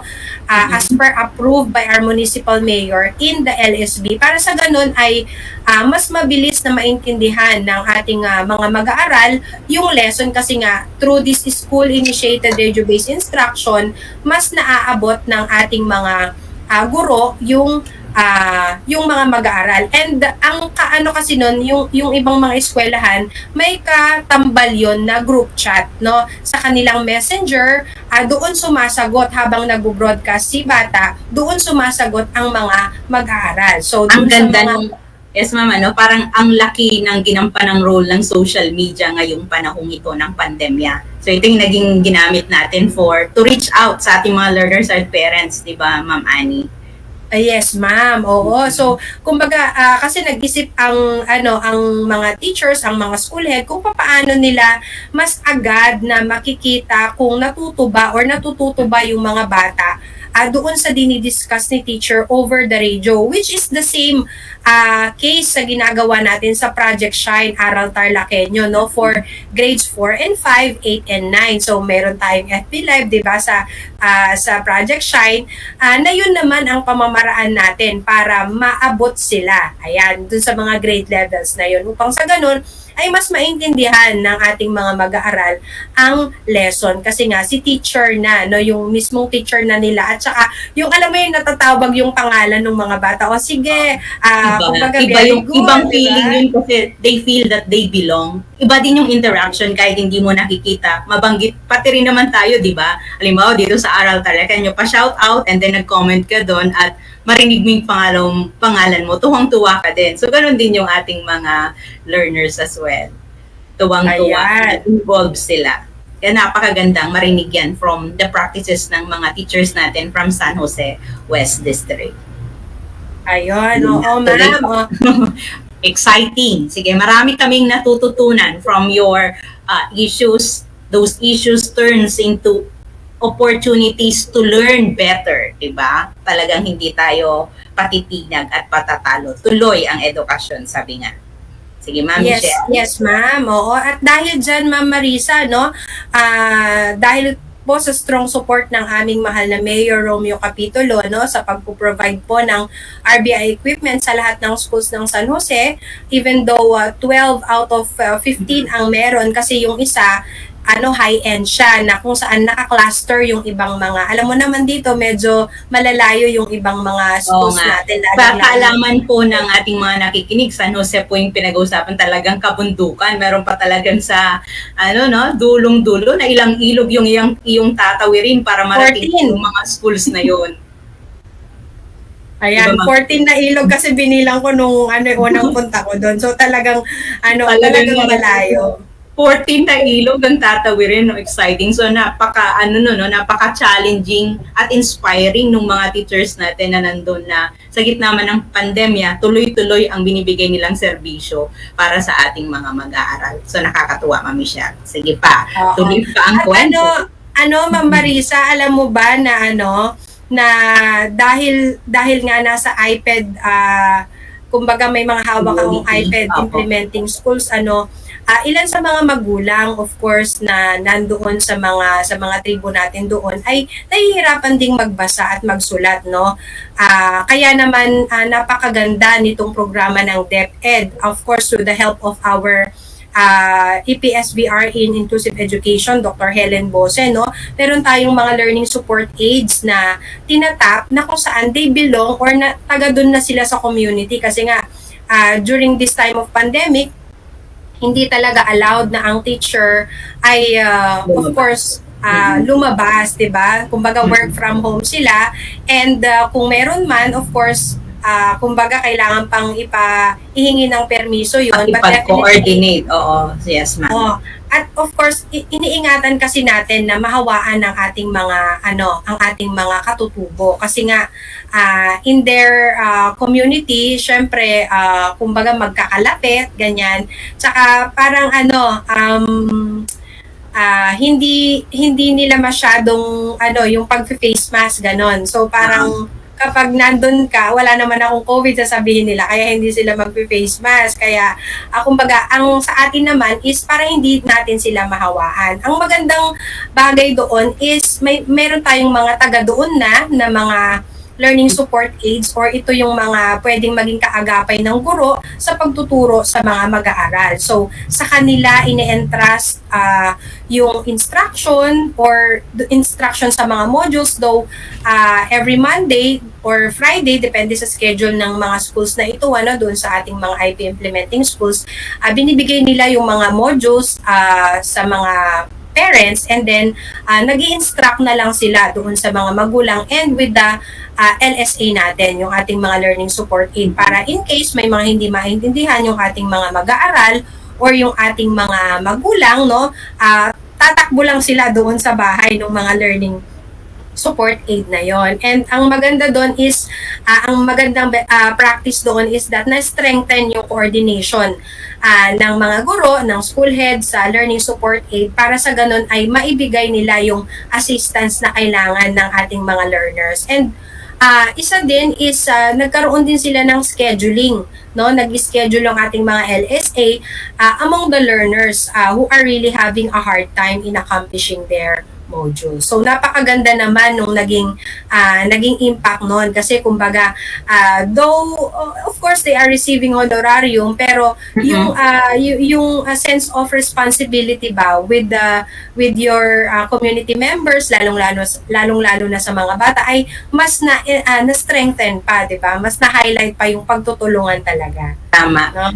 Kung tutusin, ma'am, yung honorarium na yun is maliit na bagay kumpara dun sa support o yung voluntary action na binibigay nila para tuloy ang edukasyon. Kasi nire-risk din nila talaga yung kanilang sarili para maituloy yung edukasyon. Sabi nga natin, learning must continue, pero hindi lang basta learning. Quality learning must continue. At yun yung pinaka-basic purpose natin ngayon. That's why, lumalabas ang intervention, kasi kung tuloy-tuloy lang, you give the modules, but then nakikita natin from your sharing na the teachers, the schools find ways to reach out for us to continue quality learning, di ba? Lalo dyan, napaka-challenging kasi you are in the iPad community na yung mga indigenous peoples ang ating mga tinuturuan. So, Ma'am Michelle, parang you move mountains, di ba? Parang gano'n ang nangyari, para marating mo sila. Total, nasa mountain ka naman. Na-move talaga ang mountain. You turn challenges into opportunities and innovation. So, marami kang nabanggit kanina. So, siguro, ma'am, maraming mga innovations ang naging lumabas dun sa mga issues na nabanggit mo kanina. So marami bang na-approve na innovations mula sa ating naging productive? Hindi lang sabi natin ang pandemic ngayon na naranasan natin, hindi lang ito nagbigay sa atin ng kalungkutan, but nagbigay sa atin ng ating kakayahan na ilabas yung ating mga natatagong talento para makapag-innovate at bigay ng mas makabagong paraan para matuto yung ating mga mag-aral. Di ba? Isa nga dito ang Project Shine. ikaw yung focal person ngayon. And dun sa district nyo naman, ma'am, ano yung mga bago or innovative projects and programs na nai-offer ng ating mga schools? Pwede mo kaming bigyan ng mga samples noon? Ayan, and that leads me, Ma'am Marisa, no, doon sa issues and concern ng mga parents, leading to the innovation ng isang eskwelahan dito, specifically Mababa na ba and Iba High School, no, yung kanilang Project QR, tsaka yung kanilang drop and pick system, no, by Iba High School din, na for those parents na nahihirapan sa pagsunod sa health protocols or para mapadali yung kanilang pagkuha at pag-retrieve at pag-distribute ng modules ng eskwelahan sa mga mag-aaral, itong QR code system nila, which is an innovation by Mababa na ba High School, ito yung merong mga QR or may mga ID ang ating mga mag-aaral na itatapat lang doon sa laptop, no, doon sa mismong camera ng laptop, at parang yun na yung magiging attendance, no, ng mga magulang. So, kumbaga, hindi na sila gumagamit ng pen and paper para mag-register kasi nga minsan, di ba, yun din yung nagiging cause ng ating yung pagkalat ng virus. So, by means of scanning, so that's contactless transaction, kumbaga, nape-prevent natin yung pag-spread ng diseases. Ayan. So, the same is true yung tinatawag na pick and drop or drop and pick system, no? Na ilalagay lamang sa kahon yung mga natapos na modules at kukunin yung mga modules na na intended for their children, no? Para sa ganun ay of course, susunod tayo as part of the compliance din natin sa contactless transaction, tsaka adhering to health protocols din natin yan para ma-prevent yung spread ng diseases. Tama yan, ma'am. So, ang ganda, no? Kasi sabi, yung QR code na yan, dati hindi tayo, imagine mo, you are in the mountainous area, pero napaka-high-tech, di ba? You are now using the QR code. So, yung nabawasan na, kaysa yung pipila sila, isang click na lang or isang tap na lang, makakapag-attendance nila. So, napakagandang actually, Ma'am Marisa, nag-start na ito last year dun sa school nila sa Mababa na ba, and until now they are still using that, no. Kumbaga, kailangan lang magtiyaga sa una, pero alam mo yung SF1 kung saan naka-register yung mga pangalan ng bata, ililink lang doon, kaya hindi mahirap, no. Hindi mo na i-encode isa-isa pa yung mga pangalan, no. So napakagaling, no. Napakagaling mag-isip ng ating mga teachers. Sabi ko nga, they turn challenges into opportunities. Doon lumabas yung pagiging innovative nila. Doon dati kasi bibihira yung lumalabas na innovations, kamot may, pero ngayon ang resulta ng COVID-19 pandemic ay mga naglabasang innovations and also researches. So nakita natin kung gaano gumalaw at nag-evolve yung ating mga practices from traditional to makabago, sabi nga natin. Isa yan, yung naririnig po natin ngayon, yung mga best practices na ginagawa ng San Jose West District. Isa lang po ito among the 33 districts na pinakikinggan natin sa mga susunod na Tuesdays. Pakikinggan naman natin yung ibang mga distrito about their best practice. Isa pa lang ito, pero punong-puno ng kaalaman na pwede nating i-benchmark sa mga best practices ng distrito ng San Jose. So, yun, QR code, nabanggit mo din kanina, ma'am, yung RBI. Drop and pick. Drop and pick, yan. And then yung RBI din na meron kayo. Pwede nyo ba kaming kwentuhan more on drop and pick system? Ayan, yung sa drop and pick system naman ay ilalagay lang ng magulang yung mga modules ng anak nila na natapos during the scheduled time, and then dun sa kahon at kukunin naman yung intended na modules na may nakalagay na pangalan dun, intended para sa kanilang mga anak. Again, that is to minimize yung transmission ng mga diseases. Ayan, syempre hindi nga natin nakikita yung COVID-19 virus. Ayan, for contactless transaction din. Okay. Ayan. At saka Ma'am Marisa, may gusto din akong idagdag, no. May time kasi dito that nung bago pasukan, nagkaroon ng surge ng cases ng COVID-19. So, kumbaga, nag-worry kami in terms of the distribution of modules, but then may mga schools na of course nahirapan, but then they were able to kumbaga think outside the box. So tinap nila ang suporta ng PNP kasi granular lockdown yan So may mga lugar na talagang bawal ang lalabas, ayan, so lockdown. Tinap nila yung support ng kapulisan natin at sila yung nag-distribute ng mga modules sa bahay-bahay. Ayan, para sa ganun ay maprotektahan din yung kalusugan ng ating mga guro.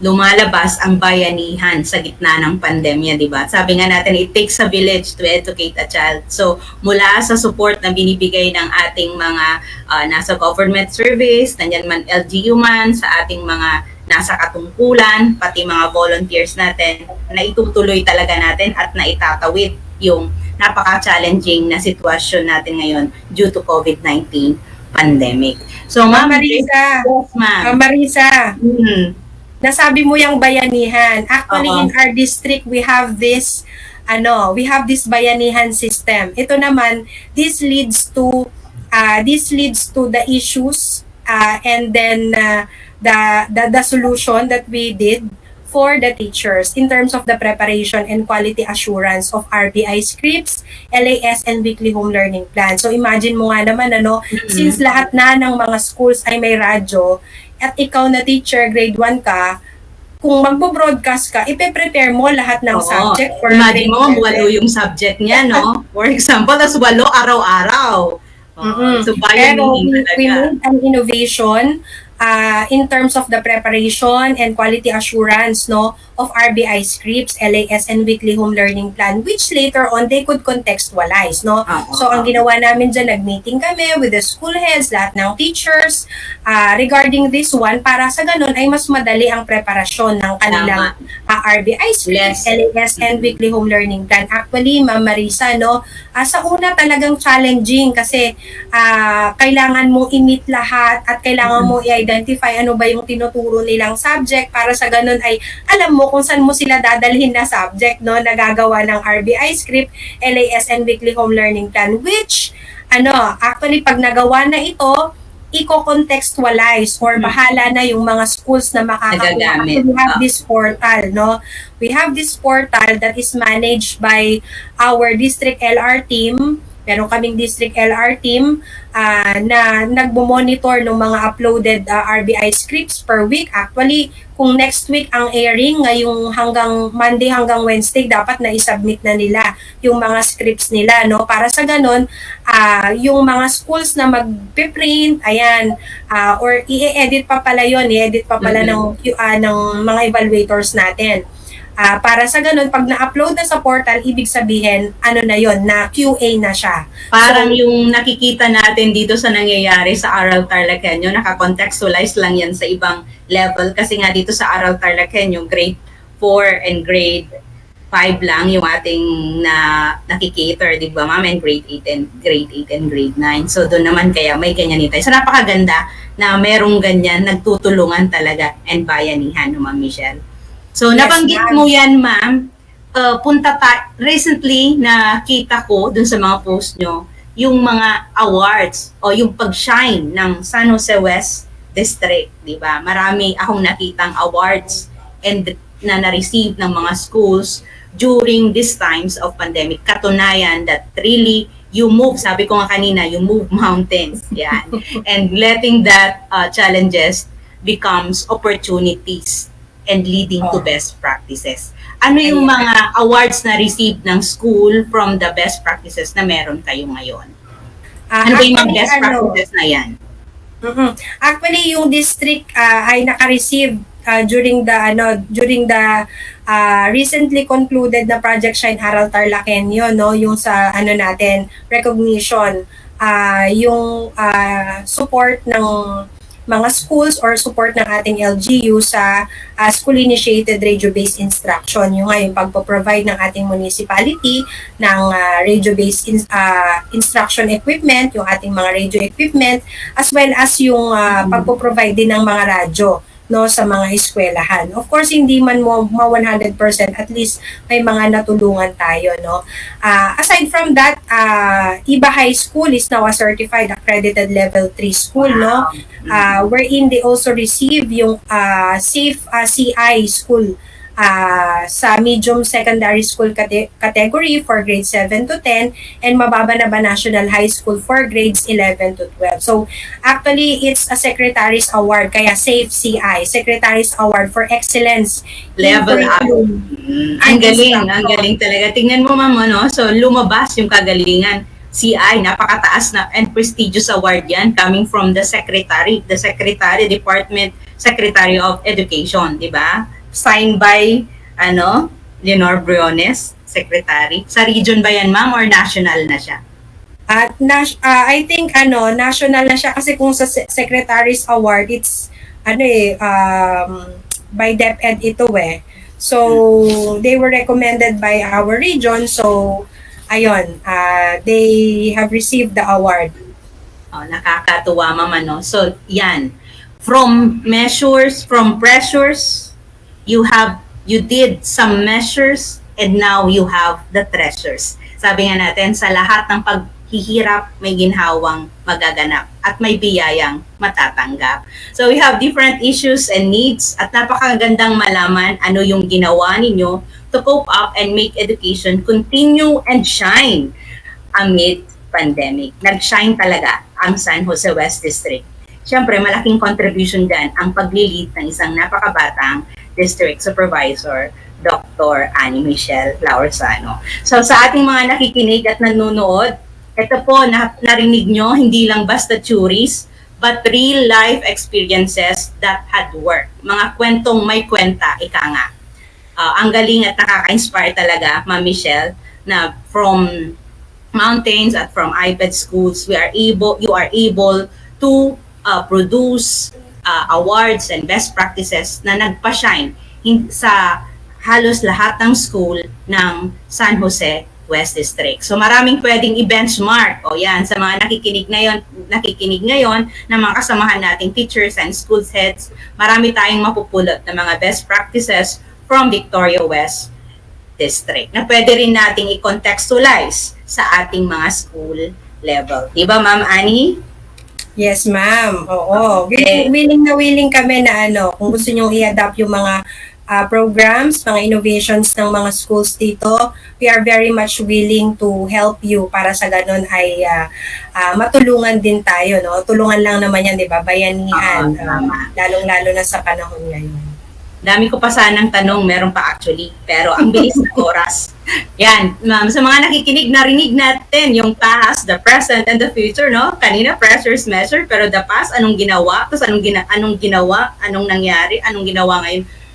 Yun, the present and the past, at yung mga susunod pa nilang gagawin. So, salamat Ma'am Annie sa pagpapaunlak ng panayam ngayong hapon. You are the first among the PSDS to be sharing their best practices, issues, and concerns sa inyong distrito. I'm sure maraming napulot ang ating mga manunood, especially our teachers and school heads and fellow PSDS, na pwede na nating i-apply sa ating mga distrito, na magiging batayan din natin in creating our own innovations sa ating mga schools and district. Thank you for sharing with us your pressures, your measures, and treasures. Ma'am Annie Michelle, any last say sa ating mga manunood at nakikinig ng ating segment ngayong araw? Ayan, so sa lahat po ng nakikinig, kapit lang po, no, dahil malapit nang matapos ang pandemyang ito, no, sa aming mga magulang, LGU and other stakeholders, nakasama po namin kayo noong mas mahirap ang ating nararanasan noong nakaraang taon. Mas kakayanin po natin ngayon na lalong-lalo na bumaba na po ang kaso sa ating probinsya at tayo ay tuluyang aahon sa kabila ng hamon ng pandemya. Lagi lang po nating isipin na ang lahat ng ating ginagawa ay para sa kapakanan ng mga future ng ating bansa, ang ating mga mag-aaral. Yan, sama-sama tayong babangon para sa bata, para sa bayan. Ito po ang inyong lingkod, Marisa M. Damian, mula sa Victoria, Tarlac. Nagsasabing, let's keep our URL, unlearning, relearning, and learning more. Para sa bata, para sa bayan. Angat Tarlac, rise Tarlac, shine Tarlac. To God be the glory. Magandang hapon po muli sa ating lahat.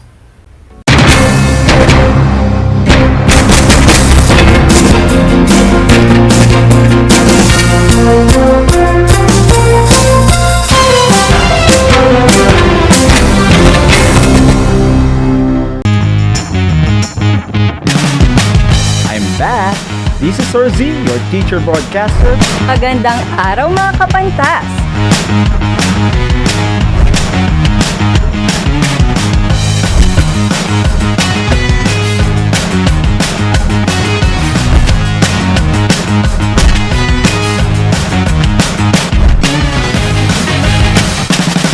Welcome to Aral